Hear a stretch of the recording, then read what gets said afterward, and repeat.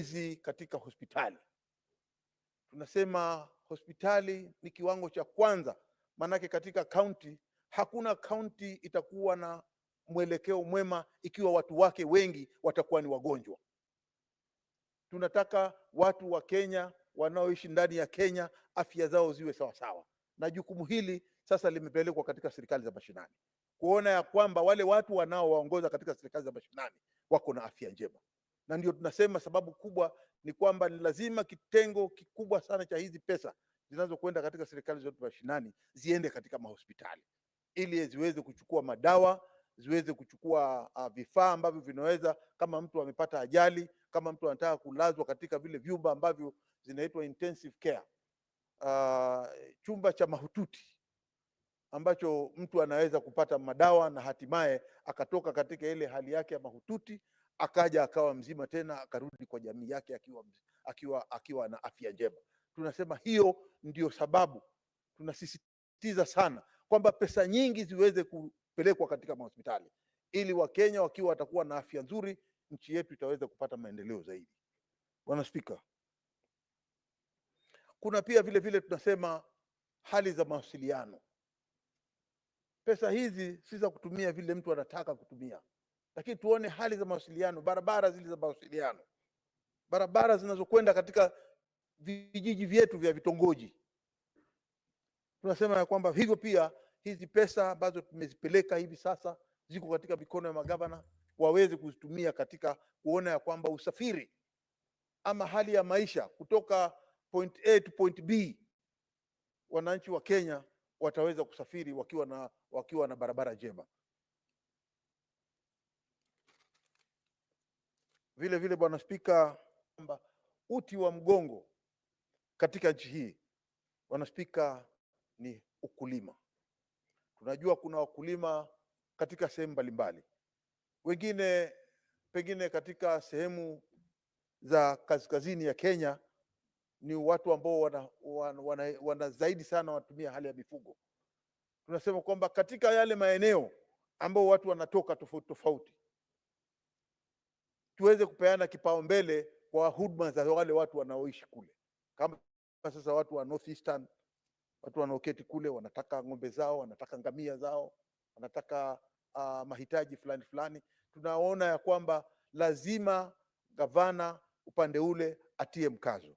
Tukija upande wa wakulima, kuna sehemu tofauti tofauti za Kenya kuna wakulima. Tunataka pia magavana hizi pesa ambazo zitakwenda katika ziko katika serikali zetu mashinani waweze kuzingatia kuona ya kwamba wakulima wamepewa kipaumbele, ili waweze kuwa na mashamba yao ambao wataweka rutuba, wataweka fertilizer, wataweza kuweka mbegu, ili waweze kupata chakula kingi.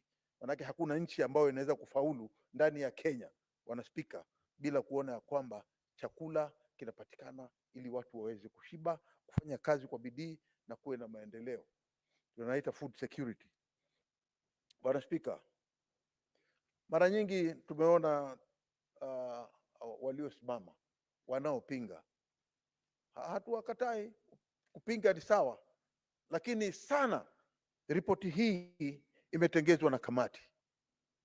Hii ripoti ni ya kamati, si ripoti ya rais. Lakini watu tukiketi hapa kama maseneta tukianza kusintofahamu ya kwamba tunaongea habari ya taarifa aliyotoa rais ya mwaka wa 24 katika kuwa sawa, tutakuwa tumekosa mwelekeo. Kitu ni kwamba ripoti ya rais iko kando na ripoti hii ambayo imetengenezwa na kamati yetu ya majadiliano katika bunge zote mbili, wakakubaliana katika hizi pesa, ni kwamba tunaongea habari ya pesa zitakazokwenda katika serikali za mashinani ili ziweze kusaidia wananchi wa Kenya.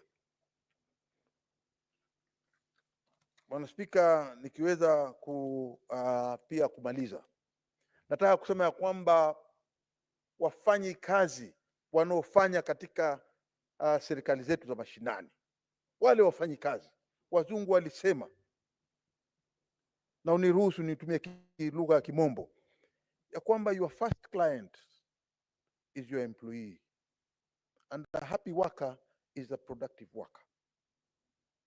Kitu cha kwanza ambacho magavana wanatakana kuona ni kwamba wale wafanyikazi ambao wamewaandika ndani ya maofisi, tunashangaa kwamba sasa kuna sababu ndogo ndogo ambazo tunaweza kuziona zikitoka katika kila mahali katika Kenya, ya kwamba wamekosa kupewa mishahara.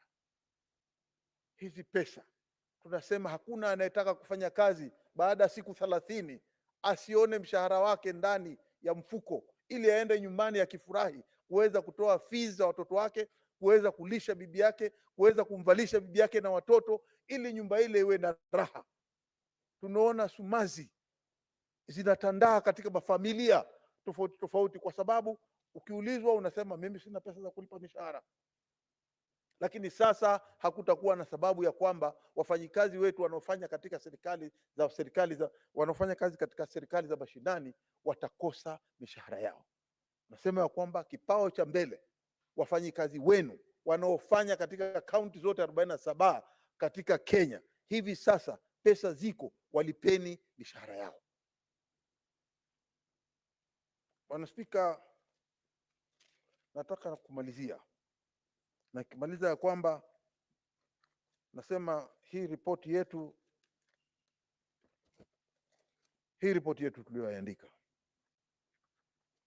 mimi nataka kukubaliana nayo, kwa sababu ni ripoti ambayo imepeana mwelekeo, na ni ripoti ambayo imeeleza sababu gani tuliweza kukubaliana kuchukua hizo bilioni 387, tukakubali zile zingine kama 13 zipotee. Lakini hali sintofahamu ya Kenya ya kwamba uchumi hali yake pengine si uzuri, lakini sisi tunasema tu ya kwamba tunawaombea hao magavana waweze kuketi katika yale maofisi, waweze kukaa chini, kutafakari, kuona ya kwamba maji yatasambazwa, barabara zitapatikana, mbegu zitapatikana kupeleka kwa wakulima, hospitalini kutapatikana madawa, na hatimaye pia mishahara ya wananchi ambao wanafanya kazi katika serikali zetu za mashinani watapata mishahara yao kulinganishana na uwezo na kulinganishana na nguvu, na zile maeneo wanaofanya kazi wasifanye kazi kujivunja vifua alafu mishahara isiweze kupatikana. Kwa hiyo tunasema katika hii ripoti tunasisitiza zaidi, na mimi naisupport kwa sababu ni ripoti ambayo imetengenezwa na maseneta wenzetu, wameileta hapa, na sisi tunaona kwamba ripoti hii itasaidia vilivyo katika serikali zetu za mashinani. Asante Bwana Spika. Honorable Senators, we seem to have a problem with the system. The system has hung. So I will require all of you to log out and then log in afresh. And don't worry about the, yes, it had already hung, yeah. So please just log out and then log in so that we can reboot the system.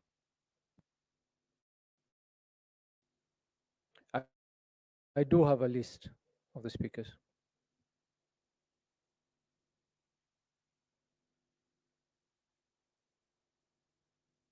No, let's do it again. Can everybody log out and then wait for my instructions to log in? Log out. Sergeant Atams, can you assist us to remove the cards which are in the system?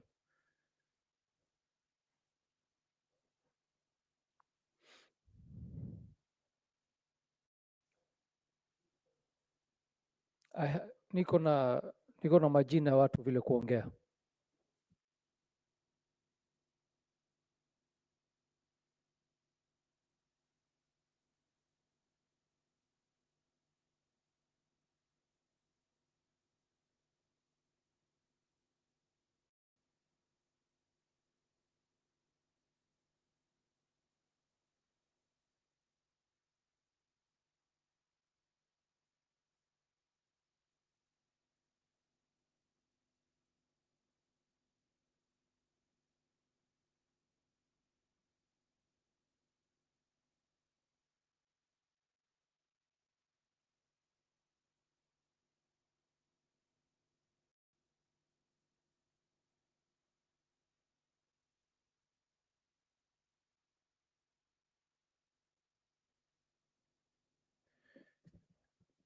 Very well, Senators.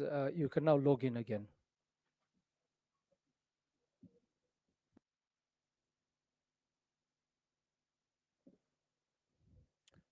Very well.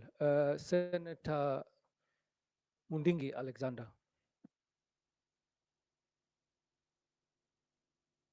Ruhusa niweze kuchangia mambo ya hela zile zinaenda katika kaunti zetu. Bwana Spika, naunga mkono kwa hii ripoti ambaye inaonyesha vile pesa itaenda katika mashinani.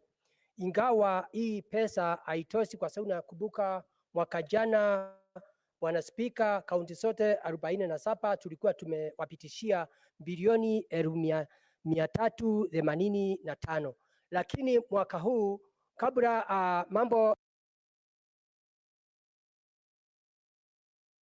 ya bajeti kupita tukawapitishia bilioni 1000, lakini wakati ilirundi huku katika bajeti kuanguka, Bwana Spika, ikawa parliament walisema kaunti zote 47 Bwana Spika watapatiwa bilioni 380, ikawa wamepunguza bilioni 5, ikawa maseneta wameona hiyo ifai, na ndio kulisemekana kutatengenezwa kamati Bwana Spika ya mediation, na ndio tulichagua maseneta ambaye wale Bwana Spika tuliona wanafaa, na wakaenda kukaa kikao na wale watu wa bajeti katika parliament yetu ya Kenya. Bwana Spika, ningesema hizi bilioni wakati walikaa kutoka kwa bilioni 380 wakawa sasa wamerudi kwa zile bilioni 385 na wakaanza safari hapo, na ndipo tunaona sasa ni kama waliongezea bilioni 2 ikawa bilioni 387. Kwa hiyo Bwana Spika, mimi naunga mkono, ingawa hata hizi pesa haitoshi. Yangu ni kuomba magavana, hizi pesa zitakuja mashinani. Ile njia mzuri ni kuomba tu ile pesa wajaribu sana pesa nyingi iweze kwenda mashinani, na katika agriculture ndio key ya serikali na ndio key ya mwananchi, kwa sababu agriculture ndio kila kitu katika Kenya yetu.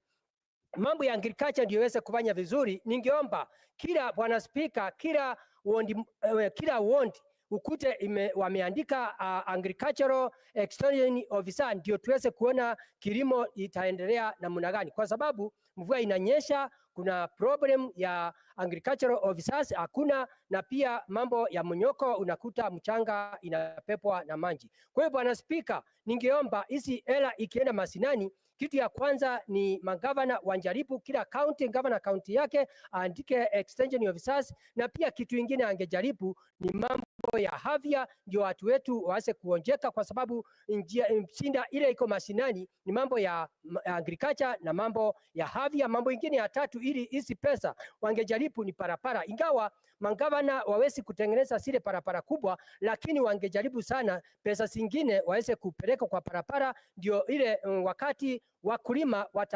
watalima mazao zao iweze kwenda kuuzwa na njia ile inafaa. Bwana Spika, mambo ya agriculture inashinda sana, kwa sababu kama Embu County kilimo ni tunawekelea njia ile inafaa.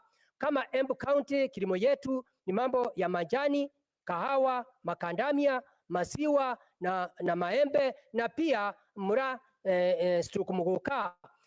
Kwa hivyo ningependelea kaunti ya Embu iweze kupata pesa na ipeleke mashinani, ndio wananchi aweze kupata kilimo ile inafaa. Kitu kingine watengenezewe ile water pans ndio iweze kujisaidia na ile pesa ya agriculture. Kitu kingine ningeomba upande wa agriculture, kwa sababu hizi pesa haisitoshi. Kuna serikali kuu ambaye ni ya Kenya iweze ile mahitaji ya counties, kila county iweze kutengenezwa damu kubwa. Kama Embu tunajua wametuahidi watatengenezea ambaye Kamumu ambaye itasaidia Mbere North, na Dhambana ambaye itasaidia Mbere South na Manyata. Kwa hivyo ningeomba pia ile pesa zimebakia serikali kuu, serikali njia ya kuinua kilimo, watu wa Embu County waweze kutengenezwa zile damu na kilimo ya Embu, na economy itasaidika na watu watapata kufanya kazi ile inafaa, na tutapata mazao ambaye ni mazuri, na pia economy ya Embu County njia ya usuru itaweza kuenda juu na serikali ya Kenya.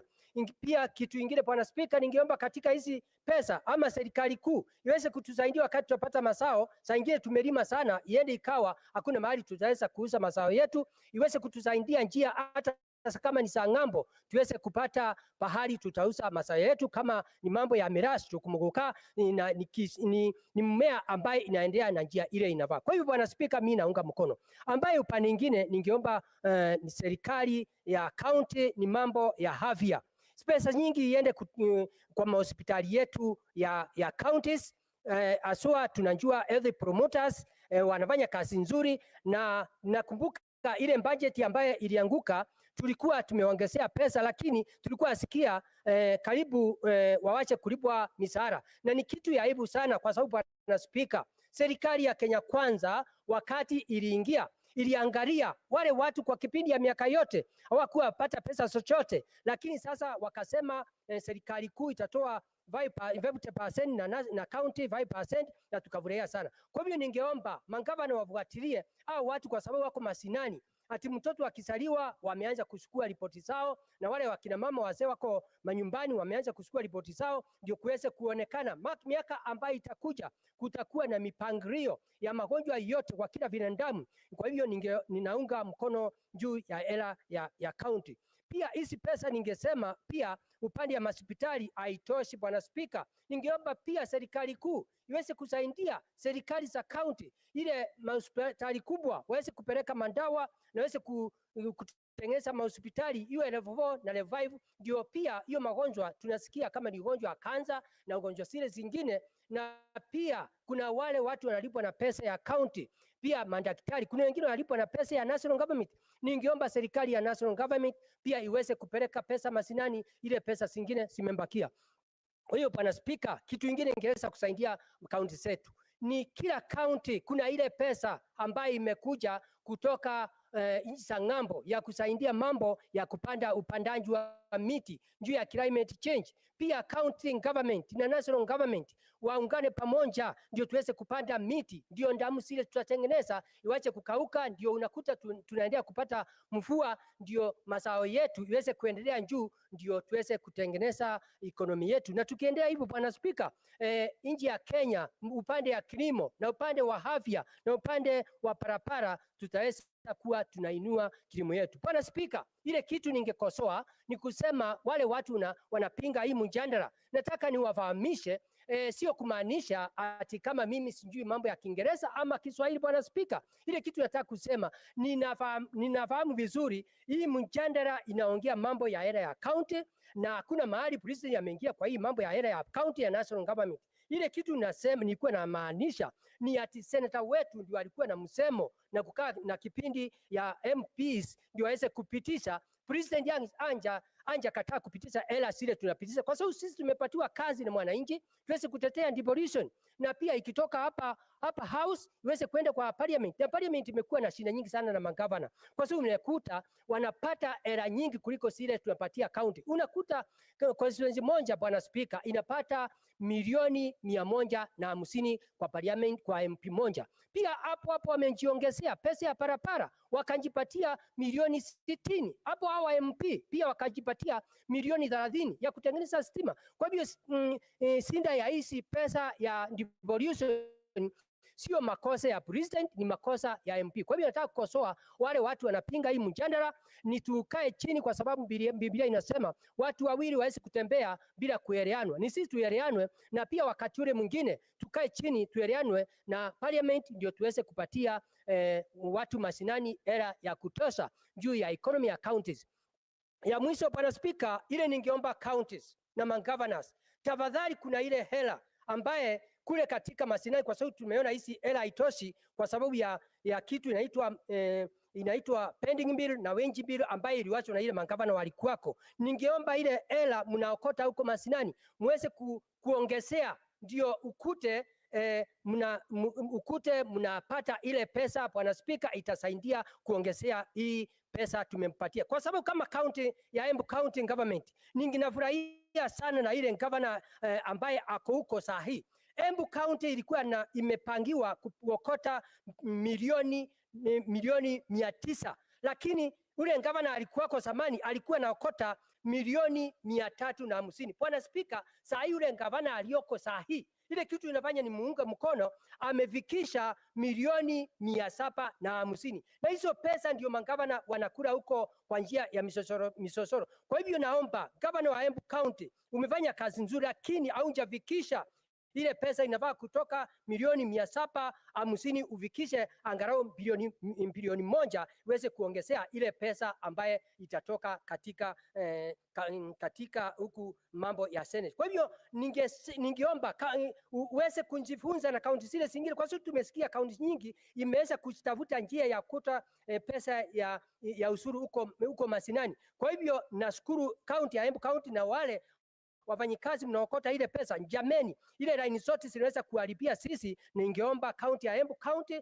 mweze kufunga ndio tuweze kuona kama tutafika ile pahali inafaa. Bwana Spika, unakuta kaunti zimekuwa na shinda hapa na pale upande wa hospitali. Ningeomba serikali iweze kuangalia. Nikimalizia Bwana Spika, mambo ya treasury iko na shinda.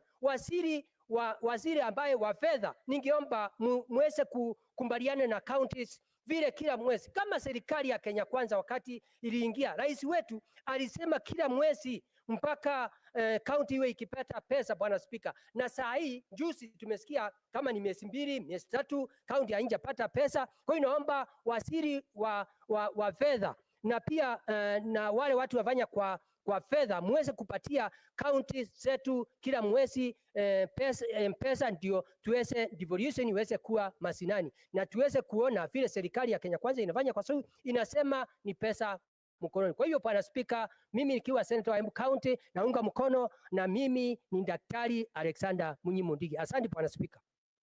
Senator Samson Cherargei.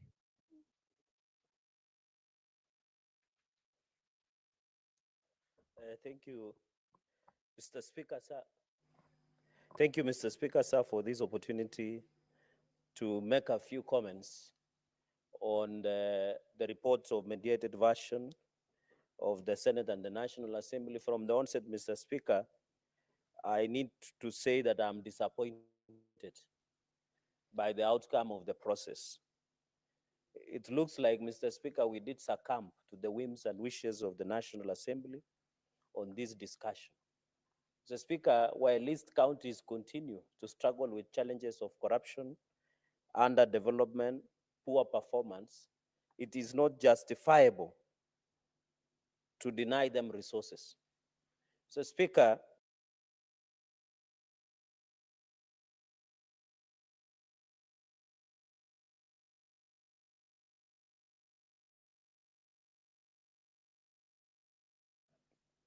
when we propose 400 billion, his colleagues want us bashing us in funerals and baby showers and bridal showers. Mr. Speaker, to preside over where counties have not received adequate resources. The reasoning we proposed 400 billion was not out of nowhere, Mr. Speaker. 400 billion was enough for counties. The fact that we are cutting it to 387 billion, Mr. Speaker, is quite unfortunate. Many people would want to say additional of 3 billion or 7 billion because in the last session it was 385 billion.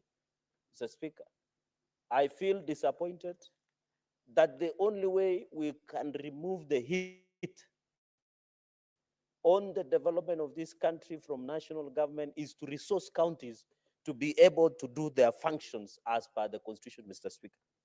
So this 387 billion, Mr. Speaker, is not sufficient to counties. But I want to appeal, Mr. Speaker, even on this issue of equalization fund of 8 billion, we are yet to release as per Article 204. The money has yet to be released, Mr. Speaker. You have heard we have been push and pull here, Mr. Speaker.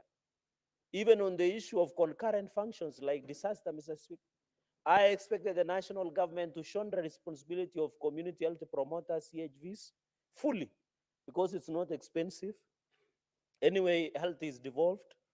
I expected county national government to shoulder the issue of industrial parks, where 250 million by county and 250 million by national government, because these are concurrent functions.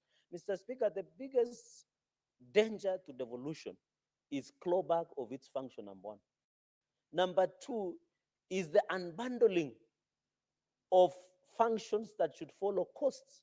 Mr. Speaker, there are many functions that are still being retained by national government, yet it should be unbundled to the counties, including function follow money. Mr. Speaker, for example, health is supposed, the function of health is fully devolved. The only role the national government comes is it was on policy. Mr. Speaker. And you remember the medical equipment supplies in the last session, Mr. Speaker, we were fighting very hard, Mr. Speaker, over the issue of medical equipment supplies. It became one of the biggest rip-off to counties, Mr. Speaker, up to date.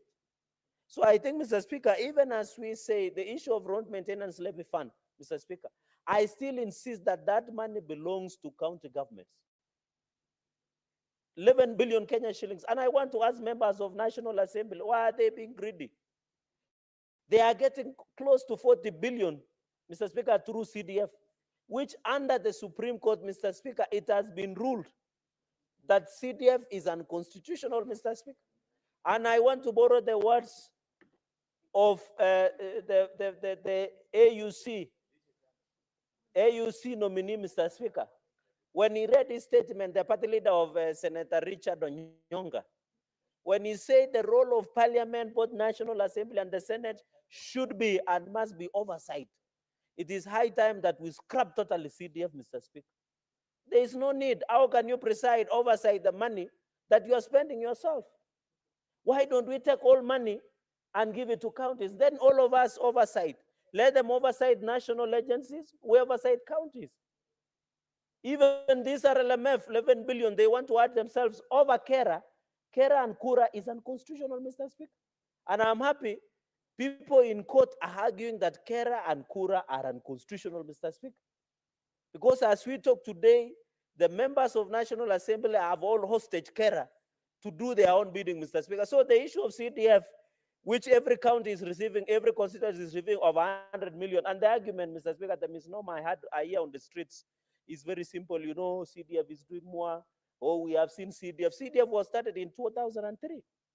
It is the high time we consolidate all the funds, do division of revenue to national government and to the counties, then oversight both, Mr. Speaker. And I agree in the principle of AUC candidate Raila Odinga when he says, let members of parliament do the oversight of the funds that they appropriate. The budget making process, and I had a member here saying that the president, and I want to do pro bono legal advice on the floor of the House to all Kenyans. President and national executive are not involved in the budget making process. The budget making process is an exclusive domain of this National Assembly and the Senate. It was decided in the petition number 3 of 2013 by the Supreme Court, Mr. Speaker. So we should correct Ms. Norma that the national executive nor the president does not participate in any way in budget making process, Mr. Speaker, and therefore it should be handled. Number two, Mr. Speaker, counties continue the issue of pending bills. Mr. Speaker, are you aware most of our businessmen in Garissa, in Nandi, in Kisii, have died following up for their pending payments by the counties, Mr. Speaker? As of June 2024, Mr. Speaker, counties owed pending bills of 158 billion. Including Garissa, your businessmen and women are suffering because they cannot be paid by counties. I saw the governor of, who is the chair of finance, the governor of Kakamega, telling us the biggest danger to devolution is control of budget. It is not. What governors are doing is voiding payments. They take money to pay Haji, but they pay Aaron. That's what they are doing. And the control of budget must be on lookout to ensure the proper approvals of the money. We will not allow governors to run away with corruption. I saw the chair of finance and I was worried. What is he talking about? The biggest problems in functionality of counties are governors themselves because they do voiding of payments and steal the money. Why do we have, Mr. Speaker, after resolution of this House through pending bills, we did say money should be paid all across the counties, 158 billion as of June 2024. No one has paid. Governors, the other day, there was a misnomer, and I was embarrassed, Mr. Speaker. They were saying they have not received money. When the CS of National Treasury released the report, they had received up to October 158 billion Kenya shillings. They are yet to relieve November, Mr. Speaker. And they are lying to Kenyans.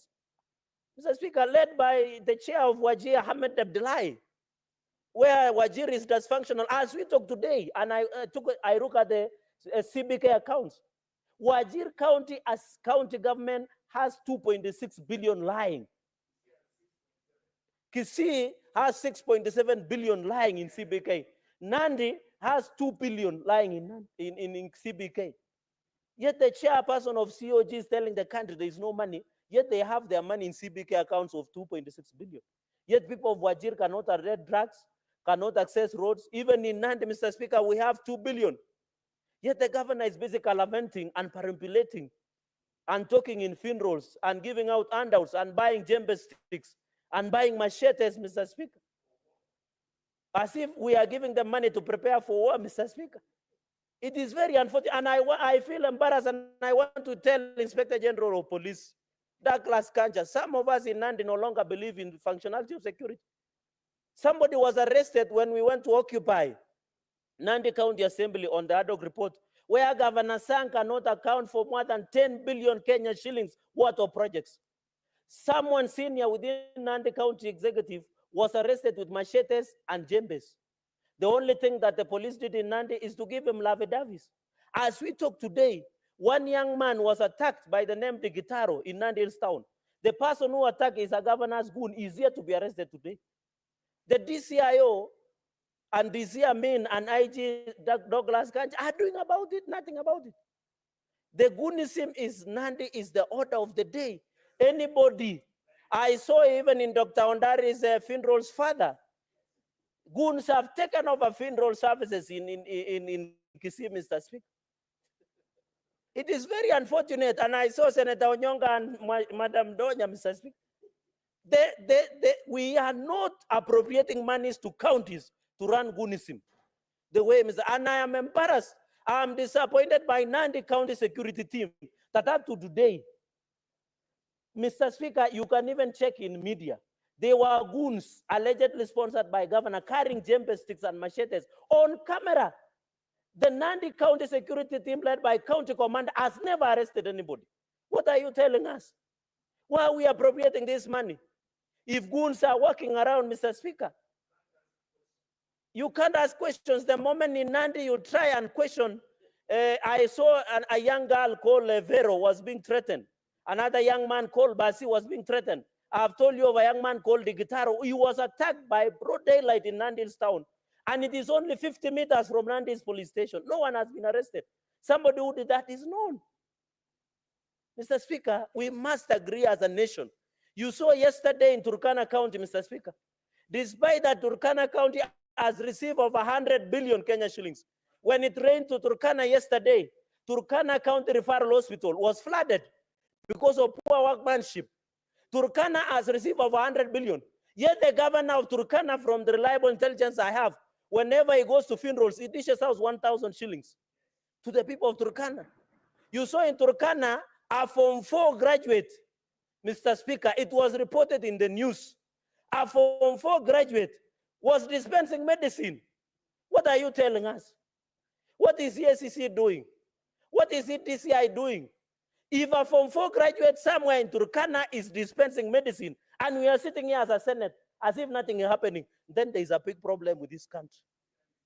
The system is broken. The way governors, Mr. Speaker, including your governor, where it's only a few meters to the river and there's no water in Garissa town, Mr. Speaker, is receiving money, smiling, and all the way to the bank. They should come back and account it before the floor of the House. I can tell you, Mr. Speaker, when you ask governors to appear before committees of, they don't come. I issued summonses to the governor of Kisii, Simbarad. I have issued summonses against governor of Tharaka, Mudhomi Njuki. We have issued summonses to Machakos governor and even governor of Isiolo, because they don't want to come to account, Mr. Speaker. But they are busy taking money from us, but they cannot come back to account, Mr. Speaker. I remember even when the Senate and the County Assembly of Nandi, Mr. Speaker, when the ad hoc report of a 10 billion projects like Kapsabet, mother's baby, newborn unit, there is no mortuary in Kapsabet town, Mr. Speaker. The one that was there was built by Muzungu. Our people are suffering. You go to Nandils, there's no drugs. Across Kobuja Sub-County Hospital, Kobuja Sub-County Hospital is less than 50 meters from the governor's house. God forbid if he gets sick, he cannot access medical care in Kobuja Sub-County, Kobuja Hospital, which is tall. Kapsengere is tall, Mr. Speaker. Even all the projects are told that were allocated money. When the members of county assembly in Nandi tried to pass the ad hoc report, there was a lot of intimidation and blackmail against the MCS. And I want to thank the MCS, almost 19 of them, led by the chair of ad hoc committee, Kapsabet ward member of county assembly, for standing firm and fighting for justice, Mr. Speaker. Mr. Speaker, because I can see my time is fast spent, corruption in counties must be fought. As we talk, Mr. Speaker, I want to challenge the nominee of EACC, Mr. Abdi, to walk the talk. We are tired of EACC frying only omena instead of frying mbuta, Mr. Speaker. As we talk today, Mr. Speaker, Nandi County, there was a payroll fraud. The EACC and DCI came to Nandi, took away computers. Up to today, no one has been arrested. Even after Public Service Commission report came out in Nandi and showed, Mr. Speaker, that a number of people hired by governor were earning salary without working. No one has been arrested up to today. One of them was his campaign soloist. Another was a media presenter. Some of them were close relatives, Mr. Speaker. Up to today, EACC and DCI have arrested them. So what are you telling us, Mr. Speaker? The system is broken. It is as simple as that. You saw what happened in Kisii, the same thing with employees fiasco. No one has been held accountable in the issue of employment saga, even in Isiolo. Mr. Speaker, even we want to challenge the new EACC CEO. We are tired of appropriating funds. Net Yowan is held accountable. Up to today, on the issue of payroll fiasco in Nandi, none has been arrested up to today, Mr. Speaker. We must be told. I want to challenge the new CEO nominee, Mr. Abdi, to walk the talk as EACC. Let us stop. You know, they come with abracadabra, come with vehicles, take computers, take copies. 1 month, no one has been arrested. 2 months, no one has been arrested. Yes, and they see each other through the tent, Mr. Speaker. Thank you. Today, Senator Onyonga is one of my biggest cheer squad here on the floor of the House, Mr. Speaker, and I'm proud of it. Mr. Speaker, that is very unfortunate that we give money to EACC and DCI from taxpayers to fight corruption, but there is nothing to smile on about. As a reggae song says, when you look outside the window, do you see anything to smile about? Our counties are becoming bastions of inefficiency, moribancy, corruption, Mr. Speaker, as we talk today. Even finally on OS resource, Mr. Speaker, Nairobi under CRA have potential of 67 billion, but they are collecting 12 billion. Where is 50 billion? Nandi has revenue potential of 700 million. They are collecting 200 million. Where is it, Mr. Speaker? And I see governors celebrating, but they are not telling the country in their own source revenue. Today give value. Governors will take about equitable shareable revenue being appropriated, but they'll never tell you about their own source revenue. Where border stickers in Chepterit, in Aldai, in Chemase, Mr. Speaker, are paying for border stick. In Mosoriot, in Kaptumo, in Kobuja, in Chepterwa, in Maraba, Mr. Speaker, in Nandils, my women, Mamamboga, even in Kapsabet town, they have a dysfunctional town market where there is no sanitary, including toilets. Those women sit from morning to evening. There is no toilets, Mr. Speaker, to use, but they are paying money to counties. Those border, it's raining in Nandi now. The roads are impassable. Border have been forced to construct shades of grass, Mr. Speaker, to protect themselves from the sun or the rain. Yet that own source revenue, governors will not tell you about. If you ask the COG chair, which is an exclusive Ahmed Abdullahi, they will never tell you about own source revenue. They will tell you about money in treasury. They will never tell you what they are doing under CRA revenue potential, Mr. Speaker. So I want to challenge, Mr. Speaker, that on own source revenue, we must agree that the own source revenue should give value for our people going into the future, Mr. Speaker. We must ensure, and I am happy that as a Senate, we must have a conversation. I want to challenge, just 30 seconds, Mr. Speaker. I want to challenge that we need to work towards it. Mr. Speaker, I oppose this report. I thank you. Thank you, Senator Veronica Ndwati. Thank you, Honorable Speaker, for the indulgence to allow me to share my views. First of all, Mr. Speaker, allow me to congratulate the mediation team that sat to consider the request and the proposal for the revision of the Division of Revenue Act 2024, which was initially assented to on 10th June 2024, but due to factors that led to the withdrawal of the Finance Bill 2024, it necessitated an amendment that was then introduced, and the two houses, Mr. Speaker, were not in agreement on the figures, and that called for the kicking in of the articles that enable a mediation to take place between the two houses. Let me first say, Mr. Speaker, that the trend that was set by this mediation committee was to the effect that the business being conducted both by National Assembly and then the Senate, Mr. Speaker, that both houses can come to a consensus, which then helps us to move important matters which have national consequence to a conclusion that then becomes a win-win situation for the citizens of Kenya. Honorable Speaker, one of the issues that the Senate felt very strongly, and because I was one of the members of the mediation team, was that reducing the county allocation to 380 billion would then have meant that it has been reduced less than what was given to the counties in the financial year 2023 to 2024, Mr. Speaker. And that then fostered a very robust conversation and a dialogue, almost close to a conflict between the two houses, Mr. Speaker, because Senate was of the view that we could not allow a reduction of that revenue below what was allocated last year or last financial year, Mr. Speaker.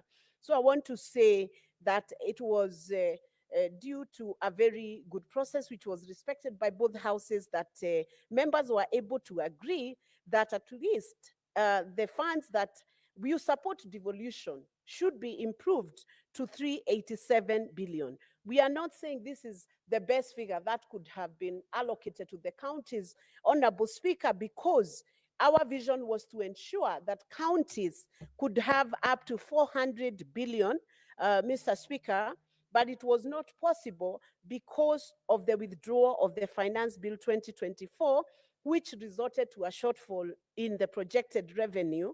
And as a result, there was a shortfall of 346 billion, and counties were being pushed to take in a reduction of 20 billion, which we felt was too high because of the nature of services that are rendered by the county governments, Mr. Speaker.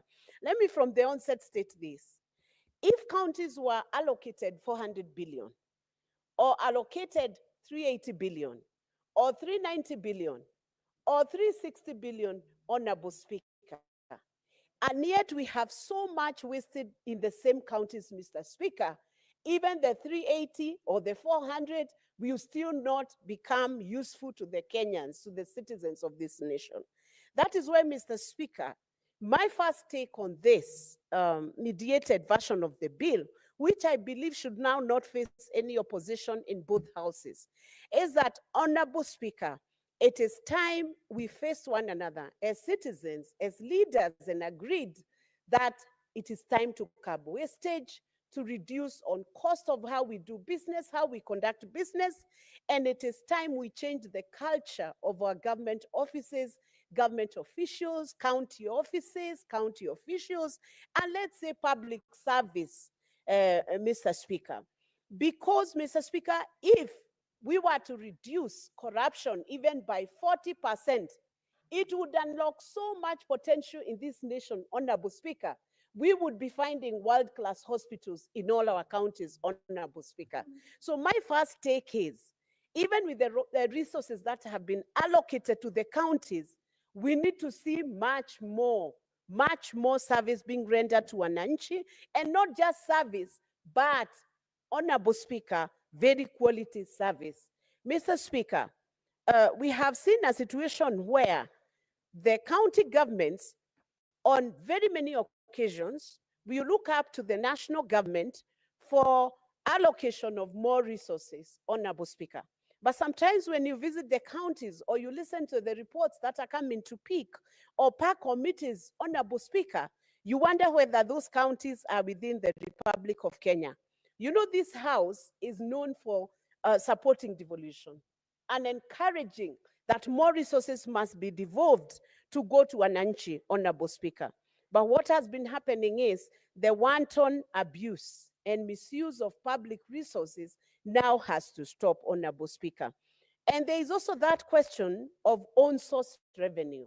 Why aren't counties being able to concentrate on collecting revenue and improving service that people are even happy to pay for that service? Honorable Speaker, if you listen to many Kenyans, any provider who gives quality service is always assured of a clientele, Honorable Speaker. But the challenge we are having right now, unless we cap the wastage, even if 500 billion is allocated to the counties, it will still not be useful to Wananchi. Honorable Speaker, I support this report, and I would urge even the likes of Senator Cheradigay, because it's a mediated version and all factors were considered, that all our members should support this report so that we unlock these resources for the counties, because we cannot go to Christmas, we cannot go to recess, we cannot go on holiday before we pass this mediated bill, Honorable Speaker, and agree that resources must be devolved to the county and disbursed to the counties. Thank you, Honorable Speaker. Senator Esther Okenyuri.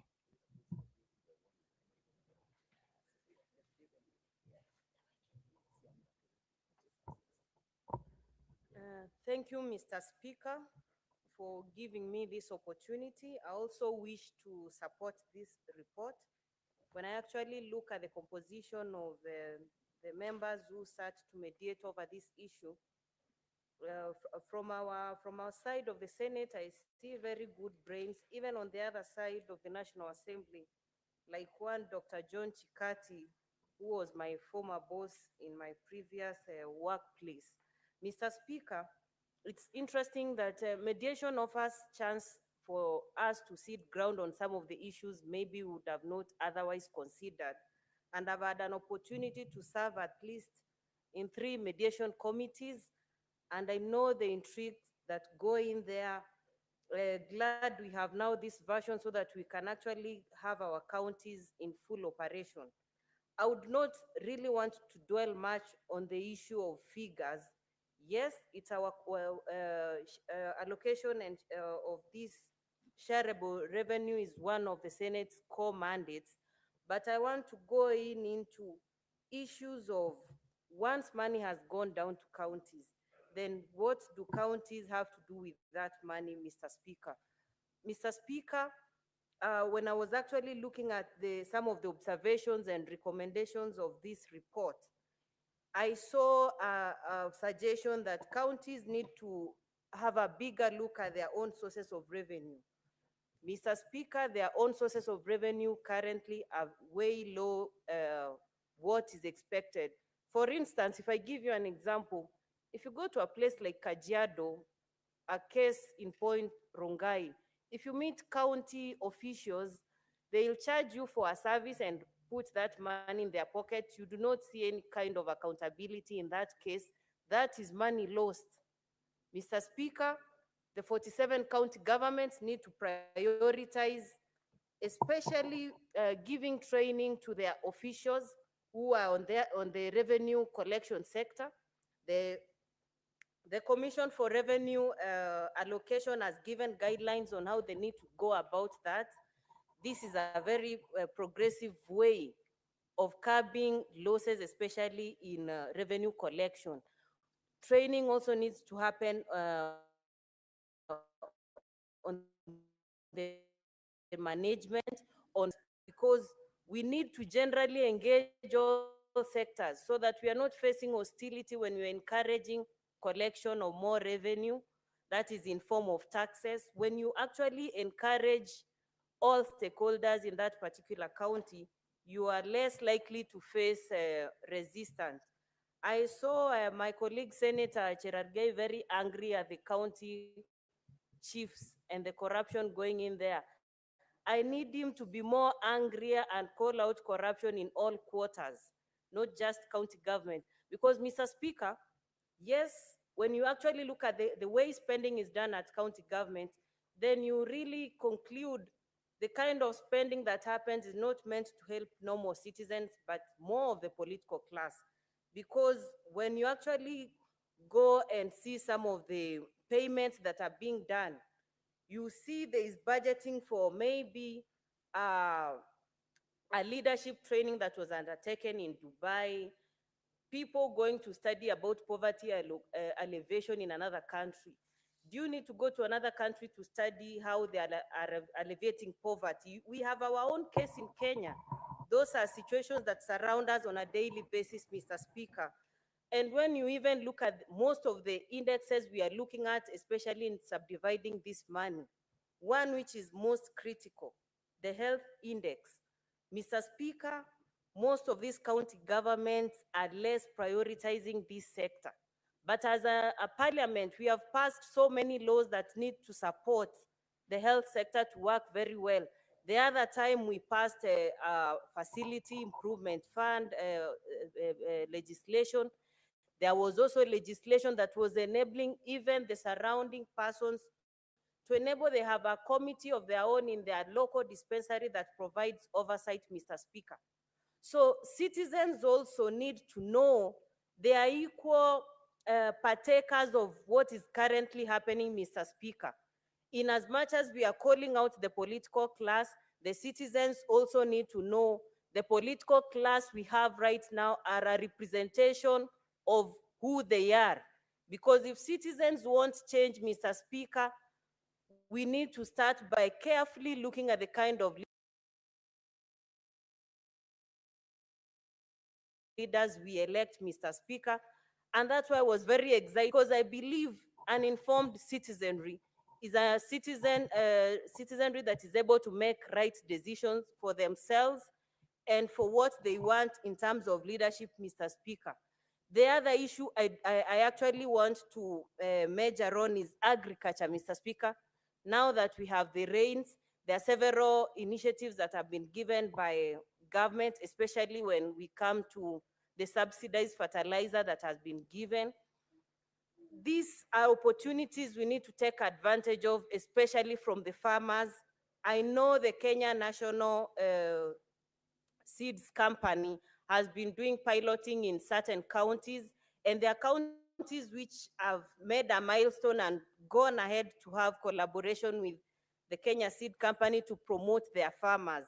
I would love to encourage more other county chiefs to borrow this and implement in their own counties. It's one way of making citizens self-reliant, because Kenyans have the energy to go to their farms and till land, make money for themselves, and also contribute to the national economy, Mr. Speaker.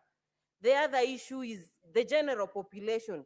You go to certain counties where, let's say, the poverty rate is around 49%, Mr. Speaker.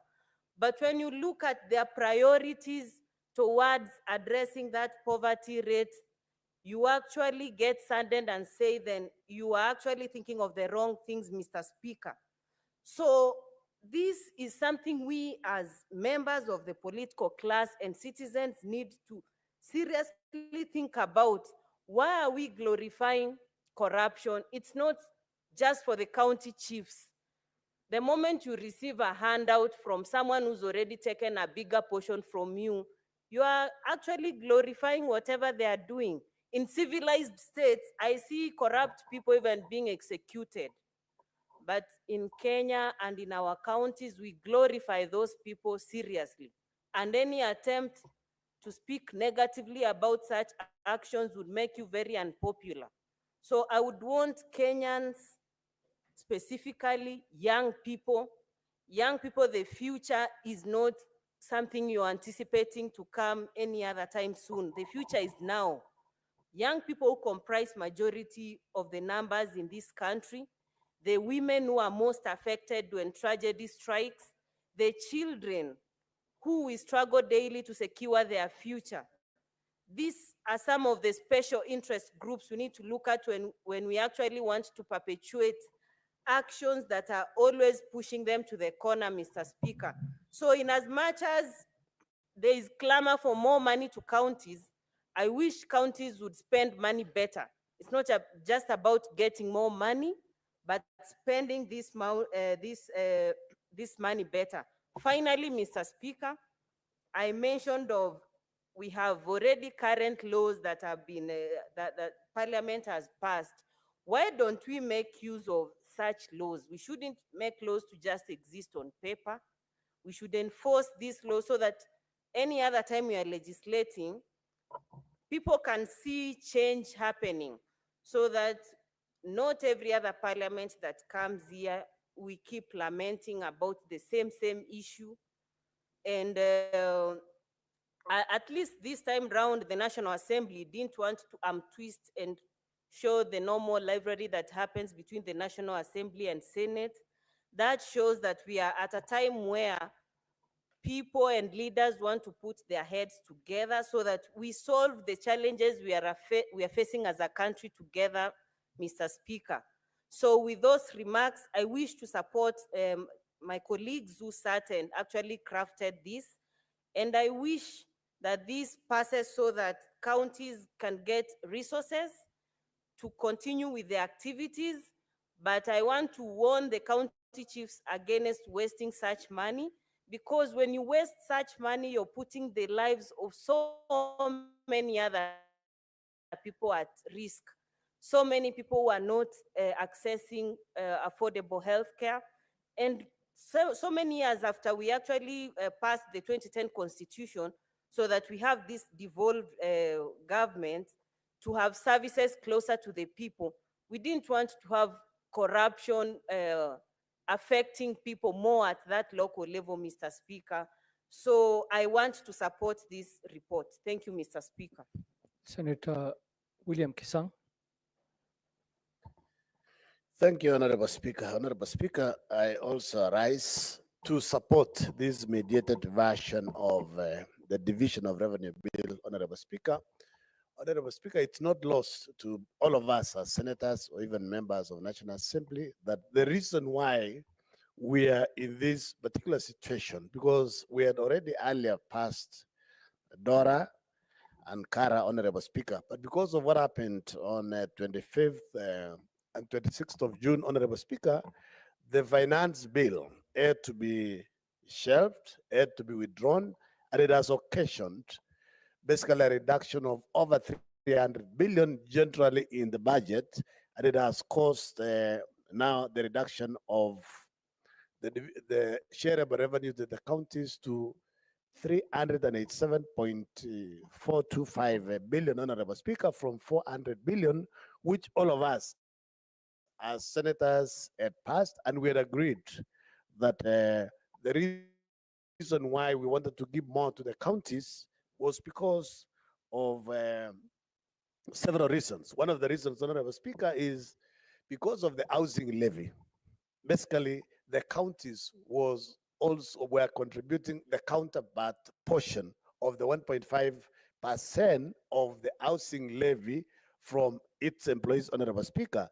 And then another portion that the counties were contributing is to NSSF, because NSSF is a pension basically fund, and what the employee is contributing, the employer is also expected to contribute. That is what occasioned also the reduction of the amount the counties were using on the development budget, Honorable Speaker. Honorable Speaker, it is good to give credit to our colleagues, especially the senators who were in that committee, because if you saw the team from National Assembly, especially the co-chair of that team, Honorable Speaker, he was very adamant that 38 billion was going to be enough to go to the counties. And that would have been very sad, Honorable Speaker, because last financial year, 2023-24, what was sent to the counties was 385 billion, 425 billion, Honorable Speaker, and it would have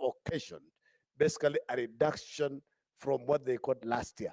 So the difference of 2.5 billion from last year's, I believe it will also it will basically enable the governors to sort out the expenses on the housing levy, NSSF contributions, and also their counterpart, the 2,500,000 that they'll contribute to pay the community health promoters as their portion, because I believe the national government will continue to contribute the other half of the stipend to our community health promoters, because this particular community health promoters, Honorable Speaker, are the ones who are helping the counties and both the national government, basically, especially in rolling out now the famous Taiva Care, Honorable Speaker, so that our people can get basically services in medical field under the Social Health Authority and Social Health Insurance Fund, Honorable Speaker. Honorable Speaker, it's not easy. We know we are facing challenges. And the president was very clear when he spoke on Thursday, when he was addressing the nation, when he was giving the State of the Nation address, Honorable Speaker, that when Kenya Kwanza government came into power, there were a lot of challenges. And he also gave us a warning then that at the beginning, we will go through a lot of challenges, but in due course, Honorable Speaker, things will change for the better. That is why, Honorable Speaker, we have been told that as of September last year, the inflation rate, Honorable Speaker, was 9.6%. And as of October this year, it has dropped from 9.6 last year, September, to 2.7%. Honorable Speaker, I know Kenyans are asking, why are we not feeling this drop on inflation? There are many factors, Honorable Speaker. We thank God that the rains have continued for long. Our people across the country, they have food, and the rains are also continuing to grow. I mean, to rain, Honorable Speaker. And our people, we continue to tell them to plow, grow, so that at least the basic needs, food, is put on the table, Honorable Speaker. I believe this is one of the key reasons why inflation has dropped, Honorable Speaker, from that 9.6 to 2.7. And this, they said it's the highest drop in 17 years, which is good news. And I believe by next year, we are going to feel the effects of this drop in inflation rate, Honorable Speaker. Honorable Speaker, there are many other issues that we were told during that State of Nation address, which is also related to this particular mediated version of the bill, Honorable Speaker, that our governors, there is a lot of wastage, there is a lot of corruption, both at the national level and also at the county level. And we want to warn the governors, and especially EACC, we expect the big fish to be arrested. We want investigations to be done. Why are there files that are lying at EACC for the last 5 years, for the last 10 years, for the last 6 months? As the president said, our petitions at the judiciary take only 6 months. Why are we not able to prosecute corruption cases within the same time? Why is EACC not able to investigate within a short time, take the file to DPP and DPP, the Director of Public Prosecution, take people to court and let them set an example? As my colleagues have said, when you go to China, if you are found as corrupt, basically you're executed. So I think maybe we need to review our constitution again and see if this can be brought back, Honorable Speaker. So that, because if the resources that we are sending to the counties and also what remains at the national government are used well, are used prudently, basically we should not be borrowing. We should not borrow.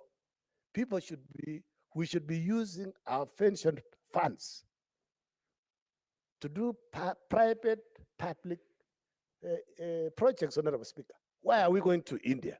Why are we going to China? We should use our pension funds. NSSF, CPF, LAF fund should be doing all these things. To go across the outside here, Honorable Speaker, you will see CBK pension has put up a building, Teleposta was put up by a postal pension scheme. Let us use these pension funds to fund projects within the country, because the moment we use the Kenya shilling, we borrow, we'll not have that problem of the foreign exchange issues. Because if you read, I read the report in the course of the week, Honorable Speaker, that the reason why our loans are not coming down, they are growing day by day, it is because of the exchange rate. Luckily, now the exchange rate to the dollar, Honorable Speaker, is 129. It came down from 162, a drop of 20%. So we say thank God, and we thank the policy, because of the policy changes that they are put in place. That's why the shilling has strengthened and also it has stabilized. Because when it is stable, at least it is predictable, Honorable Speaker. Honorable Speaker, from what we have seen, that there are some organizations, especially the national government, Honorable Speaker, that has digitized. When Kenya Kwanza government came into power, they said that they had only digitized about 5,000 services. Now there are 20,000, 6,000%. There is growth of revenue. Why are governors not digitizing their services to seal leakages of revenue? In fact, Honorable Speaker, as an ICT, I'm a member of ICT committee, and we have done an inquiry. And we are going to travel to about 4 counties this weekend, Honorable Speaker, to see the systems they are using. Because when you digitize, Honorable Speaker, basically you reduce, minimize wastages, you see leakages, just the way the national government has done, and revenue has grown by 6,000%, Honorable Speaker. We were told last week by His Excellency the President, Honorable Speaker, that KWS, by using eCitizen, the revenue grew from about 4 billion to around 7 billion. Very soon, they'll not need any money from the exchequer. We want to reach a level where our counties are not relying on the share of revenue. That should be coming us as a pleasant to do, especially development projects, Honorable Speaker, because the county governments are relying on share of revenue, on to pay salaries, to buy medicine, to do infrastructure projects, and basically what is left to pay, it is, in fact, most of the counties, the resources that go to development are less than 10%. So basically, our counties are a source of, it's like an employment bureau, Honorable Speaker. I mean, there's nothing much that you see. Recently, we went as a energy committee, went to Wajir. Apart from maybe the county assembly that is being built and the governor's office, you don't see anything else. You move around, you don't see much. So, and this one is replicated everywhere in Kenya, apart from maybe the resources they get directly from donors, maybe World Bank to do the roads within the major towns within the counties. Otherwise, there's nothing else. They built ECDs for the last 12 years. Counties are just using money to build early childhood education classrooms. Because in Elgeyo Marakwet County, I've not seen anything much that has been done. We were in Turkana last year, Senate Mashinani. The governor's office has been built for the last 12 years. It's not complete. And they have spent, no, it's not, I think it's over 9 billion. Yeah. So over $1 billion to do a small thing. Same in Tarakaniti. The other day we were told they even got money from the conditional grant, but the buildings are not complete. So we want the governors to digitize this project, to digitize the services, to see leakages. And what they also need to do, our business community, especially the transporters, they have multiple levies. You transport a bag of cement, a lorry of sand from Magweni, you pay levies. You come to Machakos, you pay levies. You come to Nairobi, you pay levies. So Honorable Speaker, basically we are saying our governors need to digitize, they need to use the resources well, Honorable Speaker, so that our people can benefit properly, Honorable Speaker. Honorable Speaker, I believe what we need to do then is to increase our oversight role. We need to visit the counties. We partner with the MCS so that we ensure the governors, the executives of the counties do proper implementation of projects, and they put in enough resources to complete a project within either 1 or 2 financial years, so that projects don't continue. A new governor comes, he shelves a project that was started by the predecessor, and basically, eventually, we don't benefit. Honorable Speaker, finally, on road maintenance levy, Honorable Speaker, I agree with the governors. I know they have gone to court.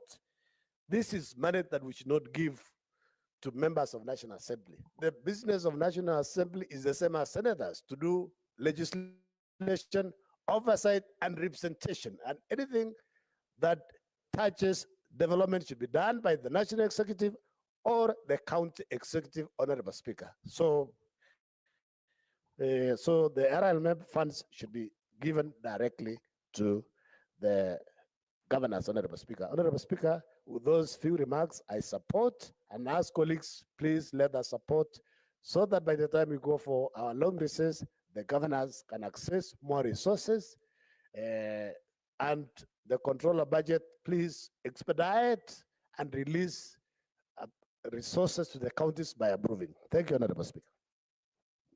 Thank you. Senator Richard Onyonka, I would like to give you to contribute on this matter, but Senator Mariam has been here waiting the whole morning. So if we can agree, I give Senator Mariam 10 minutes and you finish with the rest of the time. Senator Mariam, please, 10 minutes. Thank you, Mr. Speaker, for giving me this opportunity. Mr. Speaker, I stand to support this amendment, this mediation amendment of division of revenue.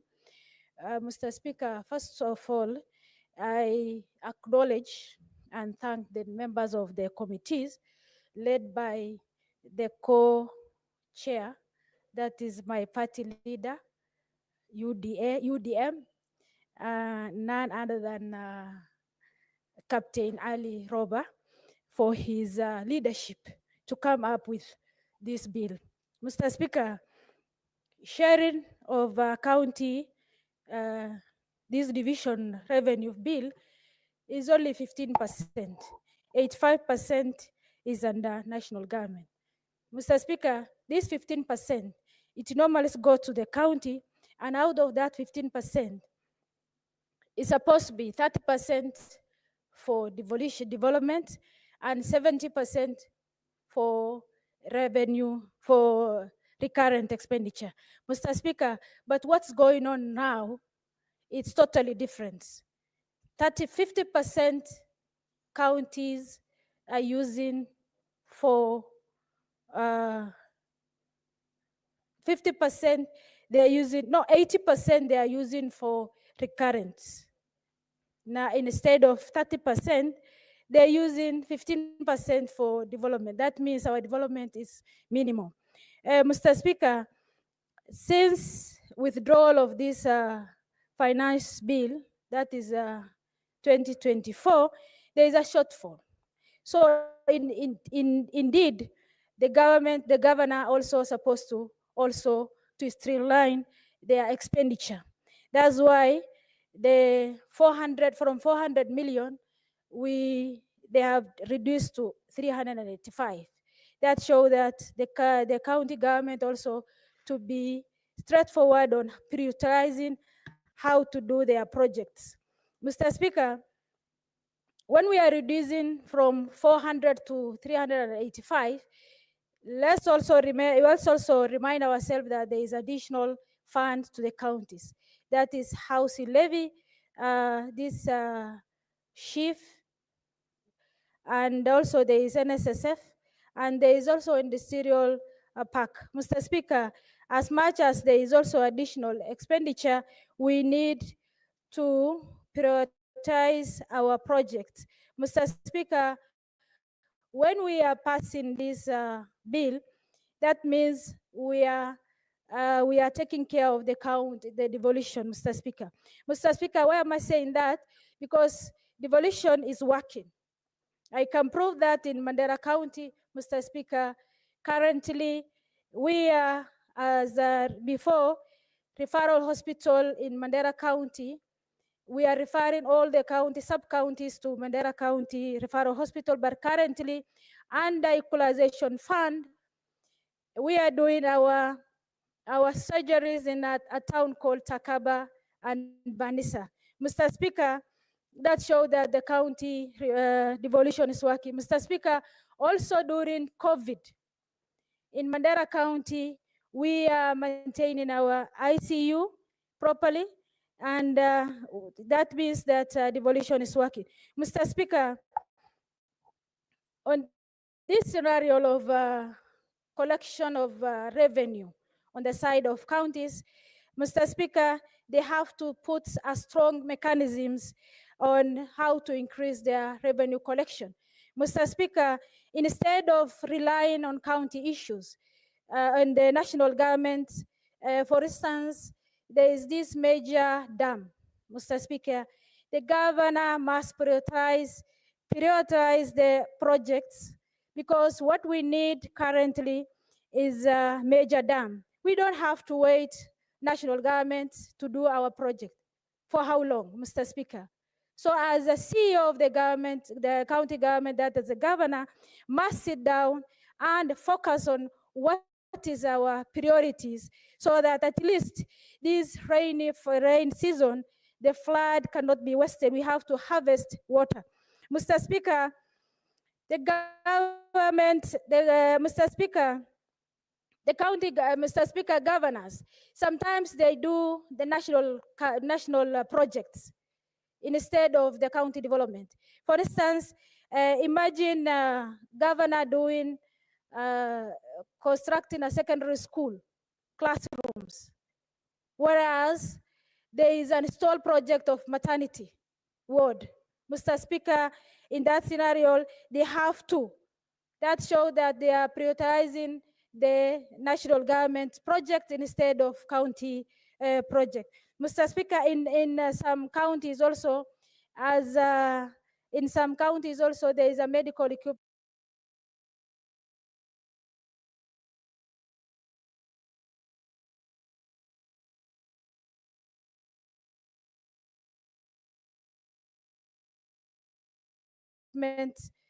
which has been installed cannot be used, because, Mr. Speaker, what a shame. If a government, national government, can give you meds, through the meds can give you an equipment, and the governor could just sit down, wrap his hand together, and wanted also national government to connect for him or her the equipment. Mr. Speaker, we have to, the county government must sit down and think of what to do on their project. Mr. Speaker, with all this, thank you very much, and I support. Thank you, Senator. Senator Onyonka. Ndugu Spika, kwa kusema kweli, huu ndio wakati wangu wa kwanza kushughulika kwa kutoa maoni yangu kuhusu sheria hii ambayo tumetunga juzi kuhusu makadirio ya fedha ya kiserikali na maeneo ya gatuzi nchini mwetu. Ndugu Spika, nilipokuwa nikichangia wakati tulikuwa tuna mawiano na mazungumzo kuhusu hizi hela, nilikuwa mmoja wa wale wabunge wa seneti ambao nilikuwa nakataa, kwa sababu fikira zangu zilikuwa, na hata sasa saa hizi fikira zangu ni kuwa zile hela ambazo kaunti zilikuwa zimepewa zilikuwa zimetosha na hakukuwa na haja ya kuziondoa, kwa sababu zile pesa ambazo serikali kuu inazitumia kiasi chake ni kikubwa kwa sababu ni 85 kwa asilimia. Lakini baada ya ndugu zangu kuchangia hapa na kuzungumza yale maneno na shida ambazo tumejipata hapo ndani, ndugu Spika, ningependa kusema hivi. Jambo la kwanza ningependa kumuuliza Mheshimiwa Rais wa nchi ya Kenya, tafadhali hakikisha ugatue zile kazi ambazo magatuzi ya kaunti zetu zote zinatakiwa kufanya na hela zao kwa mwaka ujao, kwa sababu sasa tumefanya oversight yetu kama Nyapara, tumeangalia vitabu zote kwa makaunti yote 47 na sasa tumefika mwaka wa 2023-24, which mean kwa kizungu tunasema tuko current. Ndugu Spika, sababu ya hii ni kuwa maeneo gatuzi yetu ndiko umaskini mwingi huko. Maeneo gatuzi zetu ama makaunti vile tunaita, ndiko watu wengi wanaishi. Hapo ndiko tunahitaji mabarabara mingi, ndio tunahitaji maji, ndio tunahitaji ukulima, ndio tunahitaji madaktari kwa mashinani. Kwa hivyo ndugu Spika, ningependa kusema kuwa jambo la kwanza kama sisi kama seneti tunatakiwa kufanya ni kuhakikisha kuwa tumuulize rais kwa heshima, ahakikishe kuwa agatue zile kazi ambazo kaunti zinatakiwa kufanya na hela zake. Jambo la pili, ningependa kusema kuwa magavana wamekuwa wakisema kila wakati kuwa hawajapata pesa za serikali, kuwa hata mishahara ilikuwa haijaja. Ndugu Spika, tungependa kuambia ndugu zetu magavana kuwa Wakenya si wajinga sasa. Wakenya wanajua na wakati gani serikali inatoa hela. Hizo hela zinafika kwa maeneo ya magatuzi, makaunti zetu mashinani, na magavana wakipata hizo pesa wanatarajiwa kuzitumia vizuri, zifanye kazi.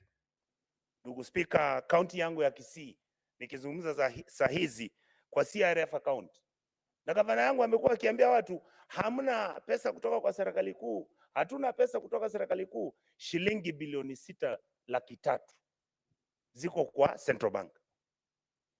Hakuna pesa zinafanya. Wale ambao walikuwa makandarasi hawajalipwa, wafanyikazi wa kaunti wengine wanavutwa kazi, wengine wanaandikwa, kila kitu hakifanyiki, hakuna barabara. Saa hizi mvua imenyesha. Na ndugu Spika, ukiangalia zile shida ambazo ziko katika maeneo yote ya ugatuzi, na hili ndilo jambo ndugu yangu Cherargei alikuwa anasema, ukiwa na heshima unamwambia gavana wako, gavana, pesa mimi ndio nimeuliza, nimezichunga, zimekuja, ziko kwa account, tafadhali utumie hizi pesa usaidie watu wetu. Ndugu Spika, anakusetea guns. Jamaa wanakuja na panga, wengine wamebeba mabunduki. Huyo senator anataka kutunyang'anya ugavana wetu. Huyo senator ndio mwizi. Huyo senator. Ndugu Spika, ningependa kuambia magavana wetu, hatuna vita na wao. Wengine wetu hata tutaki kuwa magavana. Kazi yetu ni kuhakikisha zile hela ambazo kaunti kama yangu Kisii napata kila mwaka shilingi bilioni 15. Kwa miaka miwili Kisii imepata shilingi bilioni 30.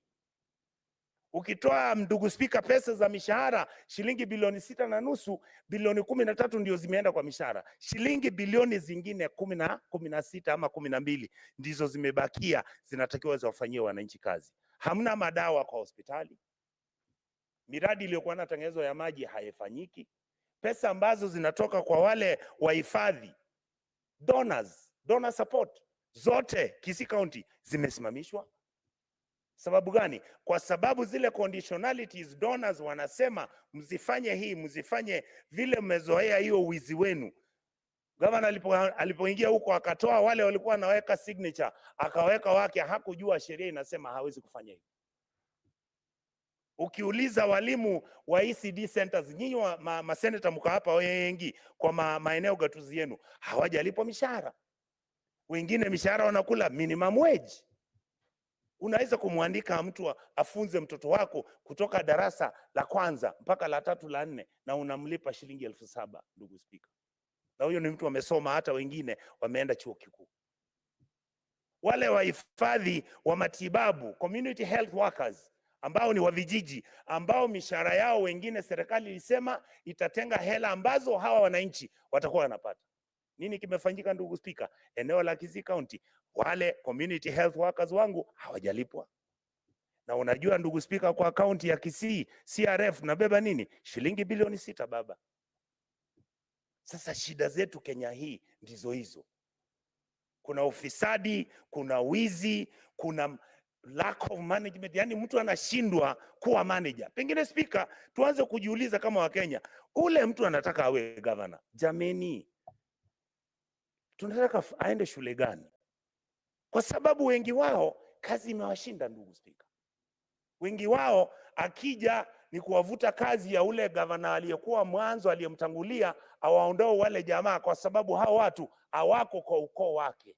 Alete wake wa ukoo huo awaweke pale kazi, akivunja sheria, ili wao ndio walimpigia kura. Ndio sababu wanataka kuambia awaelezee kuwa yeye ndio mzuri na ule gavana aliyekuwa mbeleni hapo ni mbaya. Ndugu Spika, na hao jamaa wote wanaitwa wa Kisii. Hao jamaa wote ni wa Kenya. Hao jamaa wote wanalipa ushuru. So yale mambo ambayo yanatukera, kama mimi mambo yanaonishinda ni kuwa tumefika mahala ambako lazima kama Wakenya tujiulize, hizi hela ambazo wananchi wa Kenya wanatoa kama ushuru, hizi hela tunataka tuzilinde vipi? Zinatakiwa zifanye, kwa sababu unaona juzi, na namheshimu sana gavana wa Kakamega, nilikuwa huko kwa huo mkutano, sikutaka kujibu, anasema kuwa controller ndiye anamnyima pesa. Tunajua kuna mahala ambako controller ndio amekataza magavana wengine wazitoe pesa, lakini vile ndugu yangu Chirargei alisema, ndugu yangu Speaker, governor anaweza kuenda yale malipo, kwa sababu wakitoa CIDP zile pesa zinakuja zinaingia kwa IFMIS. IFMIS inatoa nini, controller of budget na Ministry of Finance wanafanya ile entry ambako wanasema hizi hela mmefanya budget, yule ambaye atalipwa kazi amefanya ni hii, recurrent ni hii na development na hii. Magavana wanafunga hawa jamaa wasilipwe, alafu wanaleta zile makampuni wanaotaka, wanaleta wale mabibi zao na wale watu wa jamii wao ambao wana kandarasi, ndio sasa wanawalipa, wanawaacha wale waliokuwa wamefanya kazi miaka 3, miaka 4, miaka 5 iliyobaki. Shida yetu Kenya ndio hii, kuwa maendeleo ambayo tunayozungumza, katiba iliyoandikwa nchi yetu hii ya mwaka 2010 ni katiba ilikuwa ilete usawa kwa nchi yetu. Ni katiba ambayo ilikuwa matarajio yake na uwezo wake ni kuwa tulikuwa tuna haja ya kuondoa ufisadi katika maendeleo ya Wakenya, ili tujaribu kumaliza umaskini nchini kwetu. Yale ambayo yamepatikana sasa, ndugu Spika, serikali kuu inapora 85%, magavana washika 15 wanapora, wanamaliza hiyo. Alafu sasa ndio juzi, ndugu Spika, uliona tukisema enda hapa Kilimani utaona ni kina nani wana manyumba makubwa. Tembea mahali kokote, wa magavana wengine wanadhani wananchi ni wajinga. Hao wakiiba pesa hapo hapo ndio wanajenga masupermarket na wananchi wanaona. Si ati ni vibaya kwa wananchi wajue ati ni wao wamejenga, lakini yale tunayosema, ndugu Spika, hatuwezi kuwa na huruma kwa watu wetu. Miaka 60 watu wetu hana maji ya kunywa.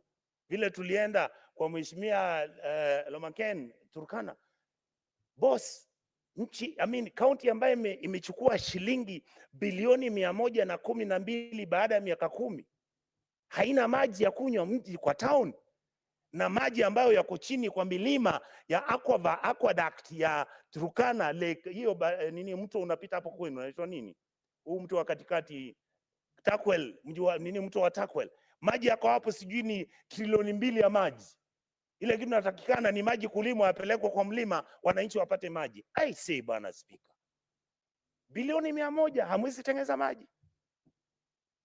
Kaunti yangu miaka 2 sasa, Kisii County wamepata shilingi bilioni 32 baada ya miaka 2. Na ukitembea mahala hamna. Stadium Kisii haijatengenezwa, mahospitali hakuna madawa hapo, kwa hiyo hospitali hakuna hakuna maji. Wale watu ambao wanakuja zamani na wengine hawa magavana wanasema ati on source revenue tume increase, sasa nime increase yangu mpaka 75%, sasa mimi natengeneza 800. Hamna, zile pesa wanaita on source revenue ni zile pesa wanavuja kutoka wapi? Kutoka kwa hospitali zile ndogo ndogo na hizi hospitali kubwa, kwa sababu wananchi hawana option. Gavana ambaye amefanya kazi ya kuokota hela ambazo ni ushuru wananchi wa Murang'a wamelipa, huyu gavana wa Murang'a amefanya kazi nzuri, ndugu Spika. Ametumia teknolojia, anaenda anaokota hela kutoka kwa wale ambao wanajenga, wale ambao wana nyumba, wale ambao shilingi bilioni 1.5. Na sababu ni hii, wale ambao wako kwa komiti yake ya kimaendeleo ni wale vigogo wamefanya biashara kutoka mlima kule juu Murang'a. Waangalie mwenye Equity Bank, waangalie mwenye hawa jamaa wote.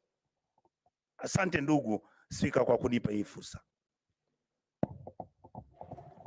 Senator Onyonka, this debate shall resume in the afternoon. Thank you. You will have a remainder of 8 minutes. Thank you. Honorable Senators, it is now 1 p.m., time to adjourn the Senate. The Senate therefore stands adjourned until later today, Wednesday, 27th November 2024 at 2:30 p.m.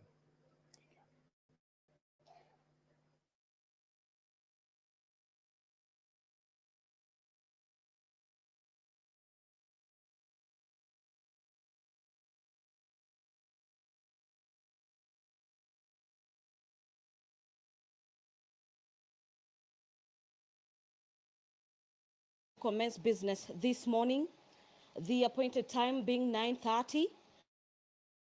And as we await for that official commencement of business from the Senate, allow me to take you through the highlights in the order of business this morning.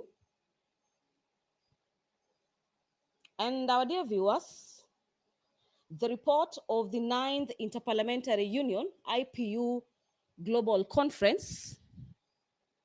This is on the young parliamentarians that was held in Hanoi, Vietnam from the 15th to the 17th of September, the year 2023, is a motion given priority in the order paper this morning. This motion is by the Senator for Nyandarua, Senator John Methu. Senator Methu, on behalf of the team that represented the Senate of Kenya in Vietnam, is seeking to have the Senate note the report of the 9th Interparliamentary IPU Global Conference. This is the global conference for the young parliamentarians that was held in Vietnam in September 2023, and the caucus laid its report on the table of the House on the 5th of March 2024.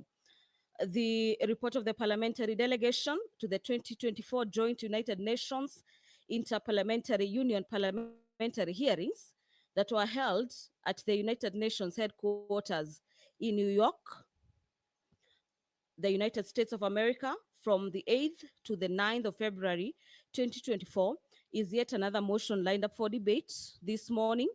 This motion is by nominated Senator Veronica Maina. So away from the motions that appear to have taken precedence rather, in the order of business this morning, the other business lined up for debate this morning is a number of bills. And now allow me to take you through the questions that various cabinet secretaries will be answering this morning. Remember, according to the standing orders of the House, on Wednesday morning, we usually have cabinet secretaries appearing before the Senate plenary to answer questions from members of the Senate. And the Cabinet Secretary for Labor and Social Protection will be answering a couple of questions. Among them are questions from nominated Senator Catherine Muma, who wants the Cabinet Secretary for Labor to provide the Senate with a list of bilateral labor migration agreements and arrangements that Kenya has signed. This is particularly with the West Asian countries, and this is with a view of protecting Kenyans and the Kenyan migrant workers. And equally, the Cabinet Secretary for Labor is required to tell the Senate the list of bilateral labor migration agreements and arrangements that Kenya has signed, particularly again with the Asian countries, to protect Kenyan migrant workers and indicate if the agreements comply with international labor laws and standards. The CS for labor will equally be required to tell the House the number of cases of passport confiscation involving Kenyan migrant workers that have been reported over the last 5 years, and the Cabinet Secretary is also required to state the action taken against the respective violators. The Senator for Kisii County, Senator Richard Onyonka, has questions for the Cabinet Secretary for Youth Affairs and Creative Economies. The CS for Youth Affairs and Creative Economy, as well as sports, is required to indicate the respective state of operation of all sports stadia in Kenya, as well as provide details of the budgetary allocation and utilization of the development from the 2020-2021 financial year to date, as well as the timelines for the completion. The CS for sports, Honorable Kipchumba Murkomen, is also required by the Senate this morning to provide the status of the specific funds, if any, that have been allocated and disbursed towards the refurbishment and maintenance of existing sports and stadiums in the country. The business of the Senate is just about to commence. Allow me to hand over to this live proceedings.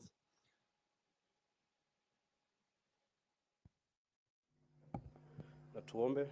Ewe Mwenyezi Mungu, twakusihi tutazame kwa neema nyingi na baraka sisi watumishi wako ambao umeridhika kutuita kwa nyadhifa za uongozi katika jamhuri hii yetu. Tunakuomba tuwajalie tuyatende na kufikiria mambo yote atakayofikishwa mbele yetu kwa njia ya haki na uaminifu, ili kustawisha amani, ufanisi na heri ya nchi yetu na wale ambao haja zao umezikabidhi mikononi mwetu. Amen.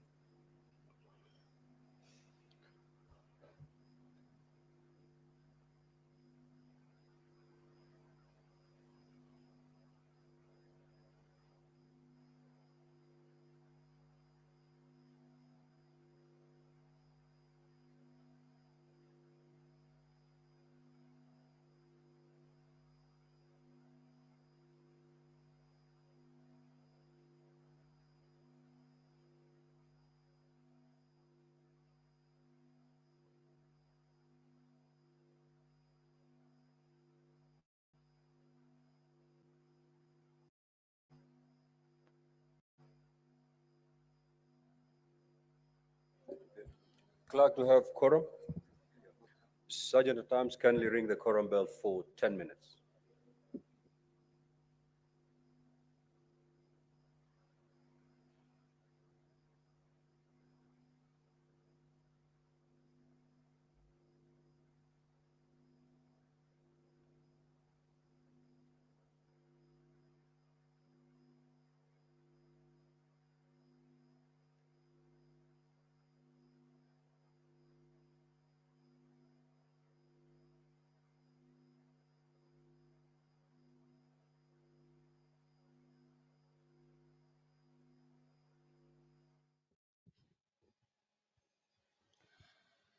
Well, that is a quorum bell currently on a ring mode at the Senate this morning, occasioned by the fact that the House lacks quorum at the commencement of business this morning.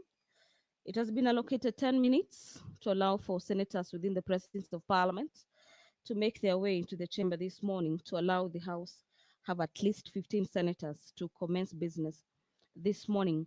Before I handed you over to the live proceeding this morning, presided over by the Speaker of the Senate, Honorable Amason Kingi, I was just taking you through some of the questions that the Cabinet Secretary expected to appear before the Senate plenary are expected to answer.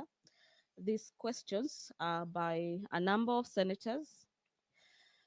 The CS for lands, CS Alice Wahome. This morning, the CS will be answering questions from among Senators Beatrice Ogola, who wants the CS for lands to provide a list of all parcels of land that have been compulsorily acquired by the government agencies since 2013 and specify the projects for which each parcel was acquired. The CS4 lands is also expected to tell the House the status of the compensation to the owners of the said parcels of land, and could the Cabinet Secretary explain why in some instances some projects that were initiated before the affected landowners have not yet been compensated, and the measures being put in place to expedite the payment of the landowners who surrendered their lands for development. Senator for Kirinyaga County, Senator James Murango, wants the CS for lands and public works, housing and urban development to state the number of persons classified as landless, commonly referred to as squatters. This is in Kirinyaga Central Constituency in Kirinyaga County.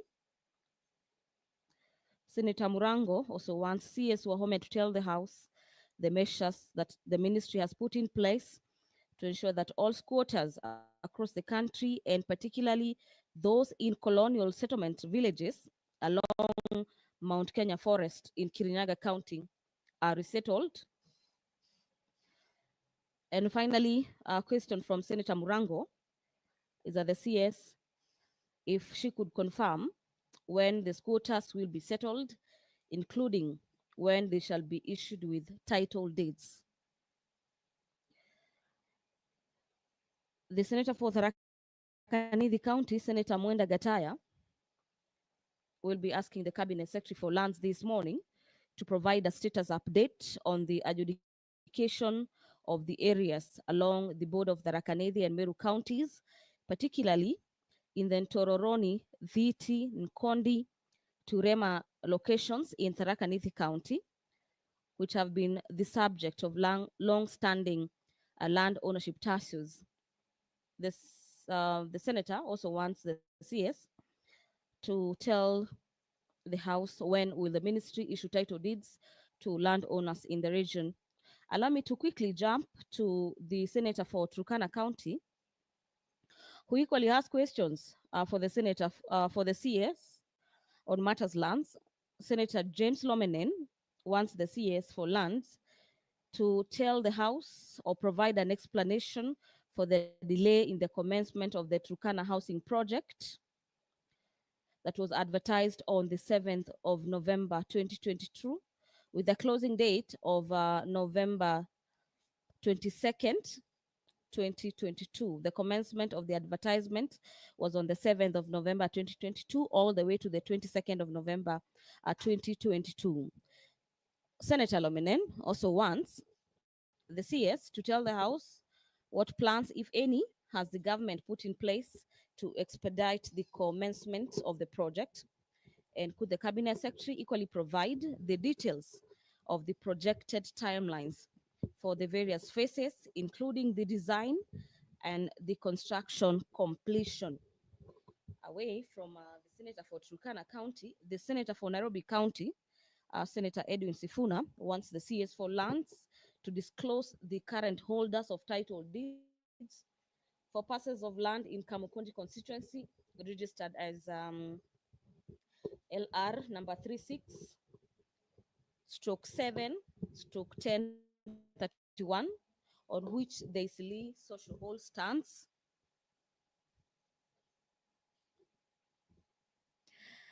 The Senator for Nairobi also wants the CS4 lands to tell the House what the ministry is doing to safeguard the rights of the legitimate owners of these parcels of land, which have been encroached upon by private developers. These parcels of land, our dear viewers, are the Isili Social Hall, and the other one is a easily open air market, and the Shauri Moyo Furniture Makers Cooperative Society. Senator Hamida Kibwana wants the CS4 lands to explain the circumstances that led to the publishing of Gazette Notice. This is Gazette Notice number 12436 by the government printer, informing the public of the loss of 367 title deeds. And could the Cabinet Secretary also explain the subsequent release of the contradictory statement by the ministry indicating that security papers and not title deeds had been lost? This being a matter that attracted national interest, the CS4 lands is also required to explain to the House the measures that the government has put in place to ensure that the lost land documents are not illegitimately used, and provide details on the assistance as well as compensation that the government will provide to individuals who will fall victim to such use in the event Kenyans end up being victims to this case, and what actions has the government taken against individuals responsible for the identified lapses that has resulted in the loss of the land documents? And could the Cabinet Secretary finally outline the measures put in place by the ministry to strengthen its document security protocols to ensure that similar losses are not witnessed again in the near future?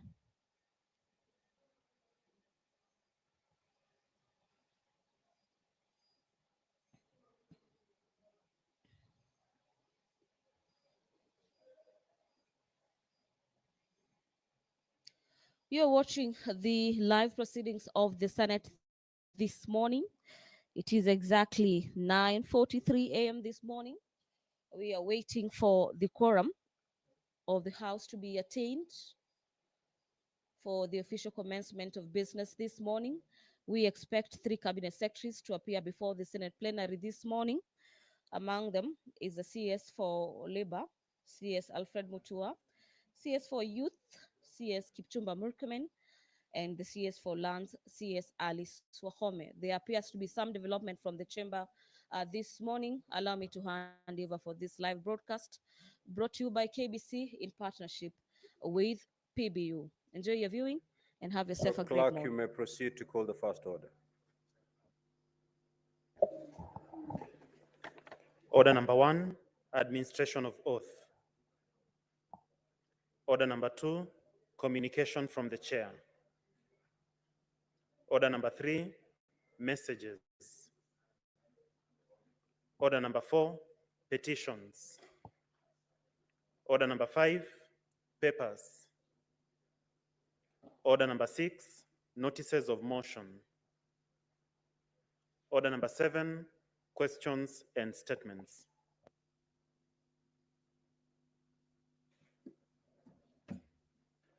Honorable Senators, we are going to start with the CS in charge of lands, public works and housing, and thereafter we'll move to the other CSs.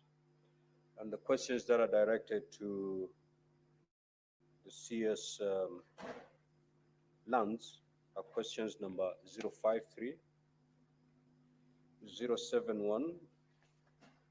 Question number 053 is by Senator Beatrice Ogola, if she's around. Yeah. Then we have question number 071 by the Senator for Kirinyaga, Senator James Mrango. I do not see him in the House. Then we have question number 082 by the Senator for Tharaka Nithi. I don't see him in the House. Then we have question number 094, the Senator for Turkana County. He is present. And then question number 098, the Senator for Nairobi City, who is present. And then the last question directed to that ministry is question number 119 by Senator Hamida Kibwana. I don't see in the house. So clerk, if the CS is present, kindly you may usher him in the chamber.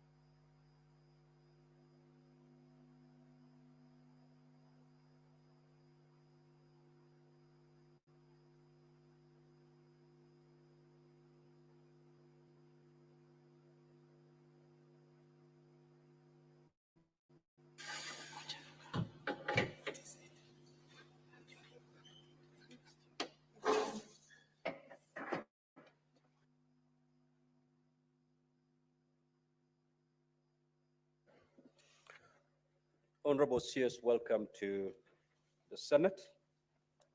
I hope you've recovered well, and now that now you're in a position to respond to the questions. Honorable CS, the 6 questions have been directed to your ministry. The first question is question number 053 by the nominated Senator Beatrice Ogola. I will therefore allow the Honorable Senator to proceed to ask that question. Senator. Thank you, Mr. Speaker, sir.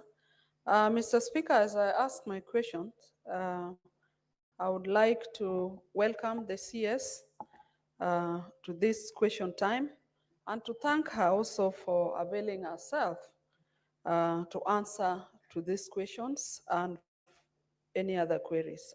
Honorable Speaker, the first question is, could the Cabinet Secretary provide a list of all parcels of land that have been compulsorily acquired by government agencies since 2013, specifying the projects for which each parcel was acquired?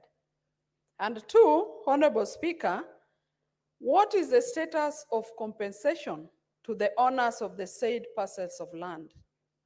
And 3, could the Cabinet Secretary explain why, in some instances, projects were initiated before the affected landowners are compensated? And lastly, what measures have been put in place to expedite payment of all pending compensations? Thank you, Honorable Speaker. Honorable CS, you may now proceed to respond.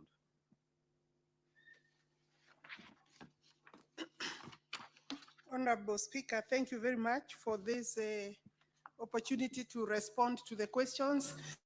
May I appreciate and say that, Honorable Speaker, the last time I requested at a very late stage that I be exempted from attending the plenary, and you indulged me, Honorable Speaker. And it's good to say I realize that the accountability system in the country through the social media is quite high. And it is important for me, Honorable Speaker, to clarify, because I don't know where the information came from that I had sworn eyes, but you know, it could be taken that somebody had battered me, Honorable Speaker, that I had gone through eye surgery. So it's important for the public to know, because I also saw it in the social media, somebody wondering how what swollen eyes would prevent me from coming. So just for clarity to the members of the public and Honorable House, that I had gone through a surgery in my left eye to just deal with some challenges there in terms of my sight. So Honorable Speaker, I'm here. Thank you very much. According to the question raised by Honorable Senator Beatrice Ogora, I have this response for her. Honorable Speaker, I am that according to Section 107 of the Land Act, the National Land Commission is the one mandated to acquire land compulsorily on behalf of both the national government and the county governments. Therefore, the matters raised by the Honorable Senator in this question fall under the mandate of NLC. To this end, the ministry referred the question to NLC via our letter referenced there, Honorable Speaker, dated 15th November of 2024.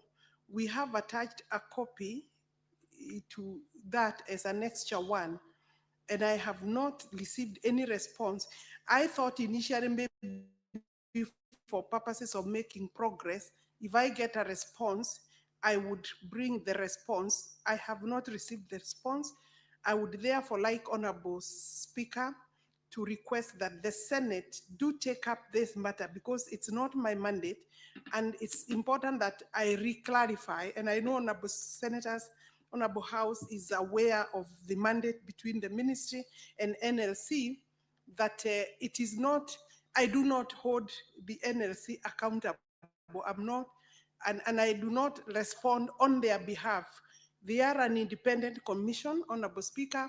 They answer directly to the House, and there are ways of this House being able to bring them before the House so that they can deal with and they would be the people with the data, the agency with the data that is requested by the Honorable Senator. So I think it would it would be going outside my mandate to attempt to answer questions on my behalf in this regard, because even today, you know, the acquisition, compulsory acquisition, is done by them. What ourselves we do is settlement issues, not compulsory acquisition for purposes of project. Thank you, Honorable Speaker. Honorable Senator Beatrice Ogola.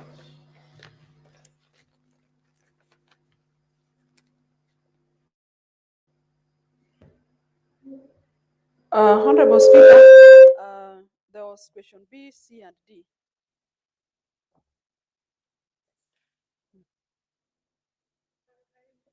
I mean the entire question, because you are asking, Honorable Speaker, the Senator is asking about compensation to the owners in question 2. In question 1, she's asking the list of the parcels. 2 is about compensation, and 3, it's about the projects. Explain why in some instances projects were initiated before the affected landowners are compensated.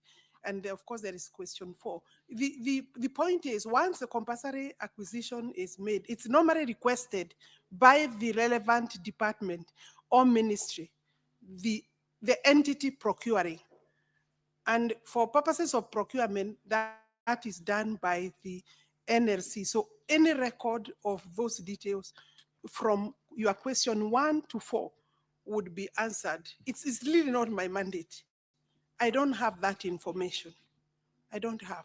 They only come to me for purposes of documentation in terms of maybe a transfer of the parcel to the next person. But if you ask me about compensation, what land was acquired, that information will be able to get from the NLC.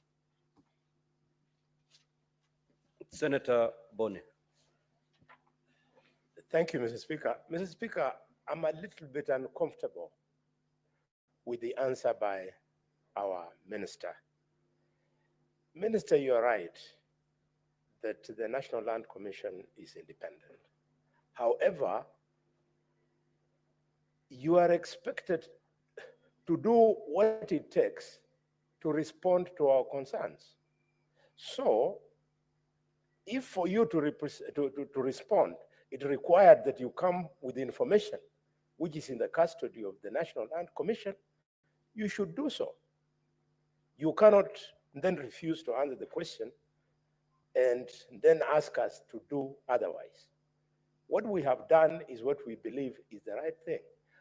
Could you tell us what difficulty you have in accessing the information that we wanted, which in your view is in the hands of the National Land Commission, and then transmitting to us, Minister? Just take more. Okay. Yes, Senator Manzo. Mr. Speaker, under the Constitution, this House invites a Cabinet Secretary to come and respond on matters, on all issues under your ministry. You are the Ministry of Lands, and the National Land Commission, although it is independent, she could have as well have invited the National Land Commission to accompany her here, or have you written to the National Land Commission. The National Land Commission then should have responded in one way or another. Is there a letter that they have responded to you now that you are the one the Constitution expects to appear here on behalf of the National Land Commission? Senator Mungatana.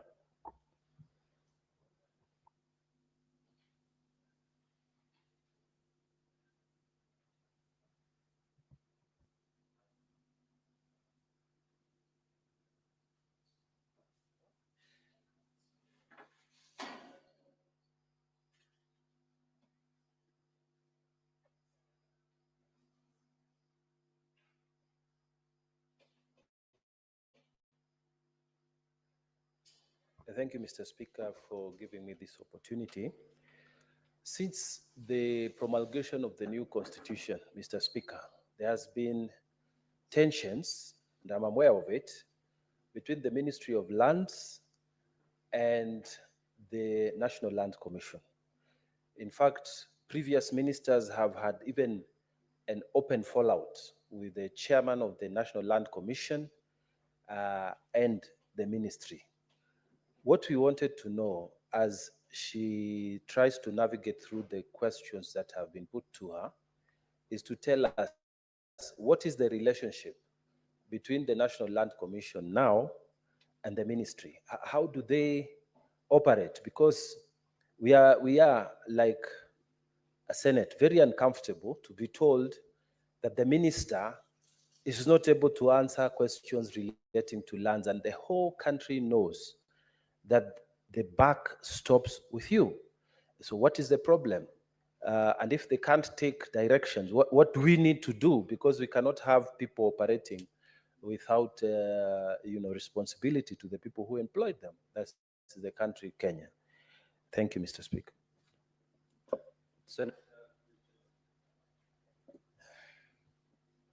Thank you, Mr. Speaker. I sincerely would like to reiterate and support what Honorable Mungatana said and what actually Madam Beatrice, Senator Beatrice is talking about. Madam CS, the problem we have, I'll give you an example.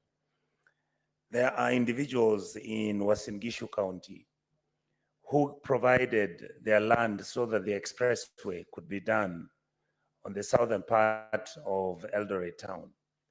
They gave out their land about 8 years ago, Mr. Speaker. This was a group of about 12 individuals. The road is there, it's being used. And what actually happened, Mr. Speaker, the national government somehow ended up paying, I think, 2 out of those 11 people. My suspicion is somebody must have given something small for that to happen. So, Mr. Speaker, the matter we are dealing with is, and we are persuading our leader, the CS Lands, because he's been in the National Assembly where we were. We want you, if possible, to give us an audit.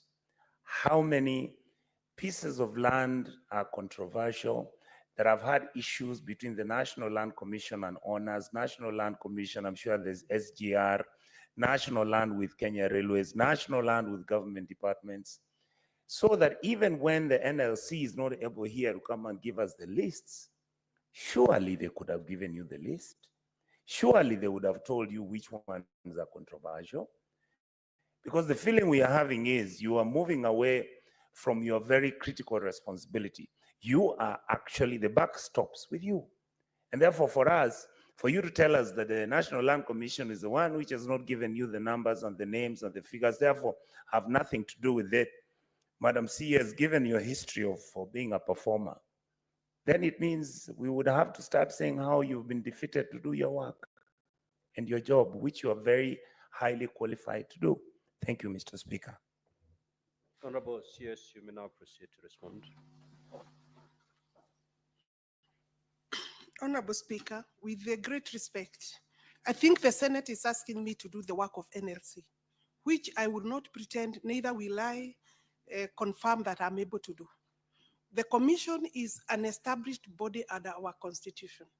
If you look at the questions that you are asking, when I come here, I should be in a position to take responsibility of the information that I bring to this plenary, Honorable Speaker. And therefore, if you ask me to provide all parcels that have been compulsorily acquired by government agencies since 2013, you are asking me to bring information that has been processed by an agency that is not under me. It has nothing to do with land, because if you look at my mandate, it's not about compulsory acquisition. I think that the Senate is in a position to summon NLC, even if not to the plenary. We have request that it is not that I have any issue or unable to do my job, but I am honest in terms of saying this is not my mandate. This is not, they are not officers that are accountable to me. You know, if you look at my department, this is a fourth arm of government, Honorable Speaker, established with respectfully. So I may ask them suffering from that as a barrier or as an issue. I really don't want to say that we as an issue. I really don't want to say that we have that. That is not any, it's not that I cannot get this information.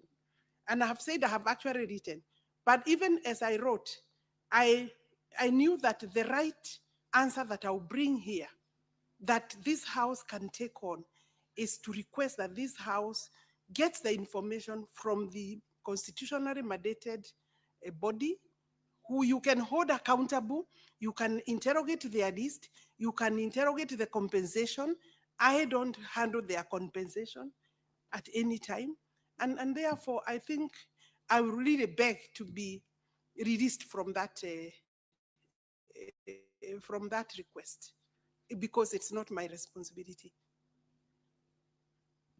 No, Honorable. I think the last one was by Onyonka. Am I defeated? I believe I've answered that. And I think all the questions relate to why am I not bringing this information.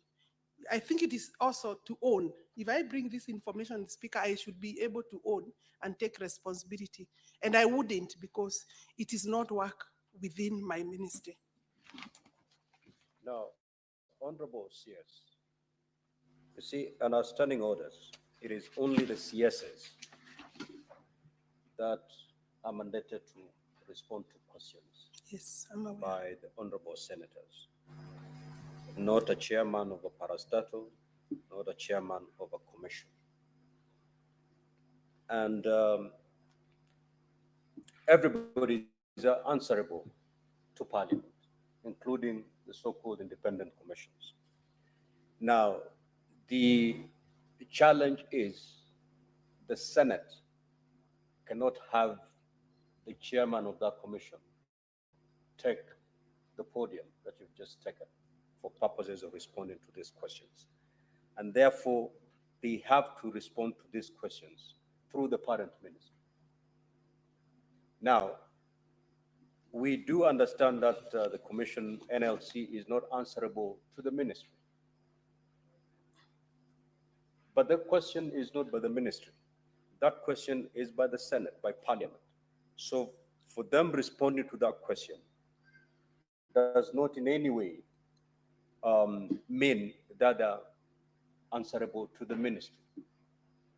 You are just a conveyor belt for purposes of giving us that information from NLC. So we had expected, because NLC is not the only independent commission. There are a number of them.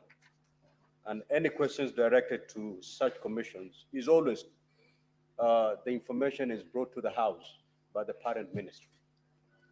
So you need to let NLC know that by providing information to the Senate through you does not mean that they're answerable to the ministry. The ministry is only conveying that information to the Senate, because we cannot have the commission come to the Senate for purpose of responding to our questions. And therefore, you need to make them understand that the ministry, by seeking NLC to provide information, is not interfering with their mandate. Neither is the ministry saying you're answerable to us.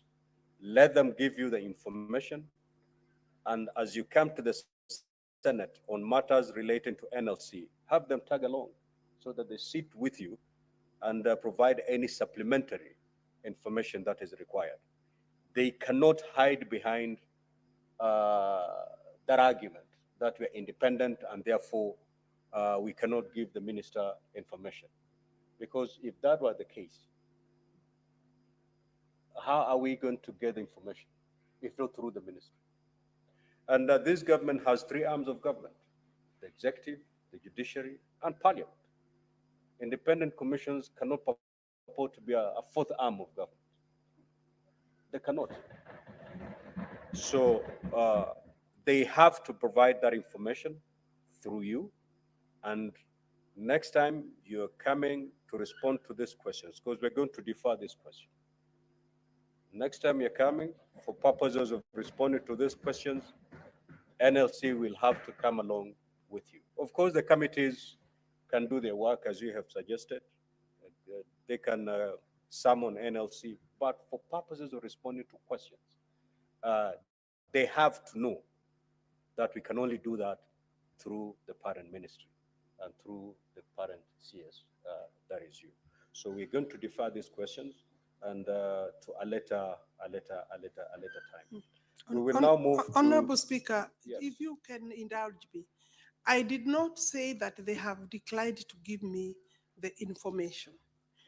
And I did not say that they are hiding behind the independence. It's factual that they are an independent commission. And the reason that they were given that space is so that the executive does not overreach. During my vetting, Honorable Speaker, I was even accused of not having a good relationship with them, which is not true. I was also accused to want to take their mandate through some amendments we had proposed. What I am the one who is saying the Senate is giving me or requesting the information from the wrong person, and there is another route that the Senate can get the same information, and I am not directing how this work should be done. All I'm saying is that, let me finish, because you will not force me to give information. I would rather that the first priority is given to the owners of the information, Speaker. So you cannot put a point of order again as a CS on the floor, unless you want clarification and intervention. Yes, Senator Sifuna. Chair, I'm a bit surprised because CS is a former member of this House. She knows very well that once a ruling has been made by the chair, she cannot argue with the decision of the chair. And therefore, I know you said I cannot raise on a point of order, but she's totally out of order. You have made a decision that we in this House interact with the head of the ministry. Whatever arrangements he has with the National Land Commission on how to source information, that is none of our business. The person who will appear there to answer is the Cabinet Secretary responsible for matters of land. I thank you, Honorable Speaker. Thank you. Yes, Bonnie. For the record, let it reflect that the Minister of Lands, who is my friend, is actually an advocate, and she's conversant with the Constitution of Kenya. Could she fall back to the provision of Article 35 of the Constitution of Kenya that will help her to access the information that we are looking for, and then climb down a little bit, Mr. Speaker, and subject herself to being answerable to this House? Minister, as a senior member of government, equally because I'm also a senior member of government, we are expected to make it easy for government to deliver. And therefore, when either the Speaker or the Minister then becomes argumentative and defensive, could the Minister clarify what she is defending? All we want is information, Mr. Speaker. Mr. Speaker, I propose that you direct the Minister to go back and come back with a proper question. Nothing else. Now, Honorable CS, I think I've already made a determination on this matter. Now, just have your seat, Honorable CS. Just have your seat. We want to help you navigate this this matter. Now, you did very well because immediately you got the question. You wrote to NLC to provide the information, to provide you with the information that is required by Parliament. But NLC has not responded to your letter. Had they responded to your letter, today you'll be giving us that information. So don't take a blame where you know the person to really blame. Because one, you did the right thing. You got this question from the Senate. You wrote to NLC for NLC to provide the necessary information and respond to the question. NLC decided not to. Now, as a Senate, this is what we have advised you, that you're not meddling in the affairs of NLC by seeking fair question, then join that meeting. So we'll move to question number, that is question number 098, Honorable CS. You may proceed to ask the question. Most appreciated, Honorable Chair. Honorable Chair, could the Cabinet Secretary disclose the current holders of the title deeds for the parcels of land in Kamkunji constituency registered as follows? Number 1, IR number 36/VII/1031, on which the Isili Social Hall stands. Number 2, LR number 36/V11/1031 brackets 619/33, which was designated for use as the Isili Open Air Market. And lastly, Honorable Speaker, LR number 209/12/2 bracket. Proceed to respond.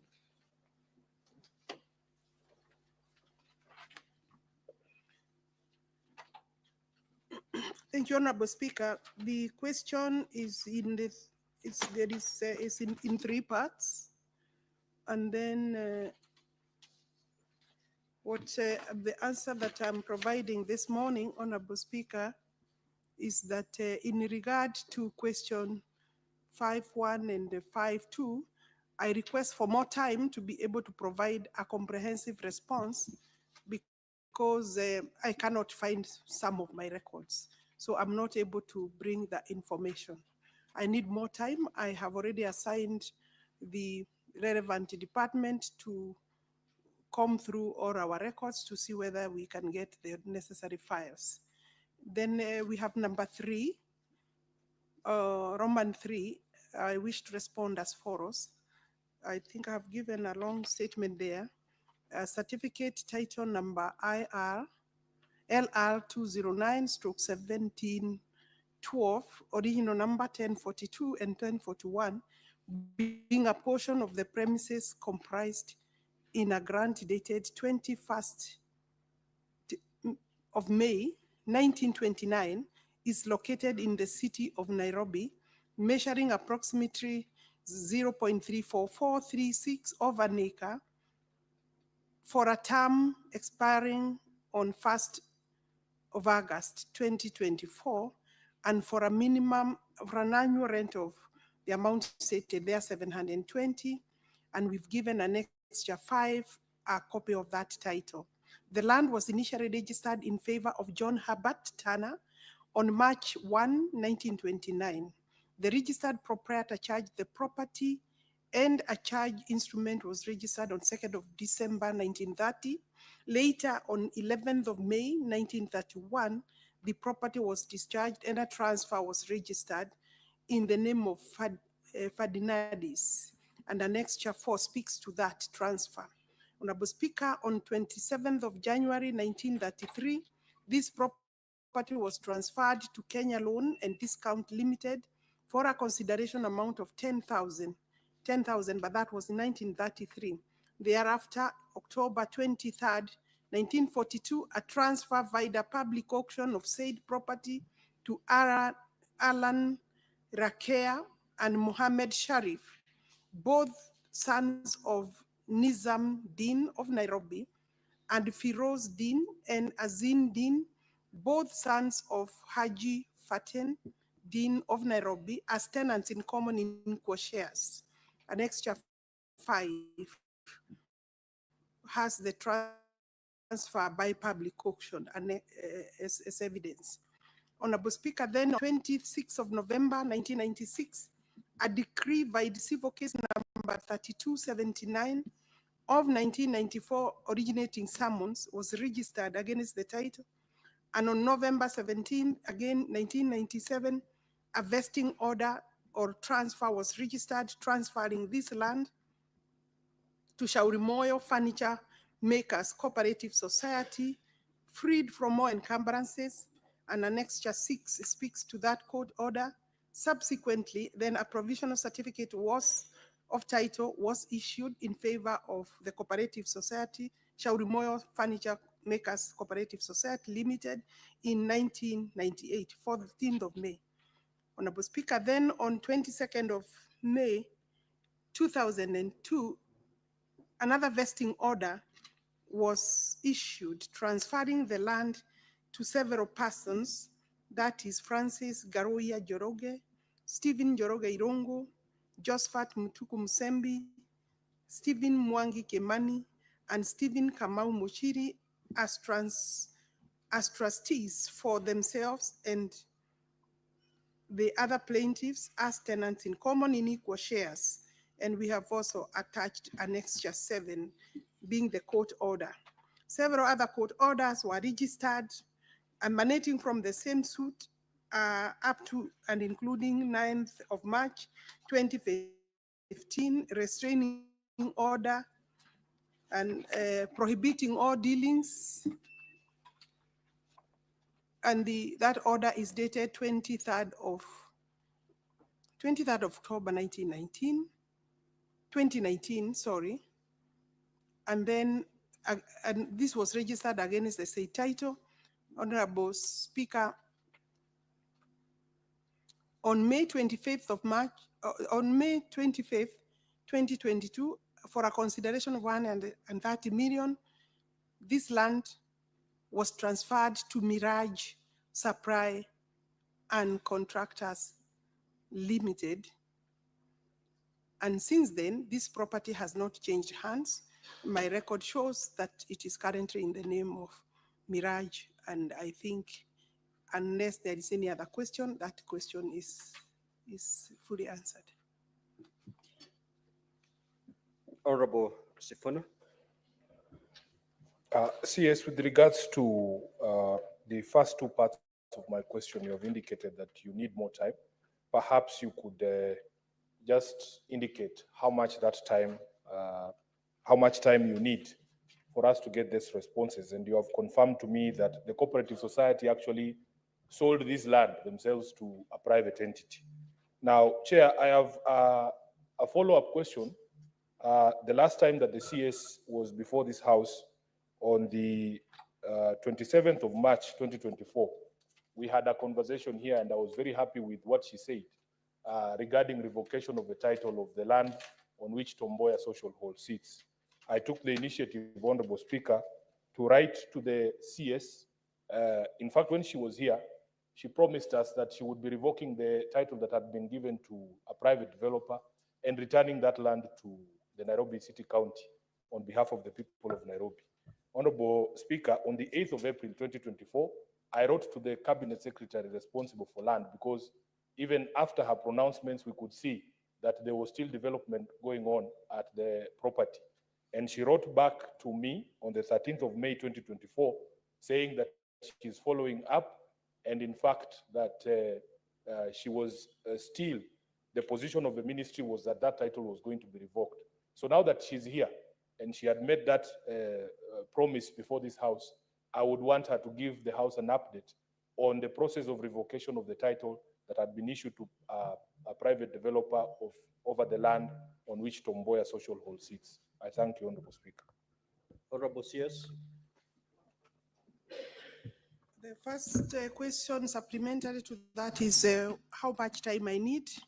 Sometimes it's quite difficult because I would, when a file is removed from its usual place, then it becomes a bit difficult to tell how much time you will need. But possibly we can work with another 30 days.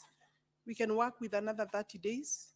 And maybe the Honorable Senator, if you have some details in respect of those parcels, you could give me for purposes of reconstruction, because if I cannot get my file, then I would be able to get useful assistance by any document that speaks to the title for purposes of reconstruction.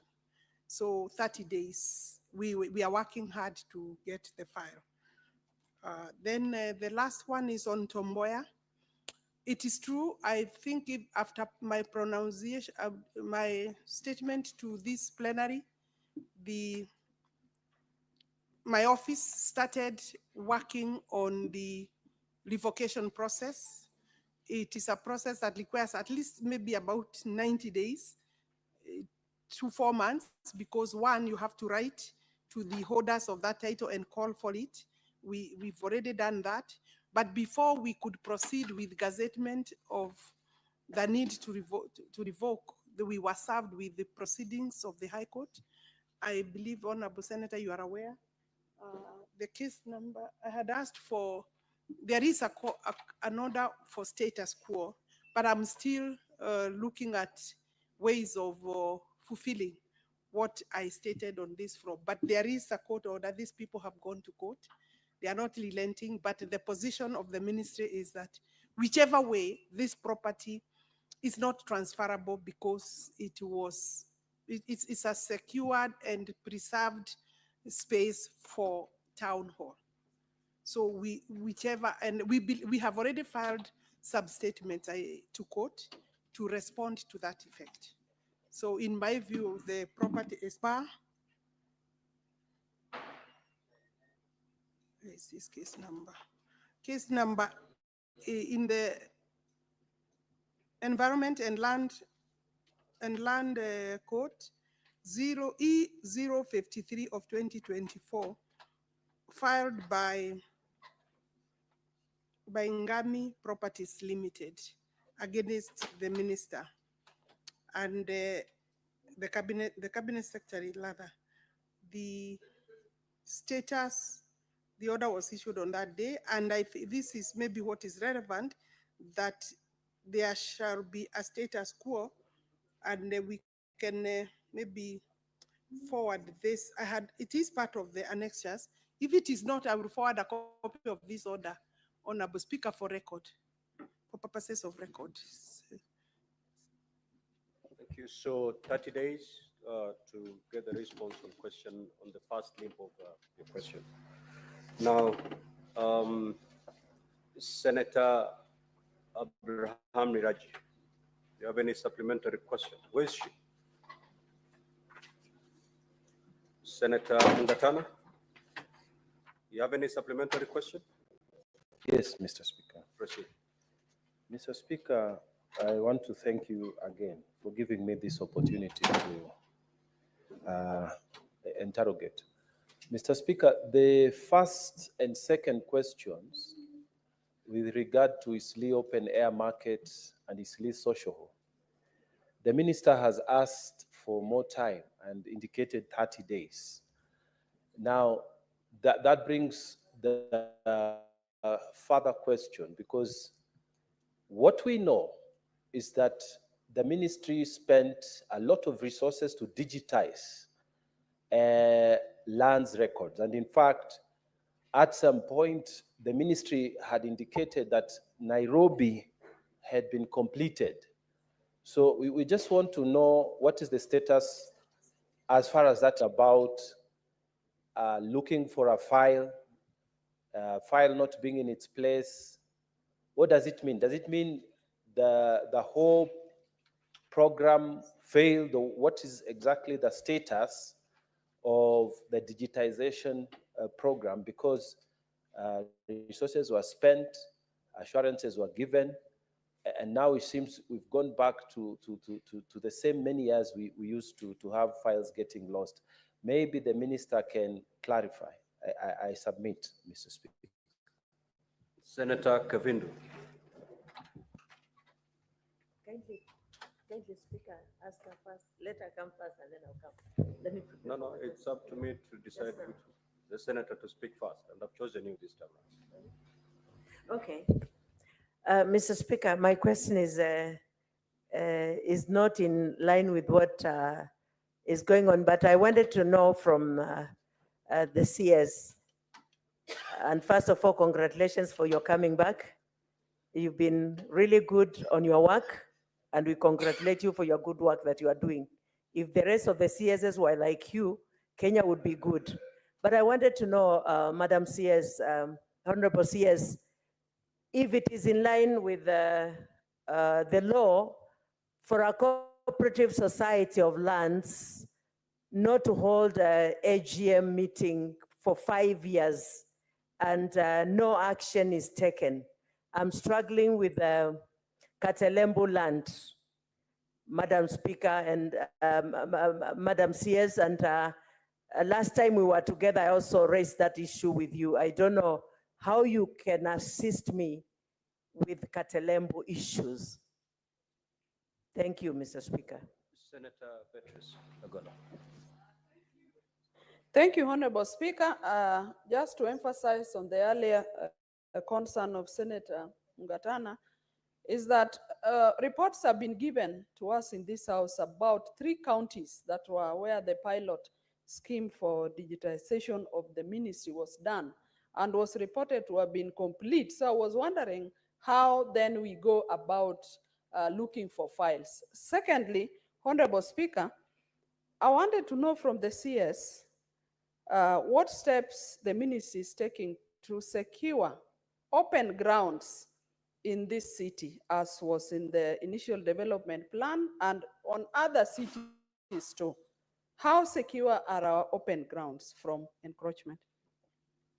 Honorable CS, you may now proceed to respond.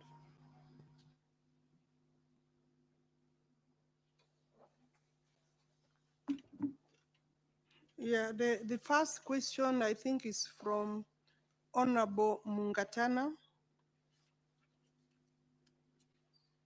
regarding digitization, how far we are.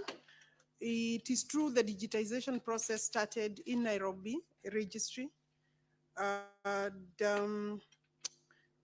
then does that not help the question of missing files?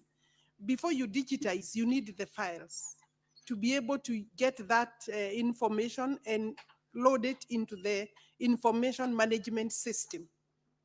If you don't have the file, the hard copy file, then you have no information to put. So there are still a few parcels where the files are not available. The deed file, the correspondence file, if those in that hard copy material is not there, then you don't have that in the system. So that is maybe the response to why am I still speaking to a missing file. ordinarily, we even, for now, even when we have information in the system, because we still have the hard copies, we re-verify just to avoid any mistake. But in this particular case, we don't have any information in the in the information management system. That is our ADISASA, and we also can't get the hard copies. So, but we will find them. Normally, sometimes they disappear completely. And that's why I requested support from the owner of that question, Honorable Senator Sifuna, so that if we cannot get, then the people interested or the owners of the property, we request for information from them and documentation, then we'll put it in the system, and then we can be able to gazette the reconstruction and loss of the titles. And therefore, on question of then general digitization, it's work in progress. I'm in Nairobi. Nairobi is at 98%. We are also working in Muranga. We've gone live in Muranga. Isiolo we will be launching Isiolo anytime soon. It's just time availability. And then Mombasa, we are at the tail end, maybe at 80%. We obviously are a long way to go, because the number of registries are more than 80. Operation ones are about 70, I think 73. My lad registrar is not here today. He had another commitment, but what we are saying is that I did tell this house through the vetting that I need about 34 billion shillings to digitize the entire country. The information system is simply now at about 5 counties in terms of digitization. Because the hardest stations are Nairobi, Mombasa, Kisumu, Nakuru, and the others are, maybe Kiambu, Muranga. Those are where we have a lot of them, land titling has already happened. So we still need a lot of time and money. I had said if I got the budget, within 4 years, we can finish. So that's where we are. We now move to question. I think there was a question on Katerombu from my good friend, Honorable Senator Yes, if Kavidu. Honorable CS, if in a position to respond, you may proceed, because it's not a supplementary. Yes. I would just advise the Honorable Senator, through you, Speaker, that this is a matter that we could write to the Minister of Cooperatives and SMEs, because they have regulatory instruments that can direct AGM to be carried out. So people should not be held at ransom. And I know many land buying companies, like other public companies, take forever and they do funny businesses there. Even when they call AGM, they buy out some members and the AGM doesn't go well. But under the supervision of the government, national government, through the Ministry of Cooperative, that can be done, and done in a proper way. So we can have a conversation, but you could actually go direct to the Minister for Cooperative, and they'll be able to help that cooperative society. Thank you. If you need my support, I'm available. Thank you, Honorable CS. We will now move to question number 071 by the Senator for Kirinyaga County, Senator James Muranga. You may proceed to ask your question, Senator. Thank you, Mr. Speaker, sir. Mr. Speaker, my question was, could the Cabinet Secretary state the number of persons classified as landless, commonly referred to as squatters in Kirinyaga Central Constituency, Kirinyaga County? B, what measures has the ministry put in place to ensure that all squatters across the county, and particularly those in colonial settlements villages along Mount Kenya Forest in Kirinyaga County, are desettled? C, could the Cabinet Secretary confirm when these squatters will be settled, including when they shall be issued with title deeds?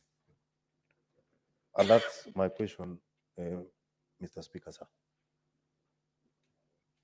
Honorable CS, you may now proceed to respond. Thank you. The Honorable Senator for Kirinyaga County, Senator James Murango, is requesting for information on how many people are landless or people commonly known as squatters? I will start with that question.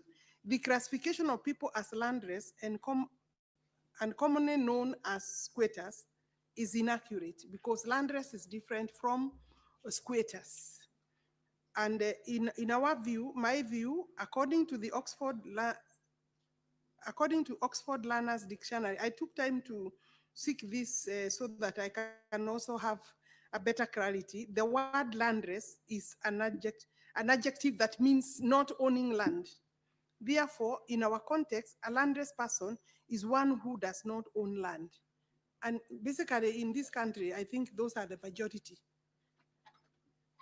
Therefore, in our context, this person who doesn't own land, the Land Act number 6 of 2012 defines then a squatter as a person who occupies land that legally belongs to another person or entity without that person's consent.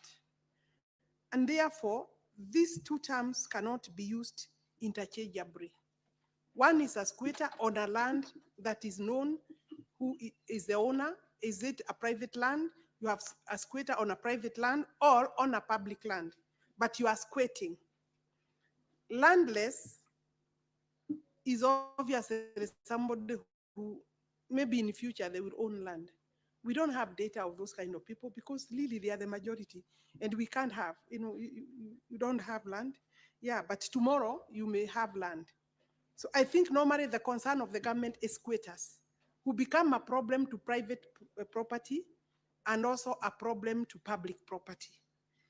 The ministry has database of persons classified, does not have database of persons then therefore clarified as landless or squatters in the country. Settlement of deserving cases is undertaken as need arises. The settlement programs are, however, subject to availability of public land, because sometimes we settle them on public land, and availability of funds. Because sometimes, of course, we buy land for money, land for settlement. The ministry has so far, since independence, settled 301,872 families in 463 settlement schemes. You may not have asked this information, Senator Mrango, but indulge me to give the Senate that information through your question. And therefore, we are talking of a total of 1.288,244 hectares of land that the government has given out for settlement, meaning a total of 320.25 acres of land across the country. And this is a big achievement by the government, and this has occurred in 26 counties within the country. In the last 3 years, the ministry has settled 16,376 families in a total of approximately 21,000 hectares of land across 10 counties.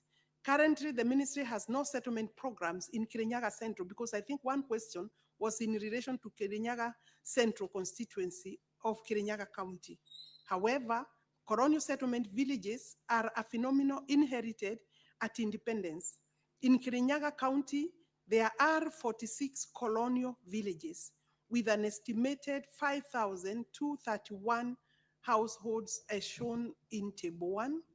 And that is I've given the list of the names of these villages. Some basic work, initial work has taken place in terms of planning, but we have not completed the planning. And what we are saying is that data indicated in Table 1 above was captured by the ministry and forwarded to the county government of Kirinyaga for coordination of activities together with the ministry, because we need friendly collaboration with the county government. Honorable Speaker, the ministry intends, with availability of funds, to collaborate with the county government of Kirinyaga and NLC to carry out planning, surveying work, identification of beneficiaries, although we have the primary data of who identify and place beacons, and that is work in progress, would require capital or funds, And therefore, I want to assure the senator that that is what I have in my records. NLC will also be part of our partners. Thank you. Honorable Senator, you may ask your 2 supplementary questions. Asante sana Mstahiki Spika. Asante sana waziri kwa kujibu maswali ambayo nilikuwa nimeulizia, na niko na maswali mawili. La kwanza ningeuliza kwamba unajua vizuri kwamba katika Kirinyaga upande wa Mwea watu wameishi huko bila hati miliki kwa miaka na mikaka. Nyanyangu nilimzika akiwa na miaka 115 na bado hakuwa na hati miliki kwa sababu ya sheria gandamizi ambayo ina mambo ya kunyunyizia mashamba maji. Kwa hivyo swali langu la kwanza ni juhudi zipi ziko kuhakikisha kwamba wakazi wa sehemu za Mwea, ile inaitwa Mwea Irrigation Scheme, na pamoja na shamba la South Ngaliama kwamba wamepata hati miliki na ni lini? Swali langu la mwisho kwamba katika takwimu ambazo umeleta siku ya leo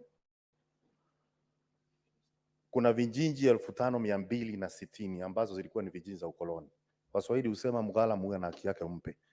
Toka zile vijiji za ukoloni mpaka leo wale watu wana hati miliki, na unasema kwamba ushapeana takwimu kwa serikali ya gatuzi la Kirinyaga waweze kuanzisha mpango rasmi wa kupeana hati miliki. Mimi mwenyewe niko na kijiji ambao mimi niliachiwa na babu yangu ambayo haina hati miliki. Huenda nikafa kama sina hati miliki kwa miaka hiyo yote. Ningetaka nijue hizi hati miliki zitapeanwa lini? Asante sana Mstahiki Speaker. Honorable CS, you may proceed to respond.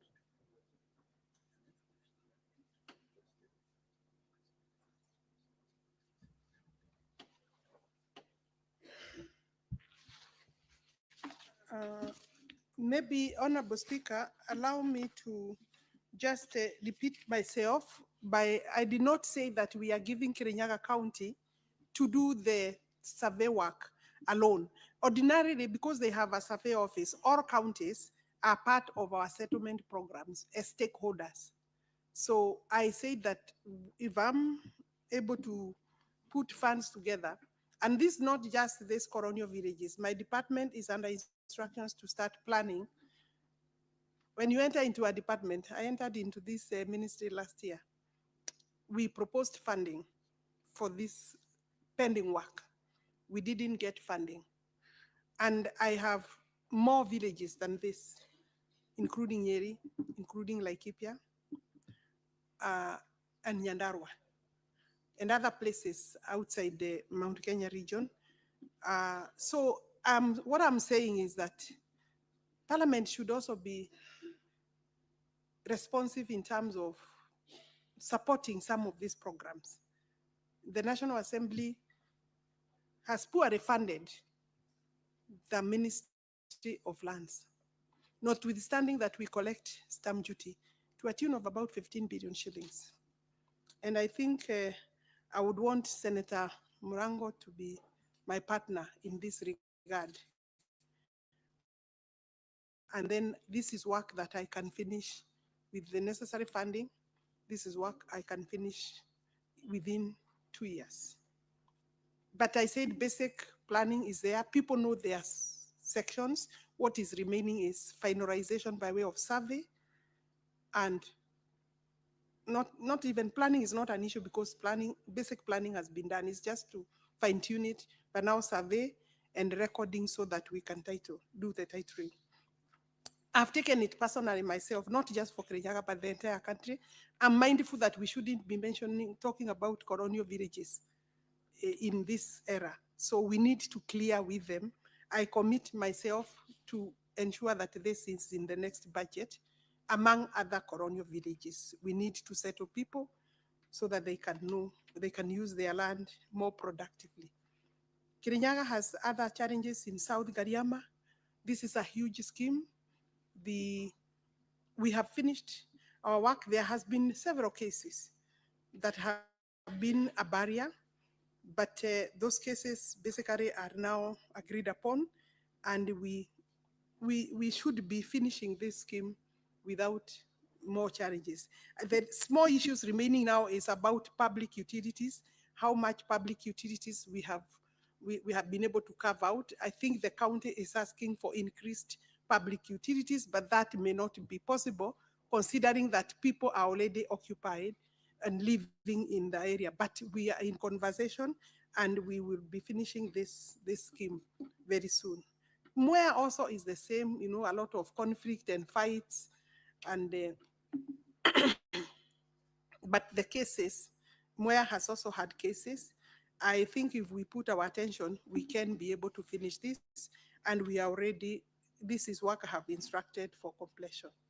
So possibly I cannot tell you it's a year or two because again, I need funding, but let's work with the Parliament to ensure that some of these old schemes are completed. I think the ministry has also failed to, what happens is that, Honorable Speaker, allow me to say this, our people are very litigious when it comes to land.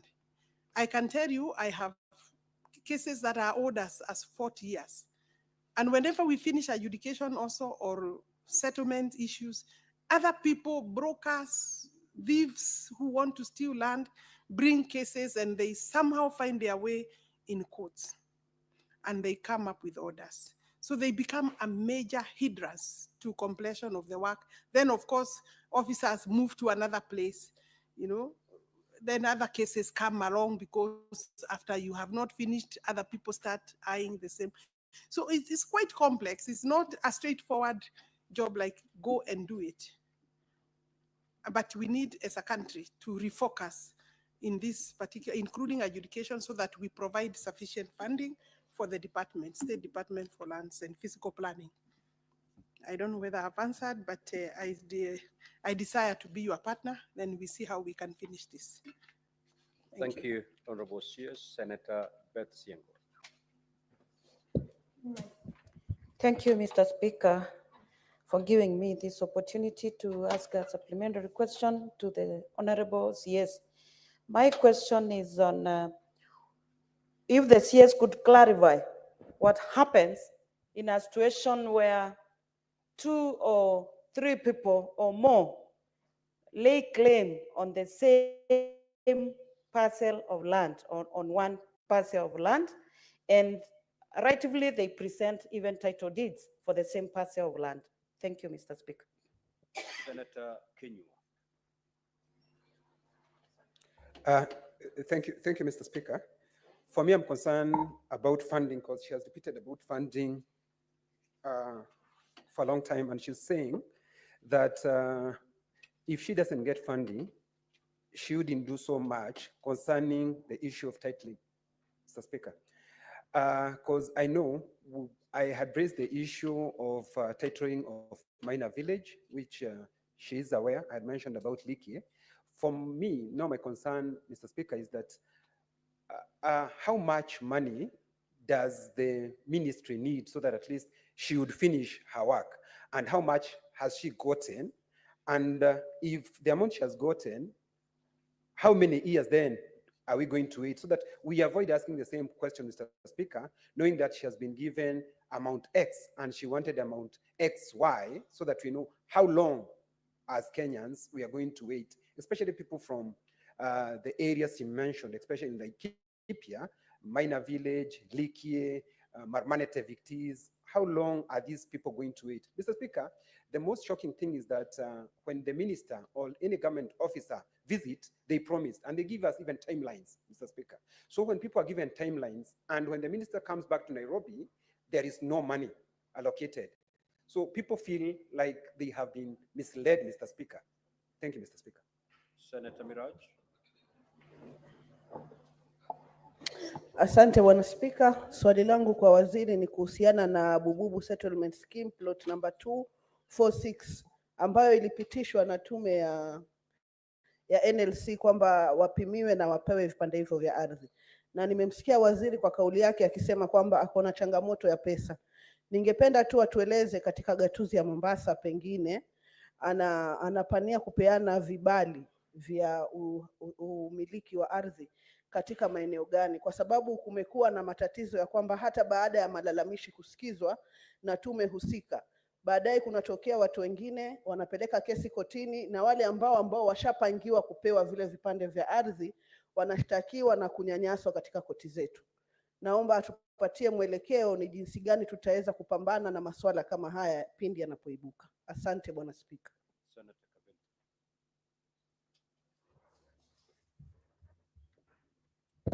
Thank you, Mr. Speaker. Honorable CS, I'm still following up with the issue of Katelembo. There are people there who were born there by their parents who are shareholders of the piece of land. And being born there, today they are being called squatters and being chased out. And Honorable Speaker, we are talking of people who are aged 70s, 80 years, 90 years old, living in that piece of land. And today they are being called squatters, and the society wants them out. It's only that by the grace of God, I've been defending them, and the late Honorable Kabaka was still defending, and that is why, Honorable CS, I would request you to intervene for those piece of land, Katelembo. Otherwise, it's a big issue, and people there are owning title deeds. 2, 3, 4, 5 people owning one piece of land, and each one of them has title deeds. Where do they get these title deeds from? Thank you, Mr. Speaker.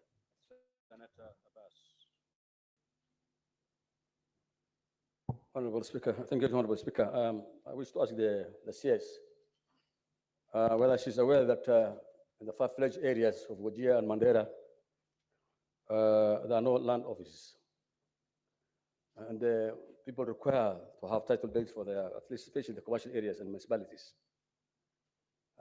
And they came all the way from Mandera or Wajir to go and come and look for title deeds. What is the plan for the ministry to open land offices in nearby areas? Maybe in Garissa or Wajir somewhere. Is there any plan? Honorable CS, you may now proceed to respond.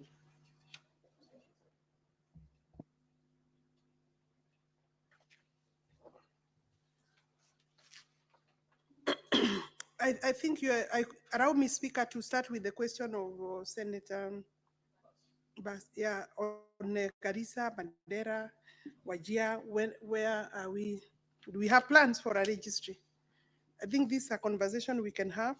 The problem is having too many registries and fewer personnel, but also that to do a registry, you require about maybe between 80 and 120,000 for one registry.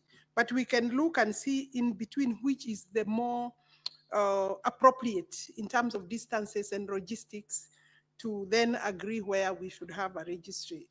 Ordinarily, it's not a very difficult thing, funds being available.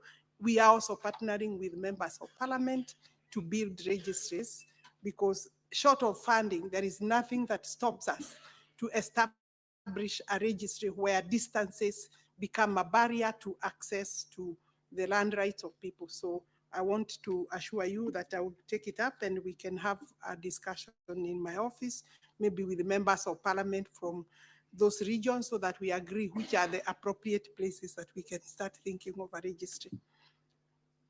Senator Kenyua is asking me on the question of how much I need, so that next year I don't come here again and say I don't have money and I know what I should do, save that I'm saying we have no funding.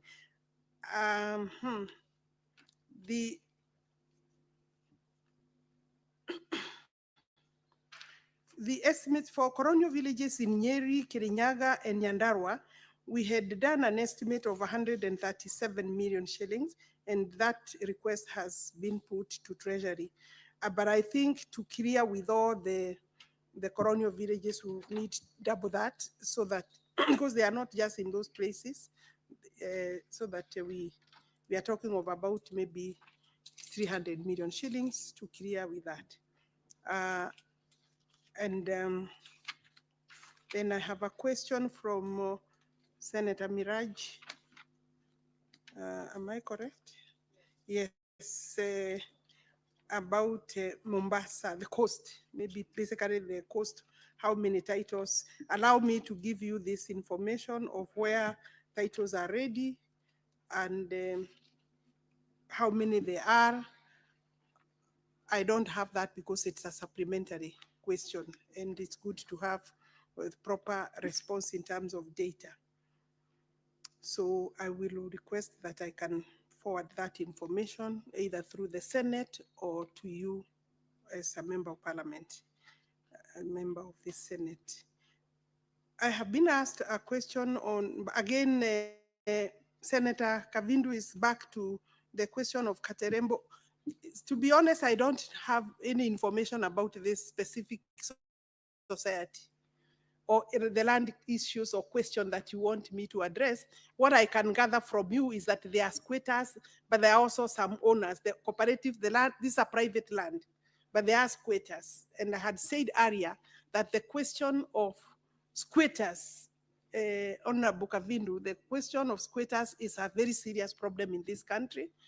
And the last time I appeared either here or before National Assembly Committee, I said that we are developing as a country a class of people who I would define as professional squatters. They move from one land to another. And believe me, they have owners. These people are just moving from one land to another once the land appears like it is vacant. Therefore, maybe we can have a meeting with you, Honorable Speaker. I would invite the Honorable Senator to my office so that I can be seized of the challenges she's raising. I think I don't want to add more, but if they are squatters, they would have to negotiate with the owners of the land so that possibly if they give them, that is, sometimes they are squatters who have worked in that land, but also we don't want to allow people to, to just come to your land. Tomorrow it's you. The other day it will be somebody else's land. I think people must also learn to respect the land rights of others. However, they could have a reason why they are calling themselves squatters in that land. Let's have a discussion. I don't know whether I have answered all the questions. What happens where two people, what happens where two people, I think that's your question, claim they have some title that appear legit, and then who is the owner? There can only be one legitimate title deed. There can only be one. So one of those titles is a forgery. So it means then you would have to interrogate the document itself, and also interrogate the record. And the record will guide you to the ownership by name. And there are also features that we are able to, when we interrogate the titles, there are features that we know that we look for in a title deed paper, which will lead us closer to who has a forged title. Because some are just printed in the, I don't want to say River Road, because there are also other good things that happen in River Road. Let's say in the streets in Nairobi, Honorable Speaker. So I guess that is, and if you have any like that, you can refer to us so that we can consult the registry where they purport to have been issued from. Then we will be able to help. Senator Majaya Stewart.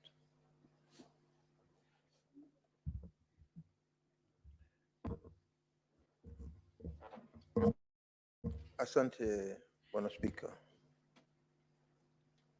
Bwana Spika, nataka kumuuliza waziri. Kwanza waziri, nataka kupatia heko kwa kuweza kuweka kidole hapo jana ili kuweza kuendelea na kazi yako ya waziri katika mambo ya ardhi.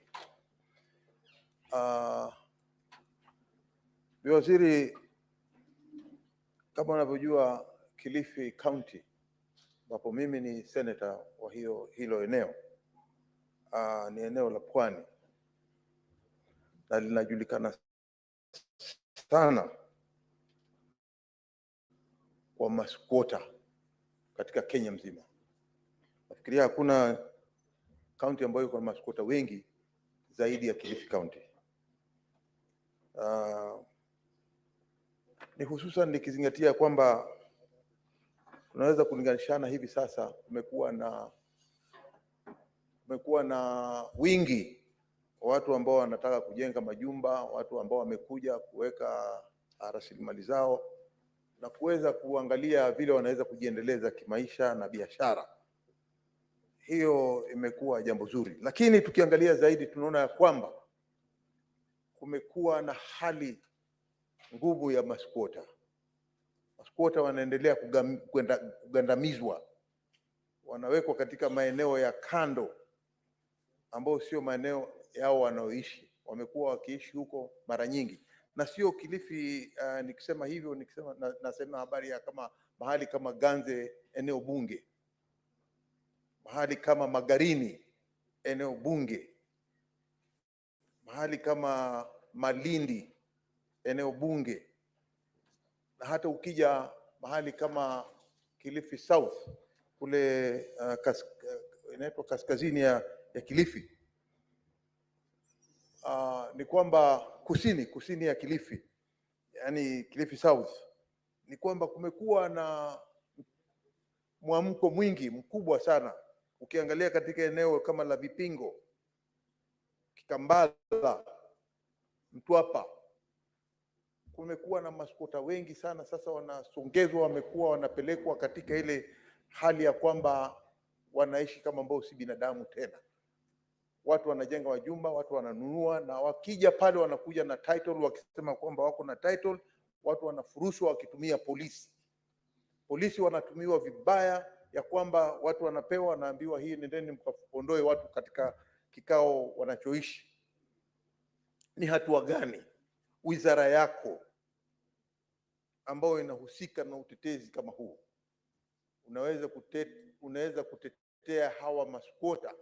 Ama ni wizara yako, ni hatua gani inachukua kuona ya kwamba maskwota wanaoishi kama ni Kaloleni, ni Rabai? Ukiangalia kama Rabai, sasa Rabai eneo bunge lote hivi sasa ni kama ambalo limevamiwa na wale wawekezaji wanaotaka kuja pale kuweka mali zao na kila kitu. Sasa wamechukua ardhi na kuweza kusongeza wenyewe ile ardhi, waliozaliwa pale, na makaburi yako pale, makanisa yako pale, misikiti iko pale, skuli ziko pale. Sasa wanaleta orders, wanakuwa na ile bulldozers, wanaweza kuangusha na kuweza kufurusha hawa. Wizara yako ni muhimu sana. Nauliza wewe, ni hatua gani wizara yako imechukua kuona ya kwamba hatukatai maendeleo yaendelee, lakini pia vile vile wakaaji wa pale, waliozaliwa pale, wanaoishi pale na wana makaburi yao hapo, kuona ya kwamba eneo la makaburi lote linaingizwa tingatinga, kwa sababu mtu anasema hapa niko na title. Senator, unachukua muda mrefu sana kuuliza swali yako. Tafadhali, Senator. Cabinet Secretary, please respond.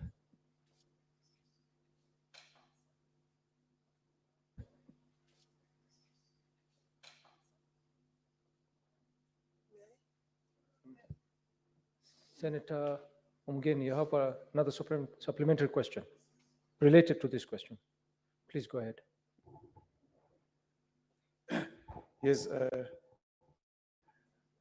Madam Waziri, I wanted to ask a question related to the issue of compensation of land that has been acquired by government for various projects.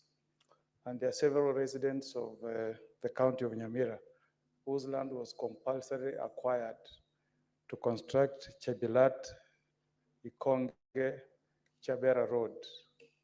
And they have been waiting for compensation for quite some long time. Could the ministry tell us what is causing the delay in compensating those residents of the great county of Nyamira? Related to the issues of land, Madam Waziri, is the rollout of this program of digitization and conversion of titles to e-titles. Madam Waziri, this rollout is causing a number of problems to many Kenyans, especially those who are illiterate, those who don't have phones that are able to take emails and the likes, especially the poor Kenyans at our rural areas. Is the government, through you, going to do maybe a system that addresses the vulnerable Kenyans?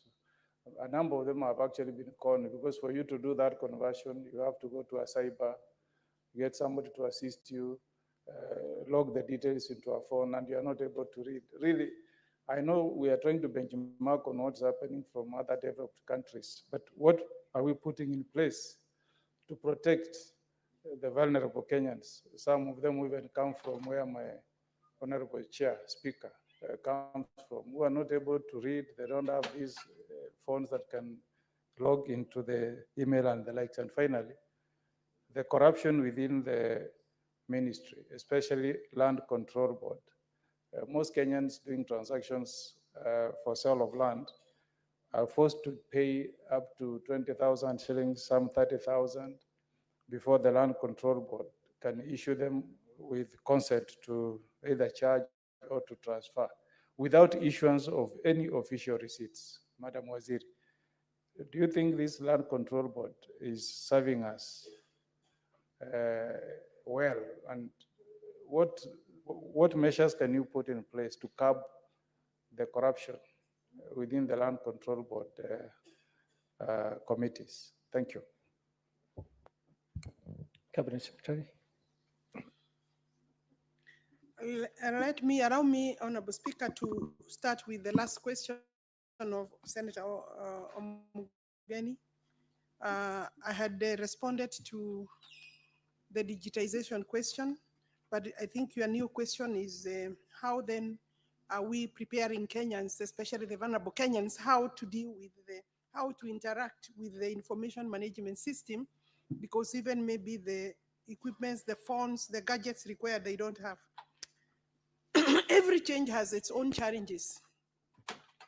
And we have already agreed, and it's a government program that we are digitizing, and we are looking at the larger evil that we are trying to curb: theft of land, security for land tenure, and securing land rights, dealing with the loss of titles and theft of land. I think if you take that against Kenyans who are not literate, then you will find that it's, the bigger problem will be addressed by digitizing. And then we can have a conversation how then we will help. Is it through the ministry that we shall have maybe a section or a department to help the vulnerable that need? And even today, if anybody goes to any registry, they will get help, irrespective of whether you are supposed to interact with them. They will still get help. And I think maybe that's what we should intensify. And administratively, my ministry will look into that. And you have raised an important issue. It is important because the reason we are digitizing is to make easy access, to enable easy access and effective access to land, land records.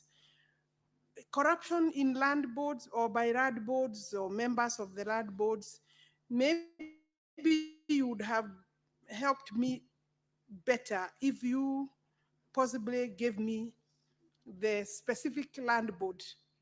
The minister has authority to degazette a board if we feel corruption is a barrier, is a challenge. So give me specific land board and I will degazette it tomorrow. But I will send a message, and I have kept sending messages.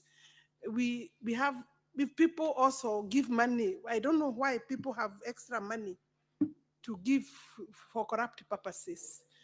I think that you do not need to give any money. Cabinet Secretary, would you like to be informed by Senator Mogeni? Okay. How can I diffuse? Madam Waziri, this is extremely common in Ngong. In fact, if you want to know the truth, you can send your undercover agents tomorrow, and you will see no receipts, no official receipt is issued. Okay, those who are able to pay are issued with the consents faster than those who are not willing to give the bribes. It's happening. And I'm sure I'll not be wrong to say that this is duplicated in many land control boards across the country. But the most notorious It's gone. is in Ngong. You can speak to the Law Society and they will tell you. Administratively, I will withdraw the right to hold special board for that particular land control area, special, so that we have the normal regular land board meetings or approval meetings, and then I'll pick it up because now you have given me the necessary information. Thank you very much for that information. I'll see, but I will also send a circular to all the land boards. But we have a program coming up where we want to create awareness and retrain our land board members. Normally they get a small allowance, but they must know when they accept that it is not for payment, they cannot be soliciting for money. And they let them hear me on the floor of this plenary that anybody caught soliciting money as a member of the land board, the entire board will have to go. Thank you very much. I think the last one, let me come to Kilifi South. Mheshimiwa Senator Madzao of Kilifi County, I identify with the challenges you are raising because I have just said, maybe before you stepped in, that we have professional squatters, but I know we have genuine squatters, but we also have people who, after land has been sold, then they get onto that land, become squatters even when they were not squatters. And those squatters, I had said, they are owned by people, moved from one place to another. The squatters cannot have a right without any reason. We would have to interrogate generally as a ministry in your county, Musambaha, Takaungu. We have 2 schemes, Makaburi. You raised about, we have Musabaha and Takaungu. Those are schemes that are purely meant to give land to squatters. So to address the squatter problem, the program that comes very handy is the land settlement program, where we buy land for squatters. That program requires funding as well. So I think if you ask me as a ministry, what are you doing? Is that whenever we have money, we buy land, but we also need to be specific and strict about squatter problem in the entire coastal region. Because you said that there are squatters who are being evicted. There are court orders. For somebody to get a court order, they have secured they have been able to persuade the court that the owners of the land. So these are very complex issues.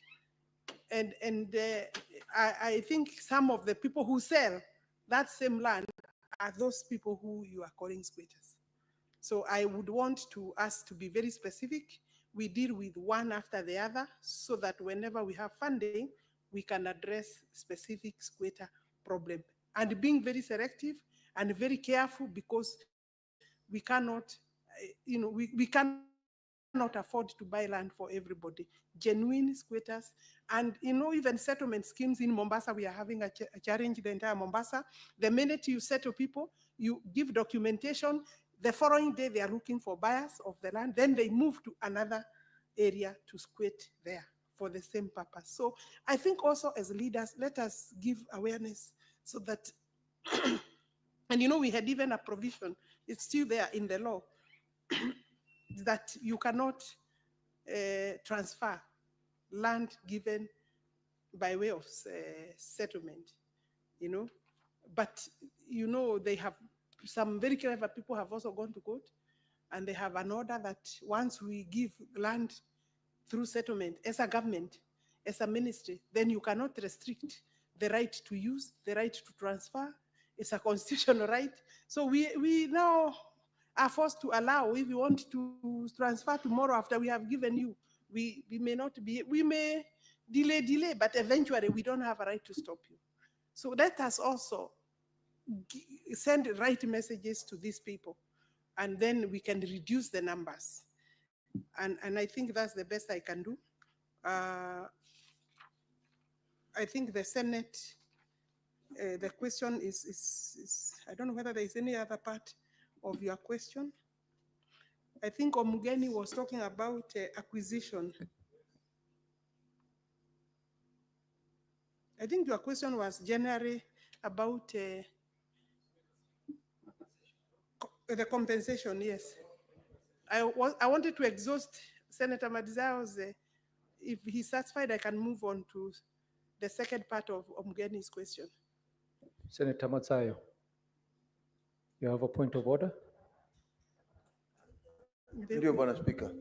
Bwana Spika, pia ningependelea kuona ya kwamba ile Land Control Board ya Kilifi sasa imejitumbukiza kwenye hiyo hali unayosema ya ufisadi, na iwe karatasi ziwe zinatolewa na zinaenda kwa mashinani, na ndio sababu hao maskwota wanaweza kufurushwa.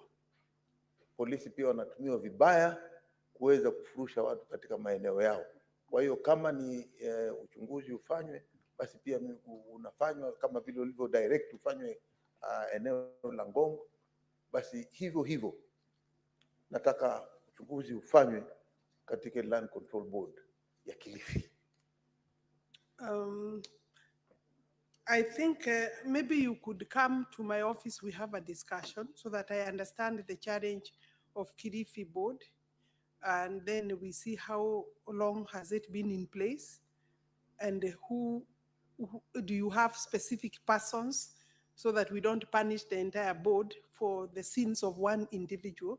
So I think that we can have a discussion one-on-one in my office next week. You can, my number is basically public, but also my office will be able to give you. Senator Matsayo, we have to proceed to the next question. Yes. We've spent too much time on this. So I'm saying I'm available for his many yes, questions. accept the invitation Kindly. by the minister to discuss the issues in Kilifi, so that you can allow the House to proceed to the next question. Because some Thank of them you. are. Thank you. Honorable senators, will proceed to the next On question. acquisition, I had already, I think we had exhausted, and this floor, the speaker gave us a ruling regarding compulsory acquisition, because I had already said earlier, I don't want to open the issue, but I had already said it's a mandate of an NLC, but the speaker made a ruling that we need some particular information. So I will be responding to the Senate on this in detail with the necessary information. Thank you, CS. Then there was the compensation is the one I said. It's a question that we had exhausted. I think Cabinet Secretary I move to the next question. will take the next question Yes. from Senator. Thank you. Question number 82 by Senator Morfire. Thank you, Honorable Speaker. Honorable Speaker, I would want to know from the Cabinet Secretary,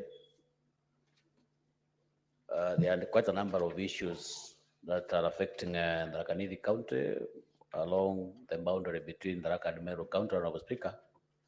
And this is why, Honorable Speaker, I want to know from the Cabinet Secretary whether she can provide a status update on the adjudication of the areas along the border of Tharaka, Nithi, and Meru counties, particularly Toroni, Viti, Nkondi, Tulema locations in Tharaka Nithi County, which have been subject of long-standing land ownership tussles.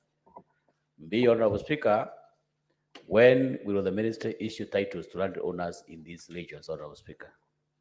C, Honorable Speaker, the minister should also give us the steps the government is taking to demarcate the boundary between the two counties, and which is likely to quell the tensions between communities on either side.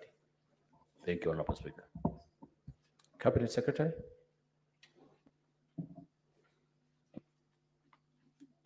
Honorable Speaker, I have provided a response to the question by Senator Mwenda Gataya Mofaya on the status of land adjudication in his area, Tharaka Nithi, and the challenges between Tharaka Nithi boundary and the Meru boundary. And the first question is a status update on the adjudication of areas along the border of Tharaka Nithi and Meru counties, particularly Ntoroni, Thiti, Nkongi,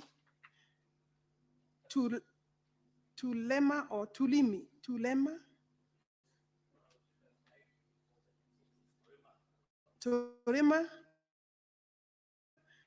I think the E is not there. You know, some of my staff may not have grammatical meaning for some of these words. Locations in Tharaka Nithi, which have been subject of long-standing land ownership dispute. I have a response there. The stalemate on land adjudication along Meru and Tharaka County boundary has not been unlocked yet, as there has been no consensus between the disputing communities. This boundary has been contested over the years since 1992. The solution of the same will pave way for ascertainment of land rights as adjudication officers for the respective adjudication areas will have clear jurisdiction on the extent of their areas of operation. And this is because definition of adjudication sections follow established administrative boundaries. And this is the response, therefore, that the Honorable do adjudication sections, we follow established administrative boundaries, which then has been disputed. And therefore, we stopped the work. This scenario, as indicated, in response to a stalemate submitted by the Ministry to the Senate Standing Committee on National Cohesion, we did respond to this same question. Committee on Cohesion, Equal Opportunities and Regional Integration, and I have attached the response, and I cannot now provide a different response. And I think what we are saying in this particular question, Honorable Senator, you know the challenge of, it's not even the boundary. The challenge is the people, and I allow me to use this floor speaker to address the people of Tharaka along this boundary and the people of Meru. What they are asking me to do is to do gerrymandering around the administrative boundaries or the county boundaries. There are people who are Tharaka. They are living in Meru or in an area said to be within the boundary, it is Meru. And they are saying, you cannot give me, my land cannot read Meru because I am a Tharaka. When you go to the Meru people, then they have land in Tharaka. And this is very unusual because today I can buy land in Nairobi or Kiambu or Baringo. I cannot demand the boundary to be changed to suit my ethnic community or background. So the elected leaders must help to tell people, if you are living in Meru, allow us to demarcate and title your land as that land is in Meru, because you and the land are two different entities. One is a person, the other one is land. Honorable Speaker, this is a very peculiar position we have here, because people living within Meru County and they are Tharaka, they are saying, no, my title cannot read Meru because I am a Tharaka. People in Tharaka and they are Meru, they are saying the same. This is a very simple problem. Maybe we should just come there. The last time I was in Meru to give, in Tharaka to give titles, then, and Meru, during JK members and other leaders there said I should not touch the question of administrative boundary. The response to the question of administrative boundary, you know, to deal with that, Parliament has to give a resolution if we shall alter. But this particular case, and I'm speaking also to the governors of the two counties, this particular case will not be resolved by altering the boundary. And altering the boundary, you need a commission either IBC to be appointed by Parliament to do this specific work, but we shall not have resolved the problem. I have adjudication sections, but we cannot do them because my officers were chased by your people, Honorable Senator. And that is the answer. And we shall remain like that until they accept that if your land is in Meru and you are Tharaka, where utaka Tharaka, you will stay in Tharaka. But you can sell the land if you don't want to be in Tharaka, if you are from Meru. You can sell the land and buy your land in Meru. I think these are the messages you should help me, Honorable Senator. We can do a baraza if you call, talk to the Jorizeke people, ask your counterparts in Meru to talk to each other, and we resolve this. I will need less than 2 years to give you titles that are remaining for the sections because we have already declared the sections. Honorable Speaker, that question, we have declared the sections, and what they are asking me, they know will not resolve the question of titling. It will not, redrawing the boundary will not happen around that area, not easy. Because the way they are saying that it should be drawn is really not practical. Because I cannot now remove your land and put it in Meru. So because you are a Tharaka and your land is in Meru, and that's where you are living. So, Honorable Speaker, I hope Honorable Senator, and he knows this problem, he should be my supporter so that we finish, we accept the boundaries. My appeal using this phrase, we accept the boundary as it is. If you find your land is in Meru and you are from Tharaka, sell it and buy the land, sell it to Meru or to whoever is interested, and then go now and relocate to. And of course, there is a challenge. The best resolution is agree to live with each other. If you are a Meru and your land is in Tharaka, these are physical boundaries. Why are they becoming a challenge? I don't understand, because Kenyans can live anywhere, irrespective of your ethnic boundary. This is not a problem that can be resolved by redrawing that boundary, because there will be other people inside, very inside, away from the boundary. There will be a Tharaka person living within Meru. Will I go for him by changing the boundary? I think these are things that are painful for us. We have already declared the adjudication sections, and we are ready to finish once this, and this problem is more political than illegal.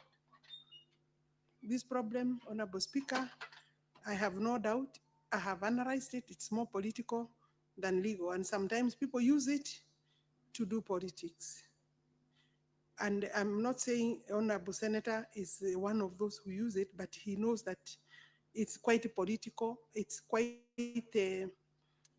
emotive. People kill each other over that subject. And therefore the ministry has reached a point where it will ask the leaders to go back and speak to their people.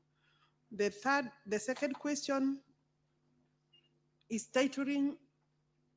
Adjudication sections take approximately 2 years. I think you wanted to know how long.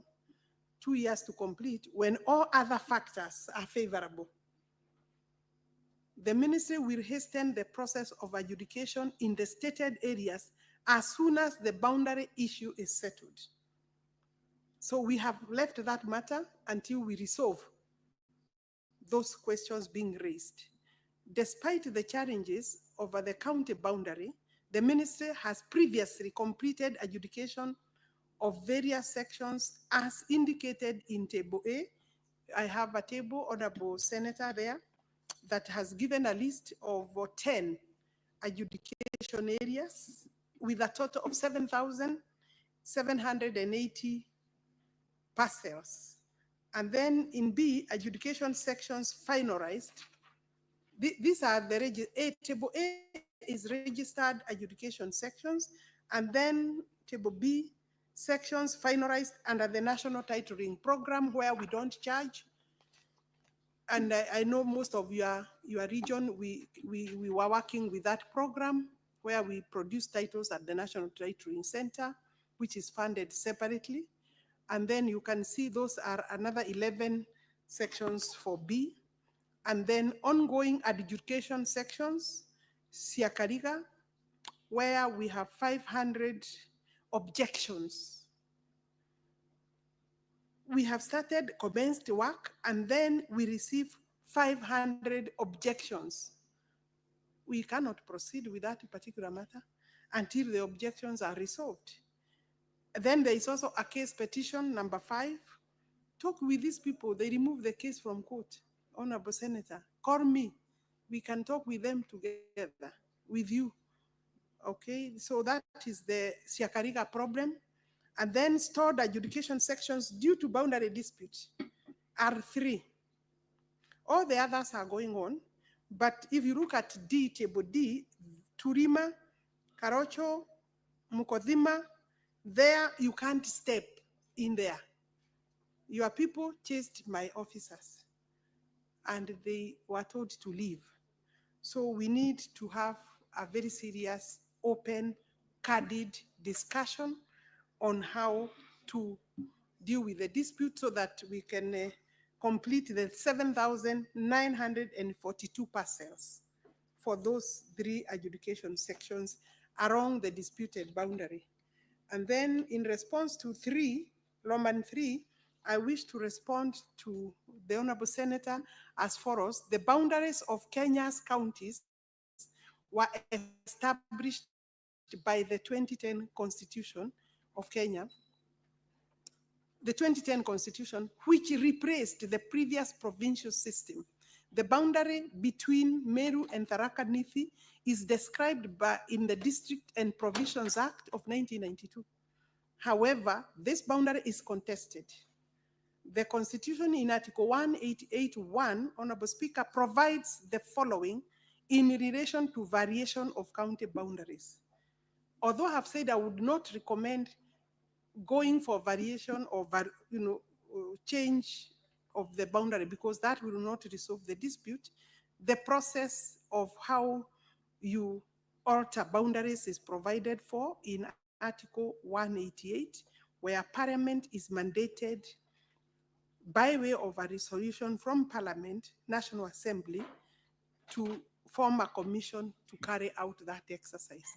And obviously, because we have an IBC, although now not fully constituted, because this would require the full commission to work, then they would be able to request, instead of getting another commission, request the services of IBC.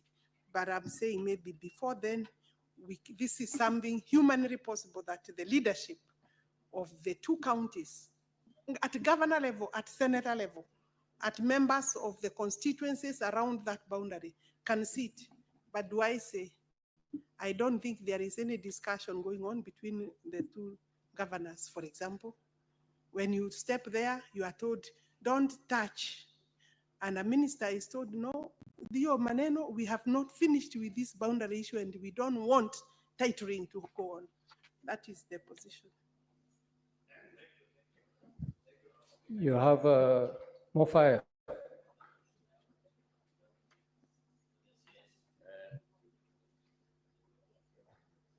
Honorable Speaker. Use the mic next to you, more fire. Honorable Speaker, I am private to all the information of Madam Chair that you have given, that this dispute between the 2 counties is perennial. It has quite affected quite a number of people. But Madam Chair, you are aware, and I'm aware, that there is a commission which is whose report is in your ministry, the Wahome Commission, which was instituted I think some 10 years ago. Wahome Commission, Madam says, gave solutions to all the problems that we have highlighted in your report, which was supposed to give guidance on how to solve the problem between Meru County and Tharaka Nithi County. That report, Madam CS, has never seen the light of the day. It has never been implemented. I don't know for what reasons, Madam CS.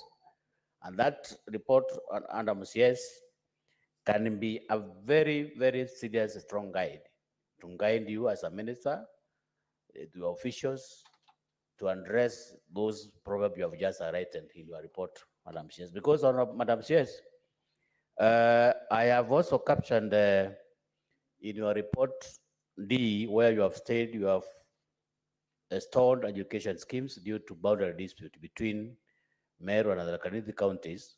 This is the education section, which is Turima, Karocho, and Mukodima. Madam Chair, this commission fully addresses the way forward on those three education sections. So, Madam Chair, I don't know whether you would be private to that report. You give this House why this Ogongo Commission has never been made public and why it has never been implemented close to 15 years down the line.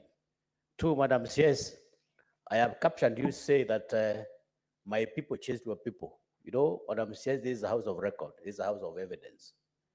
Would it be prudent for you, Madam Chair, maybe to provide evidence where my people, when you say my people, you are saying people from Tharaka County where they chased your branch education officers?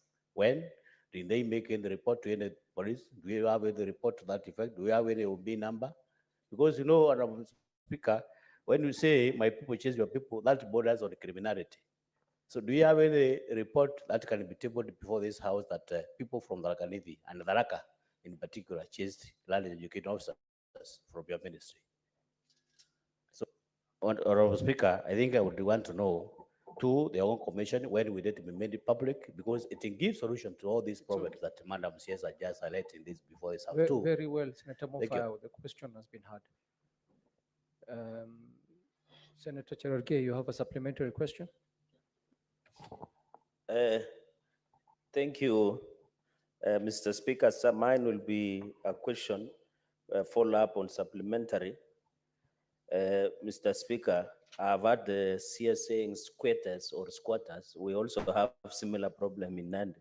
Mr. Speaker, I want to ask the following question, that what is the status of the titling of Kimondi Forest squatters or squatters, Mwein Kechire in Chesumei, Okiek at Kebeni Nandils, Talai in Kapsisiwa, removal from detention, Libon of 1934, the titling of squatters in Tindred around Kimwani, Chepsangwer, and Chemas, Mr. Speaker, and also the state of titling of Koibem exchange program in Chepkumia ward. Could the CS provide the status of titling of these areas I've mentioned? I thank you, Mr. Speaker.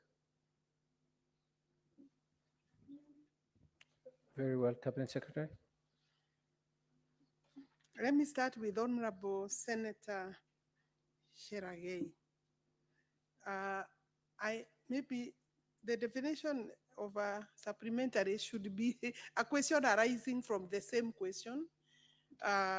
Although it is a squatter issue, it's a different region, it's different place. I would want to request the Honorable Senator to allow this response to be provided later, because you can see he has mentioned about maybe 5 programs there. I can have this filed to the Senate for him to read.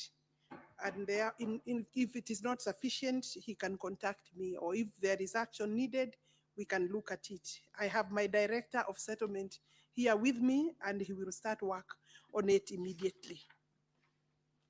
There is a report, Honorable Senator, from Tharaka that he has referred to. Yes, the report was filed, it was completed. Tharaka Nithi, yes, Senator Tharaka Nithi. Sorry, did I call you Tharaka? Tharaka Nithi, Senator for Tharaka Nithi. Senator Cherargei, the CS's phone number is public information. It's private. I had said it's public, but yes. If he wants my number, he can talk to me when I am leaving. I'm surprised he doesn't have. I have his number, so I will call him. I will call him. Zachary Ogongo report, Honorable Senator for Tharaka Nithi. I beg your pardon. the report we have, and it recommended implementation, but it is not possible to implement this report because it requires cooperation and working with Tharaka Nithi people and Meru people along the boundaries. So what I was saying is that we need goodwill, and people must first be disabused in terms of their mind so that they know we cannot move the boundaries to come for you where you are. And I know the report is there. The recommendation for activities will still require people to stop being hostile. And I did not mean the Rakanithi people alone. I mean the people along the boundary, the disputed boundary, because it is known where it is, and it is from both communities there, and they know, and they told me personally, the last time I came to give titles, they said that is a no-go zone for the time being. I personally was confronted with that hostility, and it's okay, I understand, because there are disputes, there are issues that are pending which need to be resolved. That's what I'm saying. And I'm saying we cannot sweep under the carpet. We need to call them by names in terms of the challenge. But we can go through that report with you if you are really willing to go along with this to the end. But we need the cooperation by both governors. We need conversation and discussion where two governors can also come to table. And because we can come there with the county commissioner and with my security teams, but when I leave and they leave, we don't want to leave people fighting. We need first to create a peaceful environment and acceptance of the challenge and how we will deal with it. This must be adopted by the same teams. So we can go through some of these reports with you, and you can also give me a hint of what you think, because I'm sure as a senator, you may have some good ideas on how we can resolve those challenges. And that's what I'm calling upon, not just you, because you may even have goodwill, but your colleagues may not have similar goodwill. Honorable Speaker, I think I have responded to the supplementary questions. Very well. We'll take Because two I more. still have more questions. Yes, you still have, there's still, and there's some interest by some senators on the same question. So very quickly, we'll take one question from Esther, and then another question by Chute, and then we proceed to the next question. Senator Mofire, we are really running out of time, and we have two more questions to go through.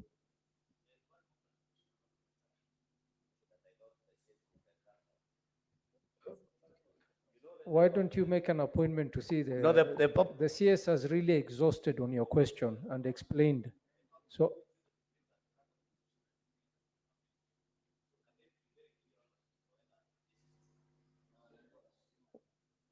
sorry, I didn't catch the question.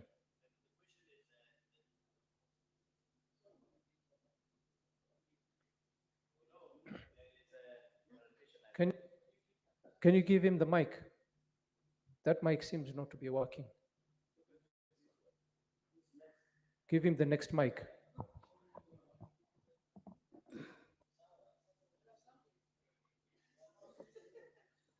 It's working. Can you hear me now, Speaker? Thank you very much. There is one clarification, Speaker, I thought I could get from the CS, because we have been depicted as the Raka people, that they chase some educators from the education sections. That's what the CS just alluded to before the floor of the House. So I thought maybe whether I could get some clarification on whether that statement is true or not, because I am not aware of any officer who was chased away, or maybe on those education zones, by people from my constituency and from my county for that matter. Honorable Senator, that information is on the ground. This happened in 2014, and they declined. They said they will not participate. Adjudication requires a community committee that you form, committee for adjudication, and that is the community people. So and then my people will come and facilitate the meetings. They said they don't want that work to be completed until the dispute is resolved. And that is how now even, the Zachary Commission, the report was, we went now to report issues. I think we have agreed there is a dispute. And I'm sure you know that, the dispute exists. If there is a dispute between the two communities, what else, how else is the ministry going to work? We deal with the dispute first. And I'm not imputing bad faith. I'm not accusing. They know, they told me personally. The evidence is myself, when I came there last, they said we must resolve Tharaka, Nithi, and Meru boundary dispute before we can deal with Ayut. Because you see now, they saw I was giving titles. So they didn't know whether I will now come to give the other titles of the remaining adjudication sections. But they were very clear that this issue must be resolved first. So if you ask for an OB, I think it's like we are now doing a case here. I thought I am responding and giving you the facts from my record. And I think my ministry can, if they are beaten, chasing is by, you are just told, no, stop the work. It's not something you can force. There has to be dialogue and acceptance. Yeah, thank you, Cabinet Secretary. Senator Esther, and please ask the question very quickly. Thank you, Mr. Speaker. My question is regard to the land title deed tussle. In the larger Gusii region, Cabinet Secretary, we've been, most families have been in the corridors of justice as a result of succession issues regarding, at times, rogue ministry officials who are forging some of these documents. What plan does the ministry have to address this issue? Because largely, we are also failing in terms of sensitization. Tute and Senator Esther Okinyuru, both your questions are not touching on the question that we are handling right now. So I think I will have to go straight to the next question, because the supplementary questions are supposed to be related to the question raised by Mo Fire. And to me, we're just wasting time. I will allow the CS to answer after she has taken the next question. But it is not related to the supplementary. You know the rules of the House very well. So, honorable senators, we will proceed to the next question by Senator Lomenen. Senator Lomenen, ask your question. Thank you, Mr. Speaker.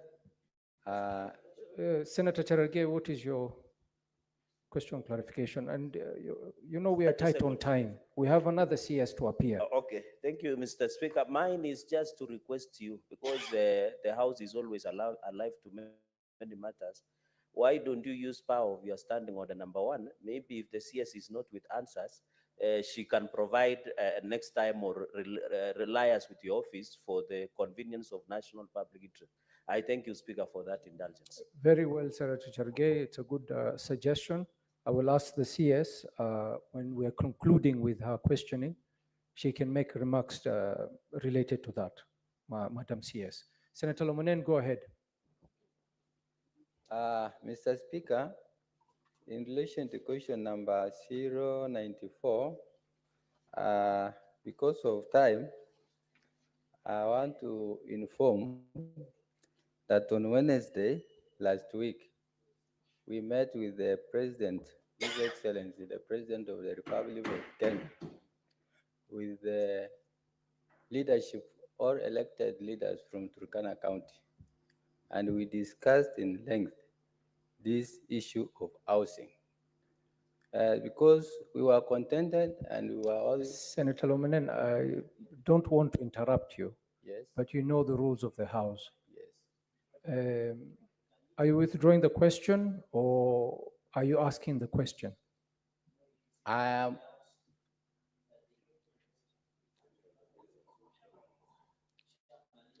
Chair was in the process of withdrawing. Senator, let me remind you, once the question is on the order paper, it is the property of the House. So I would guide you to read your question, and the Senate and the Cabinet Secretary will respond to it as required by the rules. Thank you, sir.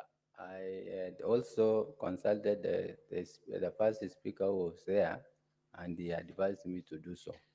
So I can. Just one moment, Yeah. Senator Lomanen. Yeah. Just one moment.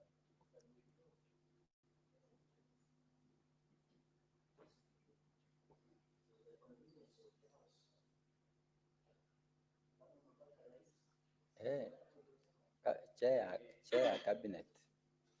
Chairman ya cabinet.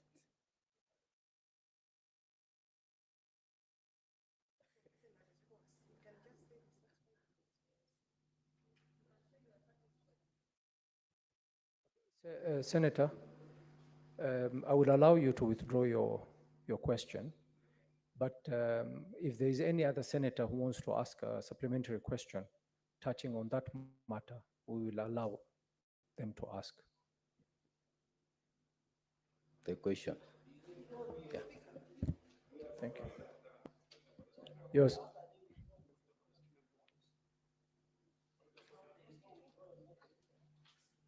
Senator Lomanen, please proceed. Chair, I have withdrawn the question. Thank you very much. Yeah, it's going in record. Any other senator who has a supplementary question touching on that? Senator Chute. Honorable Speaker, you remember I asked a question based on the issue of housing, and that is what Senator Lomanen also was asking. With your indulgence, please let me request the CS to answer that question. It is because the question is touching on national interest issues and public interest. So please kindly allow her to answer that question, please. Very well, Senator Chute. So your question was on Buxton housing project. Cabinet Secretary.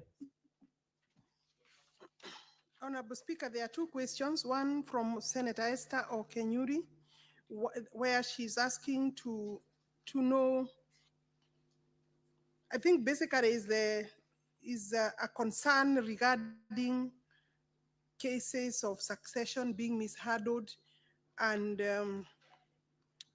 she's wondering what I would maybe help in that regard, how I would help in that regard.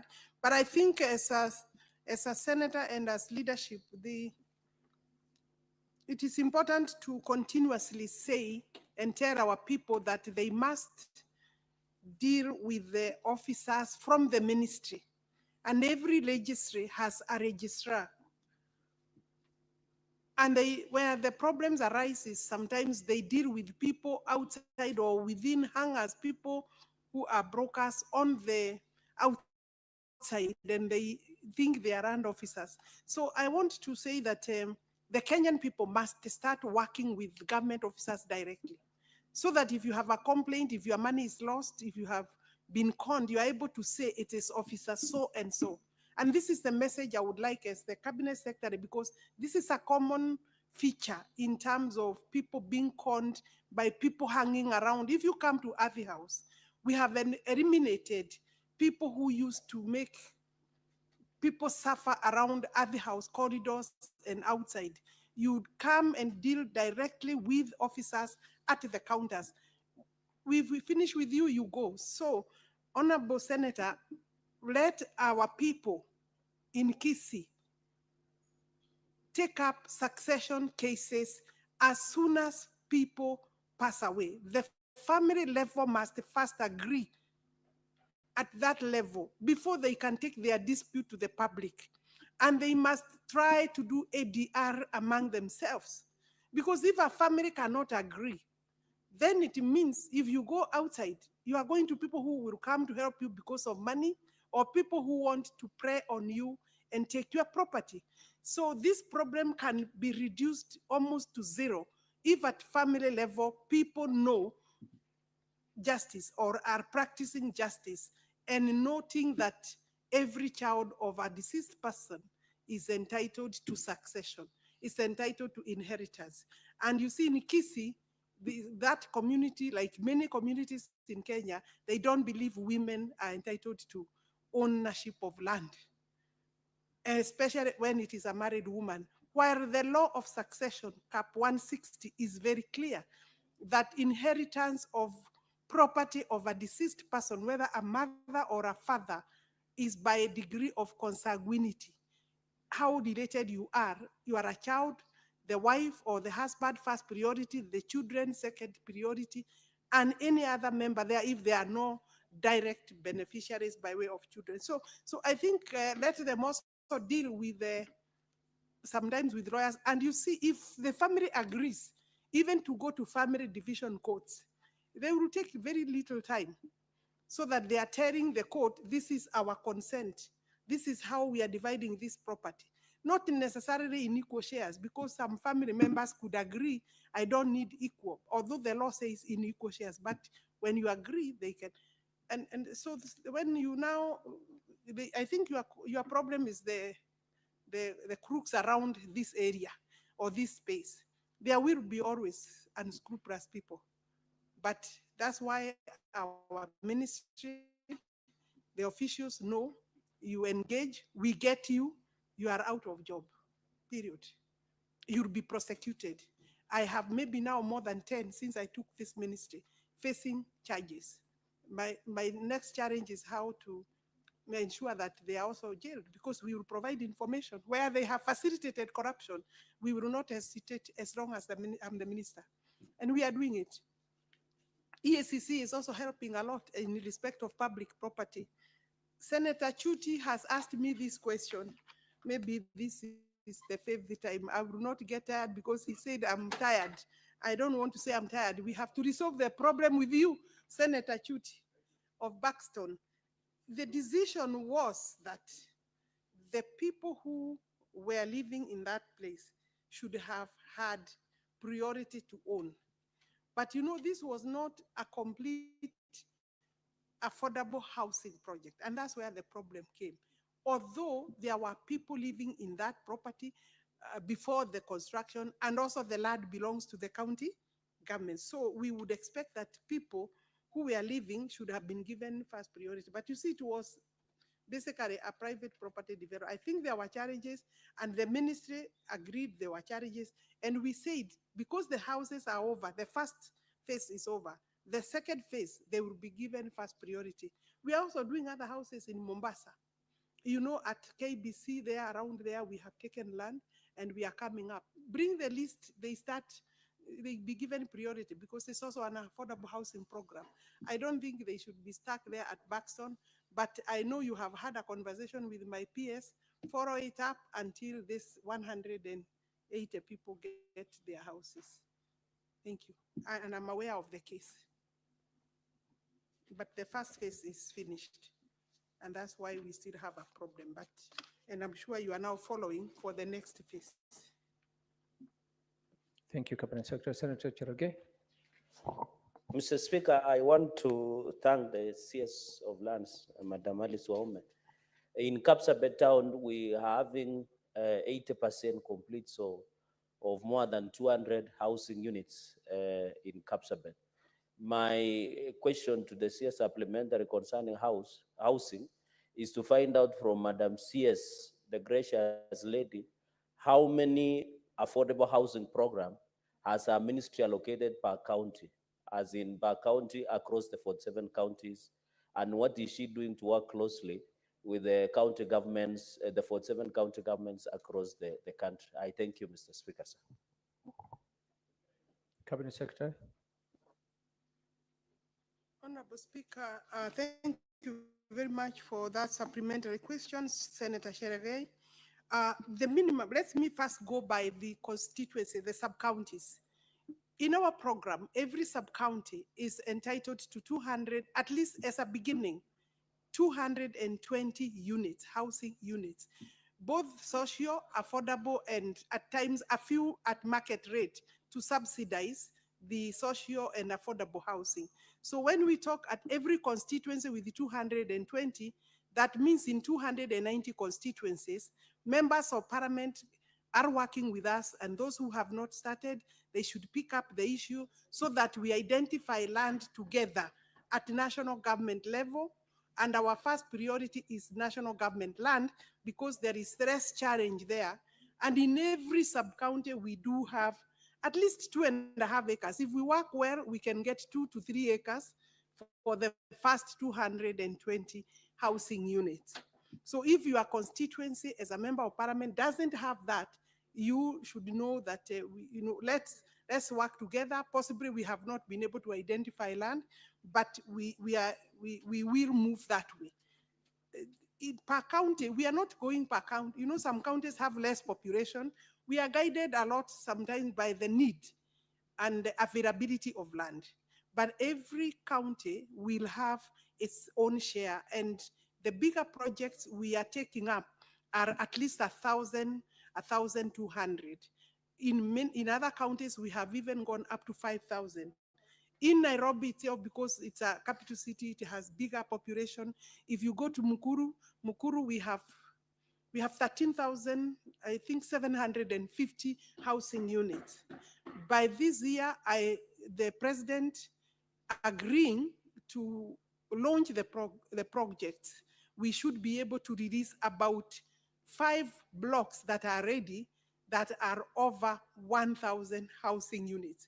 And I'm very confident. In fact, what we are waiting for is the lifts for those particular 5 blocks.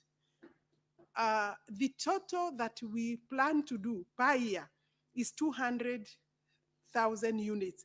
That is our plan. And we expect that within the next 3 years, working with this term, is that we will be able to do 1 million houses, everything being equal. So therefore, let me see. Of course, you know, in Nairobi, we also are doing houses along Jogoo Road. We are in Starehe. We are in South B. We are in Park Road and Parklands. We are in, I think, between, just here near Kabete. So maybe Nairobi will be the biggest beneficiary by reason of population. But every county, and we are working, the second question is, how are we working with the governors? Also, there is NHC that is so far now doing very well. We have houses in Homa Bay with NHC. We have houses in Embu, which within 1 year of launching of those projects are almost complete. We are in Nyandarua with NHC. We are in, I said, we are in Homa Bay. We are in Kisumu town, and we are in Embu. And those projects, I am very sure in the next 6 months, we will be giving them out. So far, it's important to say, because I think that was part of my report. And I hope that even though the question is pulled out by the owner, that there are other information there that the senators can read. But if so far we have 124,000 housing units, providing by way of job creation, around 150,000 jobs for this particular number of housing units. And because our target is 200,000, the number of jobs for the youth should double, talking of 250,000. And you know, the impact on the ground, forget about the impact on the ground because of this job creation and because of, you know, the industry around every project, where we do a school, extra school, we do extra dispensary for purposes of health facilities. And that is really part of the social amenities that we come up with. We will not just drop a project of 1,000 units without looking at the facilities around the project. That is the, you know, do we have a school? Is the population of the school going to be to explode because of the new population? Automatically it will. Sometimes we have to do a new school where we can expand, although it depends on how much we can expand, depending on the space, then we'll expand the existing school facilities, both for primary and for secondary.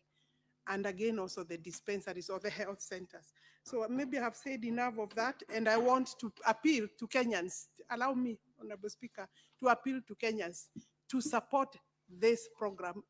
One of the best programs for the national government or for Kenyans is this one. The impact will be felt heavily. Within the next 1 year, the impact of this program will be felt. Thank you. Cabinet Secretary, there seems to be a lot of interest on this housing issue. I will take 2 questions only from, and then we conclude and move on to the next question. I'll take 1 question from Senator Olekina and another question from Crystal Asige. And those will be the last supplementary questions. Thank you, Mr. Speaker. Mr. Speaker, I'm not a pessimist. I like to be a realist.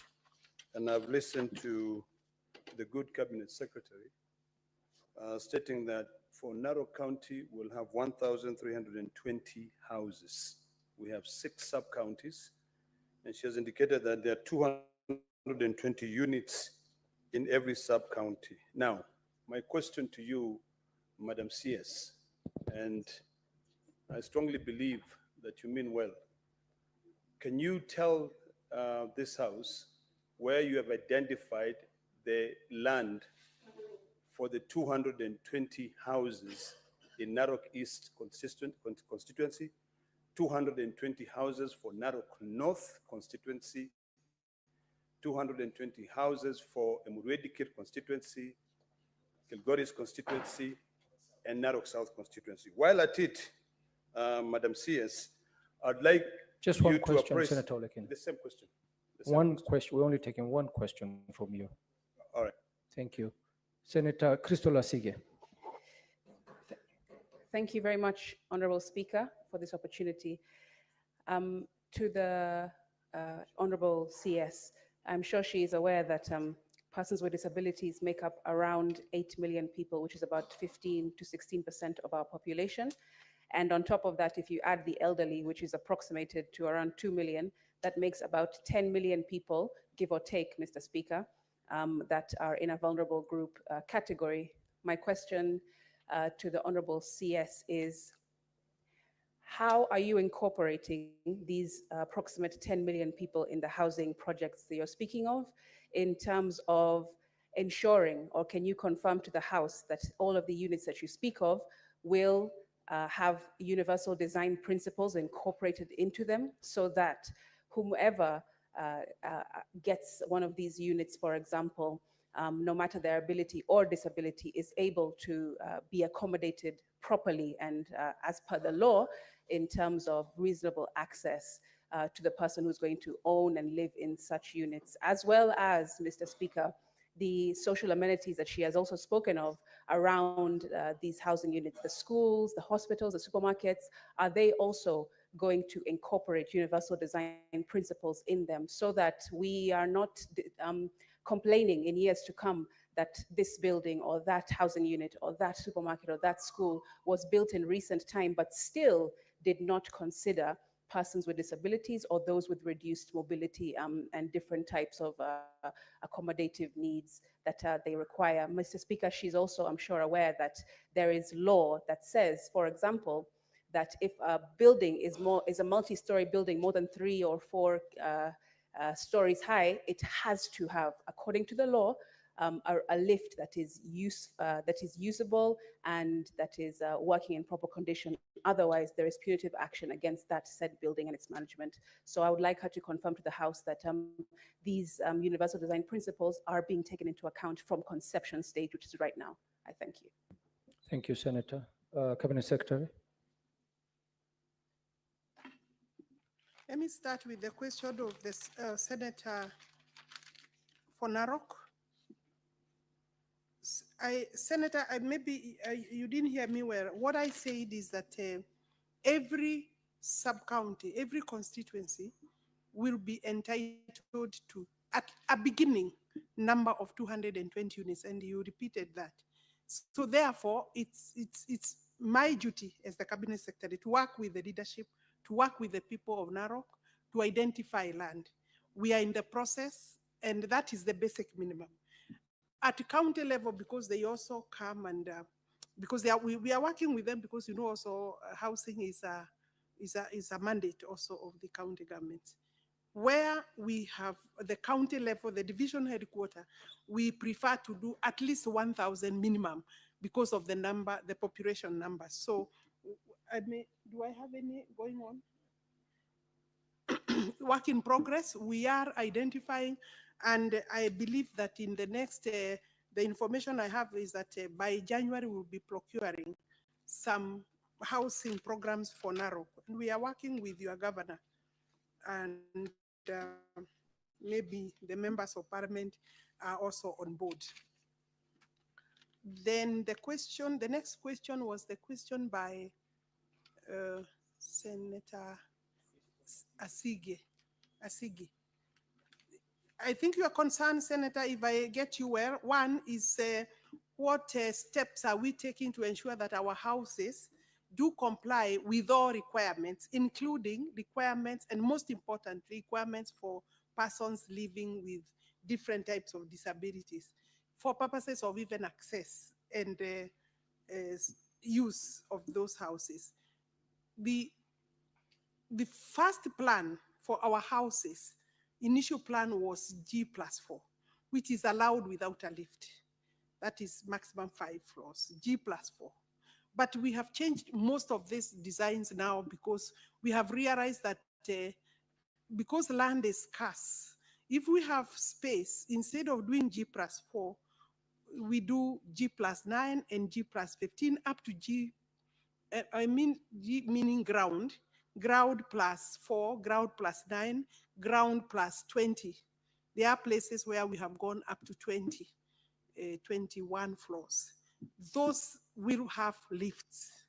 I've just mentioned, like Mukuru, of course, it is G+, I think 20 or 22 floors. They're high blocks. So those we are installing lifts.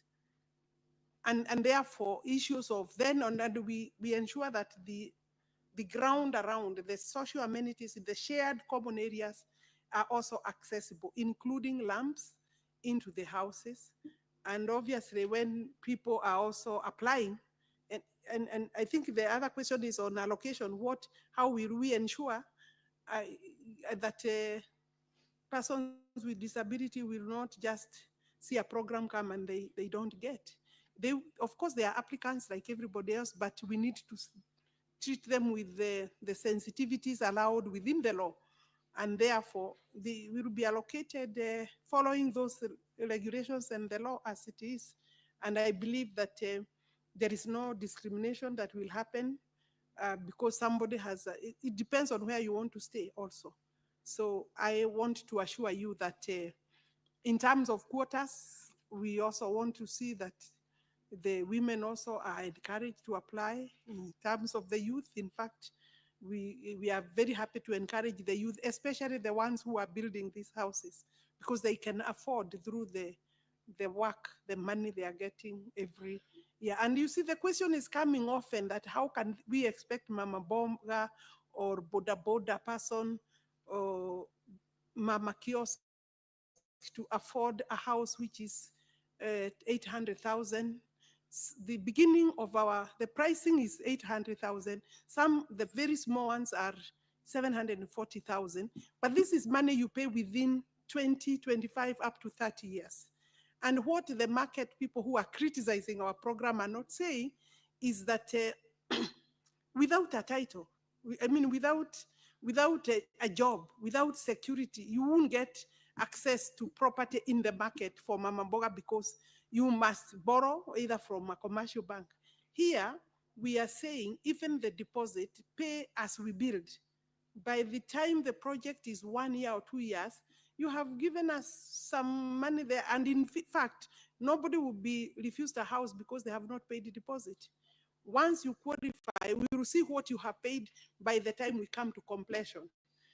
Therefore, the difference between our houses and the houses in the market is that the market will require you to go and borrow from a commercial bank, but we are giving you a house to stay, to live in, pay 3,000 to 5,000 depending on the size of the house for the next 25 years, 30 years. So the vulnerable groups will be able to afford 3,000. After all, if you are living in Nairobi, if you are living in any area where the house is and you are interested, it means you are paying much more than that.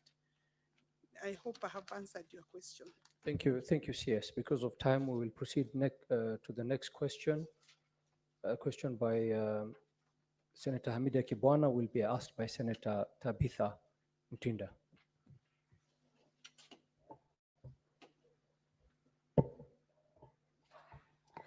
Thank you, Mr. Speaker. And on behalf of my colleague, Senator Hamida, who's away on official trips, I'll proceed to ask the questions and also take this opportunity on her behalf and myself to always congratulate you for the great job that you were doing. Narrowing it to the question, 3 questions, Madam CS.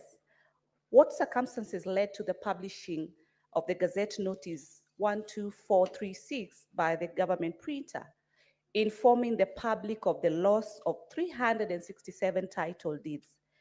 And could you also explain the subsequent release of a contradictory statement by the ministry indicating that security papers and no title deeds had been lost? Second, could you also explain the measures the government has put in place to ensure that the lost land documents are not illegitimately used, and provide details on the assistance or compensation the government will provide to individuals who fall victim to such use? Lastly, what actions has the government taken against individuals who are responsible for any identified lapses that resulted in the loss of the land documents? And could the Cabinet Secretary outline the measures she has put in place to strengthen its document security protocols to ensure that similar losses are not witnessed again in future in this country? Thank you, Mr. Speaker. Cabinet Secretary. Thank you. Thank you, Speaker. Honorable Speaker, thank you very much, Senator, for this particular question on behalf of Senator Hamida Kibwana. The response is on page 11, where I'm saying the Ministry of Lands get supplies. I'm starting now with the Roman 1. The response to Roman 1, 6 Roman 1, that our supplies, material supplies for purposes of titles, papers or documents, including serialized title deed security papers, come from government press, or commonly known as government printer. Whereas the government press referred to the lost documents as title deeds. That's how they described them. Because when you read the paper, it reads title deed. In Gazette Notice number 12436, the ministry then in its press statement clarified that it was not contradictory. Let me first say, we were not contradicting the press. We received a lot of inquiries after the first Gazette Notice by the government press. And therefore, there was need to clarify to the public what is it that has happened. And therefore, because we are the owners of the material when we received them, we felt it was necessary, and that's why we are saying what got lost is security papers, commonly known as title deed, but it is not a title deed. The security papers can only become title deeds after they are handed over to the ministry, and then filled with the spatial and non-spatial attributes or information, signed by the registrar and sealed with the respective registry seals after all the processes have been followed. Then that is what you call a title deed. So the press Gazette Notice, in a way, they described them as title deeds. And for us to go back now to the press, as the owners of the material, as the custodians of title deeds, what was necessary so that people can understand there is no title that is lost. But of course, there was an intention of the people who took these papers or were looking for these papers. And therefore, maybe that will be then answered in question 262.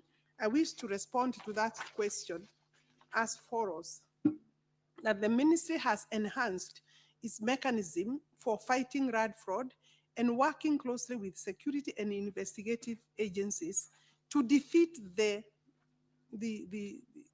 roots or the mechanisms that cartels and corrupt officials have traditionally used to commit land fraud. Those anti-corruption efforts will be applied to ensure that none of the documents that have been reported as stolen become a threat to land ownership. And every ministry, every state department actually is required to provide, working with ESCC to provide their strategies to the government of what you are doing to curb, to reduce corruption. So there are strategies including, ensuring that only people who need service come to your office, come to the ministry, ensuring that your materials are serialized. For us, therefore, for title deeds, they are serialized. And because this problem has been there before, so we are saying that the land registrar, by dint of Section 79 of the Land Act, may rectify, assuming any of those documents land somewhere and they have become like a title, we can direct rectification of the register and documents where the document in question has been obtained by fraud. Gazette notice number 12436 contained serial numbers. The first now noticed by the press, by government press, they contained serial numbers of lost security documents, notifying and warning the public, which is important, of the documents in question. Our registrars are also on the lookout for this, and any registrar, they know, any registrar who would then issue a title, because the serial numbers are known, are already public, and they are with our officers. If any registrar, of course, uses this to issue a title, then they will take personal responsibility, because they don't just do a title. Every registrar receives titles by record, by numbers, by serial numbers. I don't want to give too much of our security features, but our titles now have security features specific to county, specific to registry, and specific to county and to the registry, because in one county you may have 2-3 registries. The loss of security deed papers occurred while in the custody. This is important, and that's number 3. In the custody of government press, because they are our printers. As stated earlier, the ministry is working closely with security and investigative agencies to identify individuals responsible for the identified lapses that resulted in the loss of land title documents and take necessary legal action. The matter was reported to Central Police Station. I want to confirm that, and currently investigations are ongoing, and one suspect was arraigned in court because maybe he works with other people. We still have not closed the investigation. We believe the police are doing their work, and at least there was quick action, including arrest of one person. Whereas the ministry picks documents from government press, they are all serialized. Each document is accounted for at the stores in the ministry. And for any documents picked from government press, there is also a corresponding record by the ministry and the government press. We have a dispatch book at the government press, where all title documents are then recorded and signed for by our officers. And we have put additional security features on the titles, and thus it is not possible to have them printed elsewhere. And fraudsters will continue printing. And that's why the DCI is important and critical in our work. And they are able to help us identify, including signatures that many times are forged of our officers, both living and dead, retired and even retired officers. They copy old signatures. But what I'm saying is that once we get wind of a fraud, it is easy to deal with it. Obviously, there will be a court process, and I want to assure the Kenyans that this particular serial numbers are known, and we don't see a threat to it. I hope that is clear. So there was no contradiction. We were basically giving public necessary and useful information. Thank you, Cabinet Secretary. We will only take one supplementary question because of time, of course. Just one supplementary question, which I'll give to the owner of the question. Very quickly, please, just one question. Mr. Speaker, first of all, the question has been extensively answered. Mine is just small clarifications because the concern for Kenyans was more onto the title deals. deeds. But it's good to acknowledge that, yes, the ministry did the clarification, but as far as the Gazette notice is concerned, Madam CS, the information that was given by through the Gazette notice really brought out title 367. So if that was their mistake, it just needs to be acknowledged that that was their error, not the ministry's error, but the ministry did well to clarify.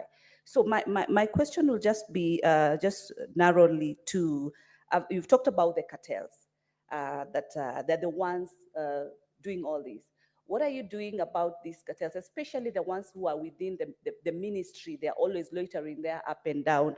And also, why don't you bring these offenders to light the same way this information was brought to the public? We need to see these people brought to the public so that we get to know who are these people specifically. Thank you, Mr. Speaker. Cabinet Secretary. Okay, I think, of course, as a lawyer, you know that you are only a suspect until proven guilty. So cartels are suspects. However, whenever we come face to face with them, whenever the DCI brings out or gets sufficient evidence, we take them to court, and courts are public domains. I mean, they are public arenas. I can tell you, and I said before, cartels are powerful people. Some cartels are powerful people. They are influential people, and they make calls. But there are also other smaller cartels who now disturb people locally, everywhere. What I know is that I have made their life very difficult, because the officers now know you will not get away with it. Possibly the main headache is what was done before. But currently, any officer, and they know we have had a conversation at our own meetings, any officer who will entertain this, if they are caught, they are on their own, and we will release them to law enforcement agencies. It's as simple as that. Of course, that's why you also need anti-corruption measures within our departments, and every government officer is aware of that. And we, why we have changed our documentation is so that we make it difficult, we serialize, so that, we make it difficult for you to get away with it, because previously it was becoming harder to identify between which title, because they all, when you read their title deed, they all look like they are proper titles. But with the additional safe security features, then you are able to deal with those. Kenya is still very far in terms of eradication of corruption. And my ministry is not safe. And that's why digitization is critical, so that you cannot disappear with records. Before you disappear with a record and come and form another record, I can never have a record then to compare which is the true record. With digitization, then we are in a better place. Thank you very much. Thank you. Thank you very much, Cabinet Secretary. And I also want to thank you for taking the time today to answer the questions and for giving us a very detailed answer to all the questions. And at this point, I would give you leave to go back to your duties and to wish you all the best in your work as you proceed. Thank you, Cabinet Secretary.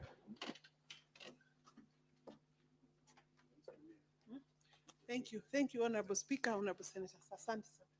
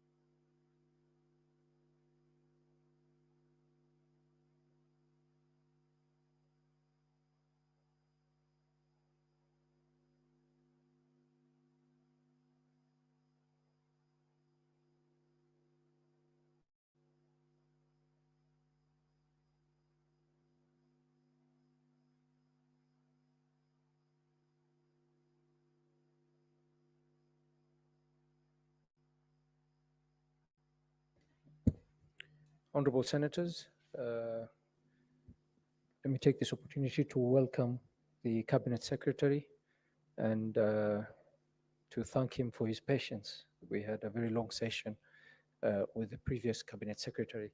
Let us go straight to the next question. Question which was to be asked by Senator Onyonka will be asked by Senator Olekina Ledama on his behalf.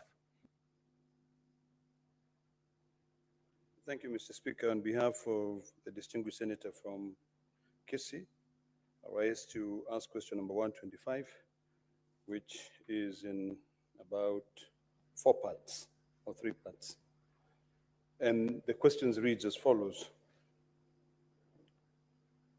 Could the Cabinet Secretary indicate the respective state of operations of all sports stadia in Kenya and provide details of the budgetary allocations and utilization for their development from the year 2020-2021 financial year to date, as well as timeline for their completion? But B says, what specific funds have been allocated and disbursed towards the refurbishment and maintenance of existing sports stadia to ensure they meet international standards in light of Kenyans' bid to co-host the African Cup of Nations (AFCO) tournament in 2027? And could the Cabinet Secretary outline measures put in place to ensure long-term sustainability and proper management of these facilities? But C of the question says, could the Cabinet Secretary state the scope and cost associated with consultancy services for stadia development, including their design, feasibility study, and project management, and also provide information on whether these services have been subjected to competitive procurement processes? And finally, the distinguished senator would like to know what measures has the ministry put in place to encourage public participation, private partnership, PPPs, in development of this stadia to reduce the financial burden on government, particularly in preparation for hosting the AFCON. Thank you, Mr. Speaker. Cabinet Secretary. Thank you very much, Mr. Speaker. First of all, thank you, Speaker, for according me this opportunity to appear before this august House. It's always my pleasure to come back here, and it's my first time, I think, to come in my current portfolio. And so, very excited to be here with you. And I'd like to respond to the questions as follows. Mr. Speaker, question number 125, A, which is, could the Cabinet Secretary indicate the respective state of operation of all the sports stadia in Kenya? I'd like to respond as follows, Mr. Speaker. The Ministry of Youth Affairs, Creative Economy and Sports develops, maintains, and manages stadia through a state agency known as Sports Kenya. Currently, there are 2 stadia that are gazetted under the management of Sports Kenya. That is Nyayo National Stadium and Moi International Stadium, Kasarani. Whereas the other stadia are under respective counties and are managed by the respective county governments, with some receiving the support of the national government. Currently, there is no clear framework of intergovernmental relations in regard to development, management, and management of sports facilities in the country. The ministry, through Sports Kenya, has developed a master plan categorizing sports infrastructure in line with international standards in the following manner. International stadia are in category A of FIFA and CAF, category 4 actually, which is over 30,000 seater. Category number 2 is the national stadia, which is category 3A of the CAF. The speaker is 15,000 to 30,000 seater. And then regional, or what we now call county stadia, will be category 3B, which is between 10,000 and 15,000 seater. And then there's community grounds, which is basically between 5,000 to 10,000 seater, and community ground A and community grounds B, which is category 1, which is less than 5,000. To standardize the development of sports stadia, the ministry sought the services of Kenya School of Technical and Vocational Training to develop the standard prototypes for various categories of stadia as indicated above. The prototypes were recently submitted to the ministry, and going forward, we now can plan the development of facilities with estimated cost, hence avoid wastage and create standardized facilities. Considering that the ministry receives zero allocation from the exchequer for the development of sports facilities in the ministry facilities, the ministry sought and received approval from the National Treasury to securitize the Sports, Arts and Social Development Fund to raise enough resources to complete stalled projects and develop others, especially in preparation for the Africa Cup Championship of 2025, CHAN 25, and AFCON 2027. Although Sports Kenya is mandated by law to develop, manage, and enforce standards and regulations for sports facilities, there are no approved regulations. To bridge this gap, the ministry is in the process of developing standards and regulations for all the stadia development and management in the country. The ministry will soon be tabling to both houses the sports stadia regulations and standards for consideration and approval. To address the legislative and policy gaps in the sports sector, the ministry has gazetted a task force to review sports policy and law to align it with the 2010 Constitution, respecting the two levels of government and incorporating emerging issues, including inclusivity in sports and sports science and technology. Nyayo National Stadium and Moi International Stars Center Kasarani are currently undergoing refurbishment in preparation for the CHAN 25 and AFCON 2027. Mr. Speaker, it should be noted by this House that the ministry does not receive budgetary allocation from the National Treasury. The resources, because there was a question about specific budget allocation. Mr. Speaker, the resources are sourced from the Sports, Arts and Social Development Fund, with an exception of very minimal support that we have received through the budget of 20 million shillings that has gone towards construction of Malinya community grounds in Ikolomani, Kakamega County. The status of the resources allocated from the fund for the development of sports facilities across the country during this period under consideration is as follows. And I have provided a table of the resources to the Speaker. As I said, Malinya community grounds has consumed 20,000 shillings, 20 million shillings, sorry. And the work was done, that was allocated through, that's the only money allocated through the budget for development of our facilities in the period under consideration. Wahome Makweni Stadium, Mr. Speaker, you can see there was a allocation in the same period of 185 million, 439,722. Already paid 72 million shillings, and there's a difference of 113 million that is pending. In this particular project of Wahome, the project is has experienced certain challenges. The original site was changed, occasioning delays in the commencement of works. The new site provided by the county government had topographical, geological challenges, necessitating variation of works to stabilize the ground, and the ministry is rationalizing the scope in line with the prototypes of TVET as indicated above in order to complete the projects. And as I said, Mr. Speaker, when it came to office, there was very varying costs of different stadia across the country. And so the two things that very key that we have done in the last 3 months, Mr. Speaker, is the first one is to make sure that we standardize the types of the stadium. And as I have indicated, 30,000 and above, 15 and above, 10,000 and above, and then 5,000 above, and from 0 to 1,000, 5,000. Number two was to do what we did with TVETs. The same way the TVET, School of TVET developed a prototype for technical and vocational institutions, we asked them to develop a prototype of this stadium, Mr. Speaker, to avoid extremely varying cost of similar facilities across the country.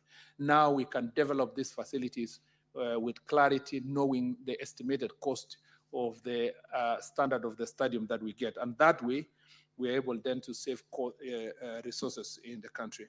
Ruringu Stadium in Nyeri, Mr. Speaker, has been pending for so many years, and so far 203 million shillings were supposed to be expended. 180 is already paid, and about 23 million shillings, 500,000, 344 is due.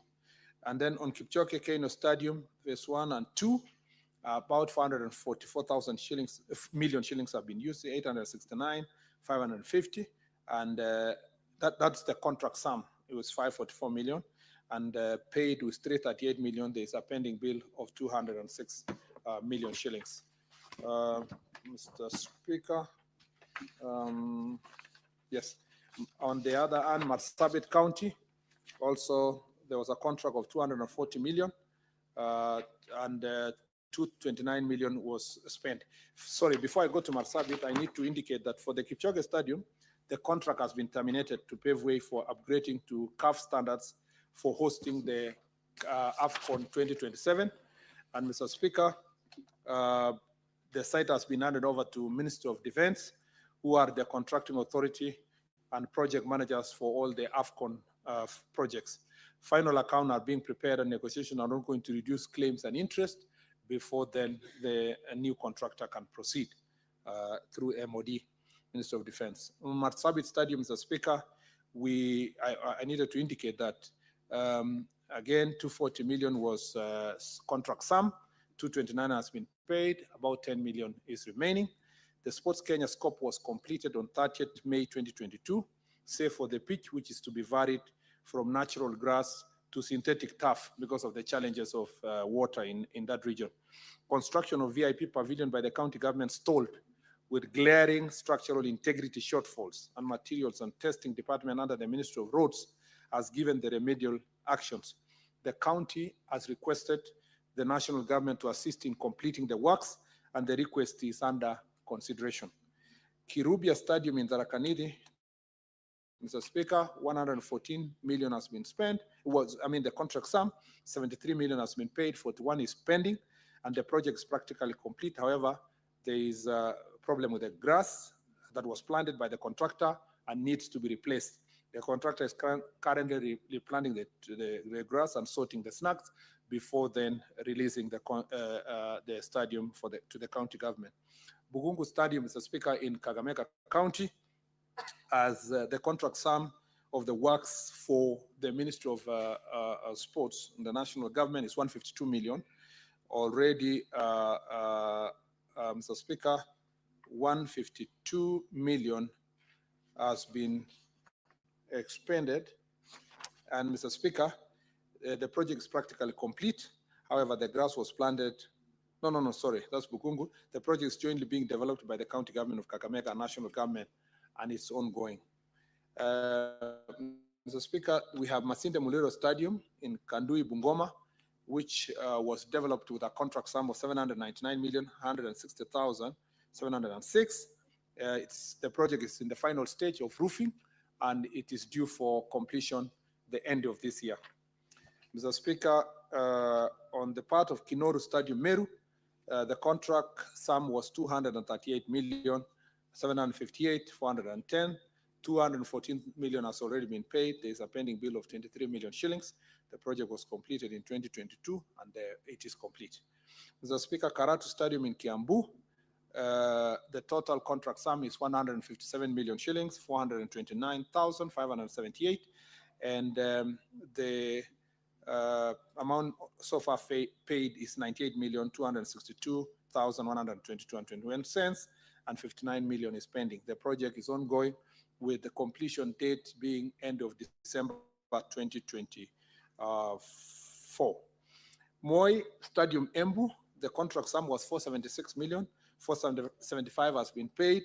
There is a pending bill of 1 million shillings, 633,000, and it was completed and handed over to the county government of Embu. Mr. Speaker, the Kibruku Chumo Kericho Green Stadium in Kericho County, the contract sum was 408 million. It was paid and completed and handed over to the county government.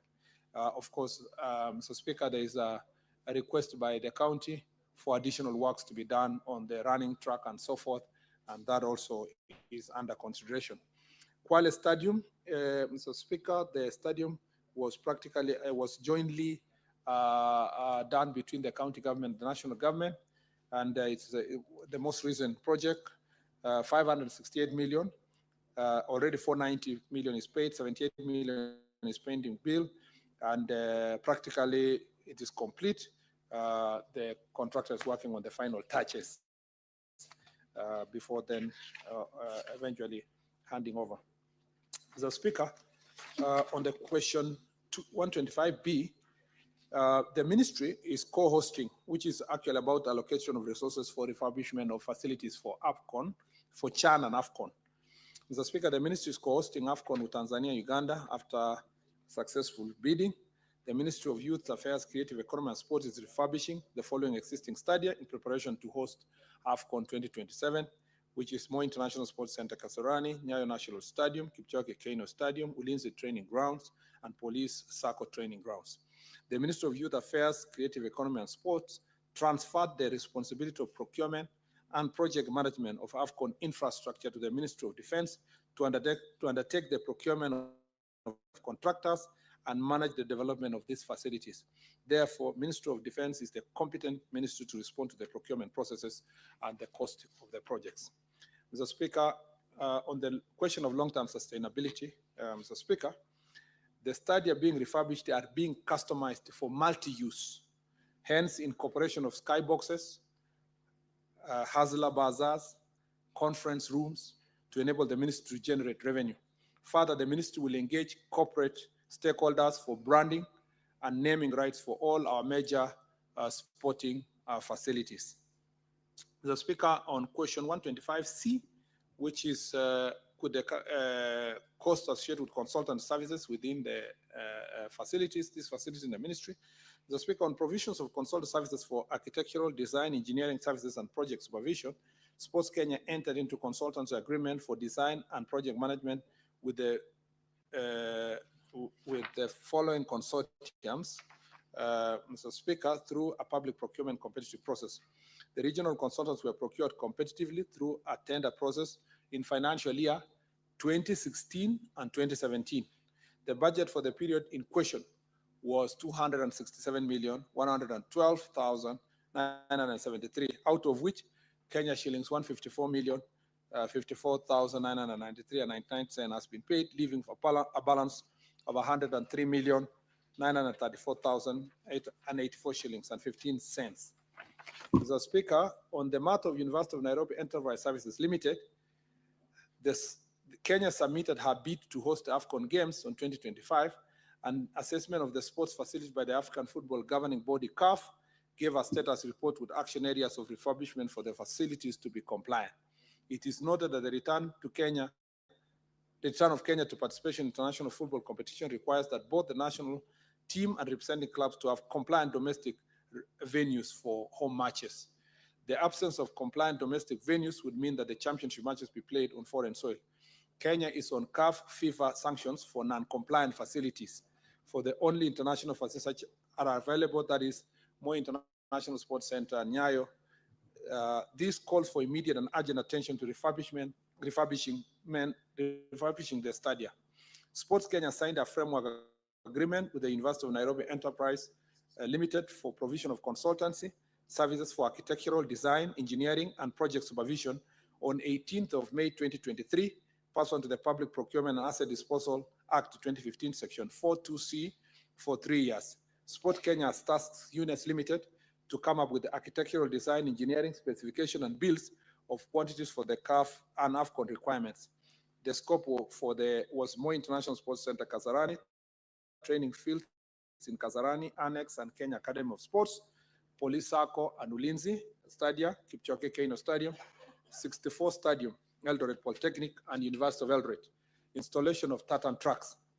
The execution of the consultancy shall be in accordance with the Ministry of Public Works conditions of engagement and scale of fees for professional services for building works, 1987 edition and subsequent revisions.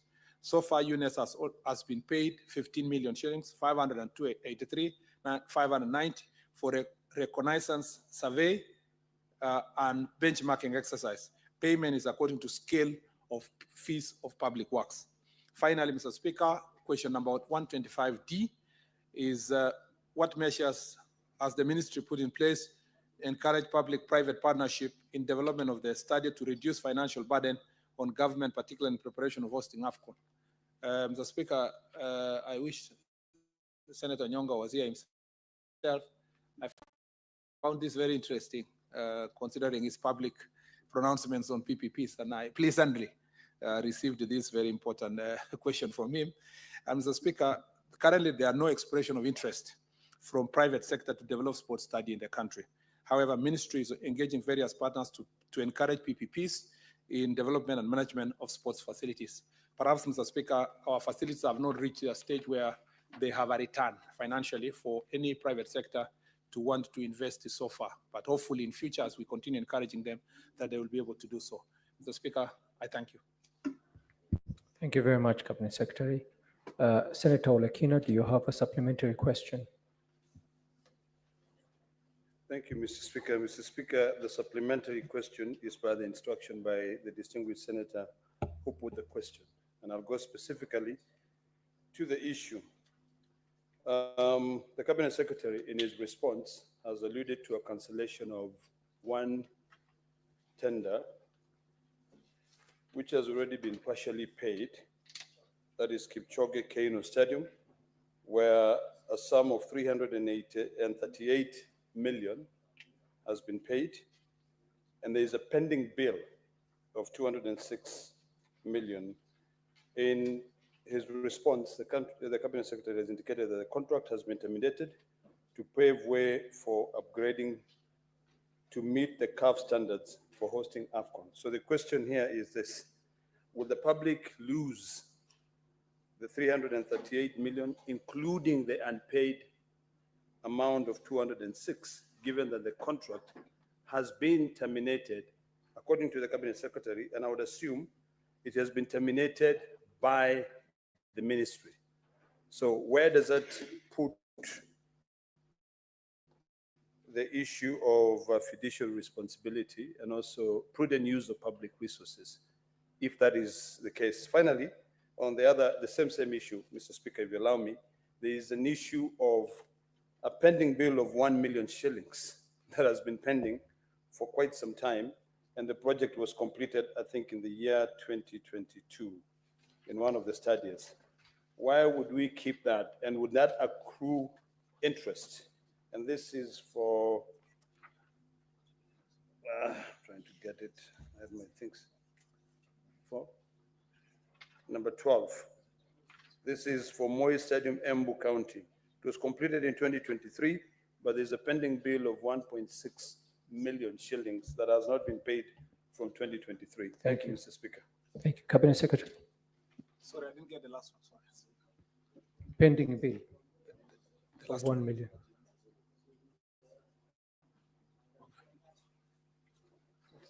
Go ahead, Cabinet Secretary. Go ahead, proceed and answer. Okay. Thank you, Mr. Speaker. I'd like to just to be on the question of the Kipchoge Stadium, Mr. Speaker. It is true the question raised by Honorable Senator is valid. Once Kipchoge Stadium was chosen for Africa Cup of Nations matches. Sorry. Honorable Senators, it is now 1 p.m. time to adjourn the Senate. The Senate therefore stands adjourned until today, Wednesday, 20th November 2024 at 2:30 p.m.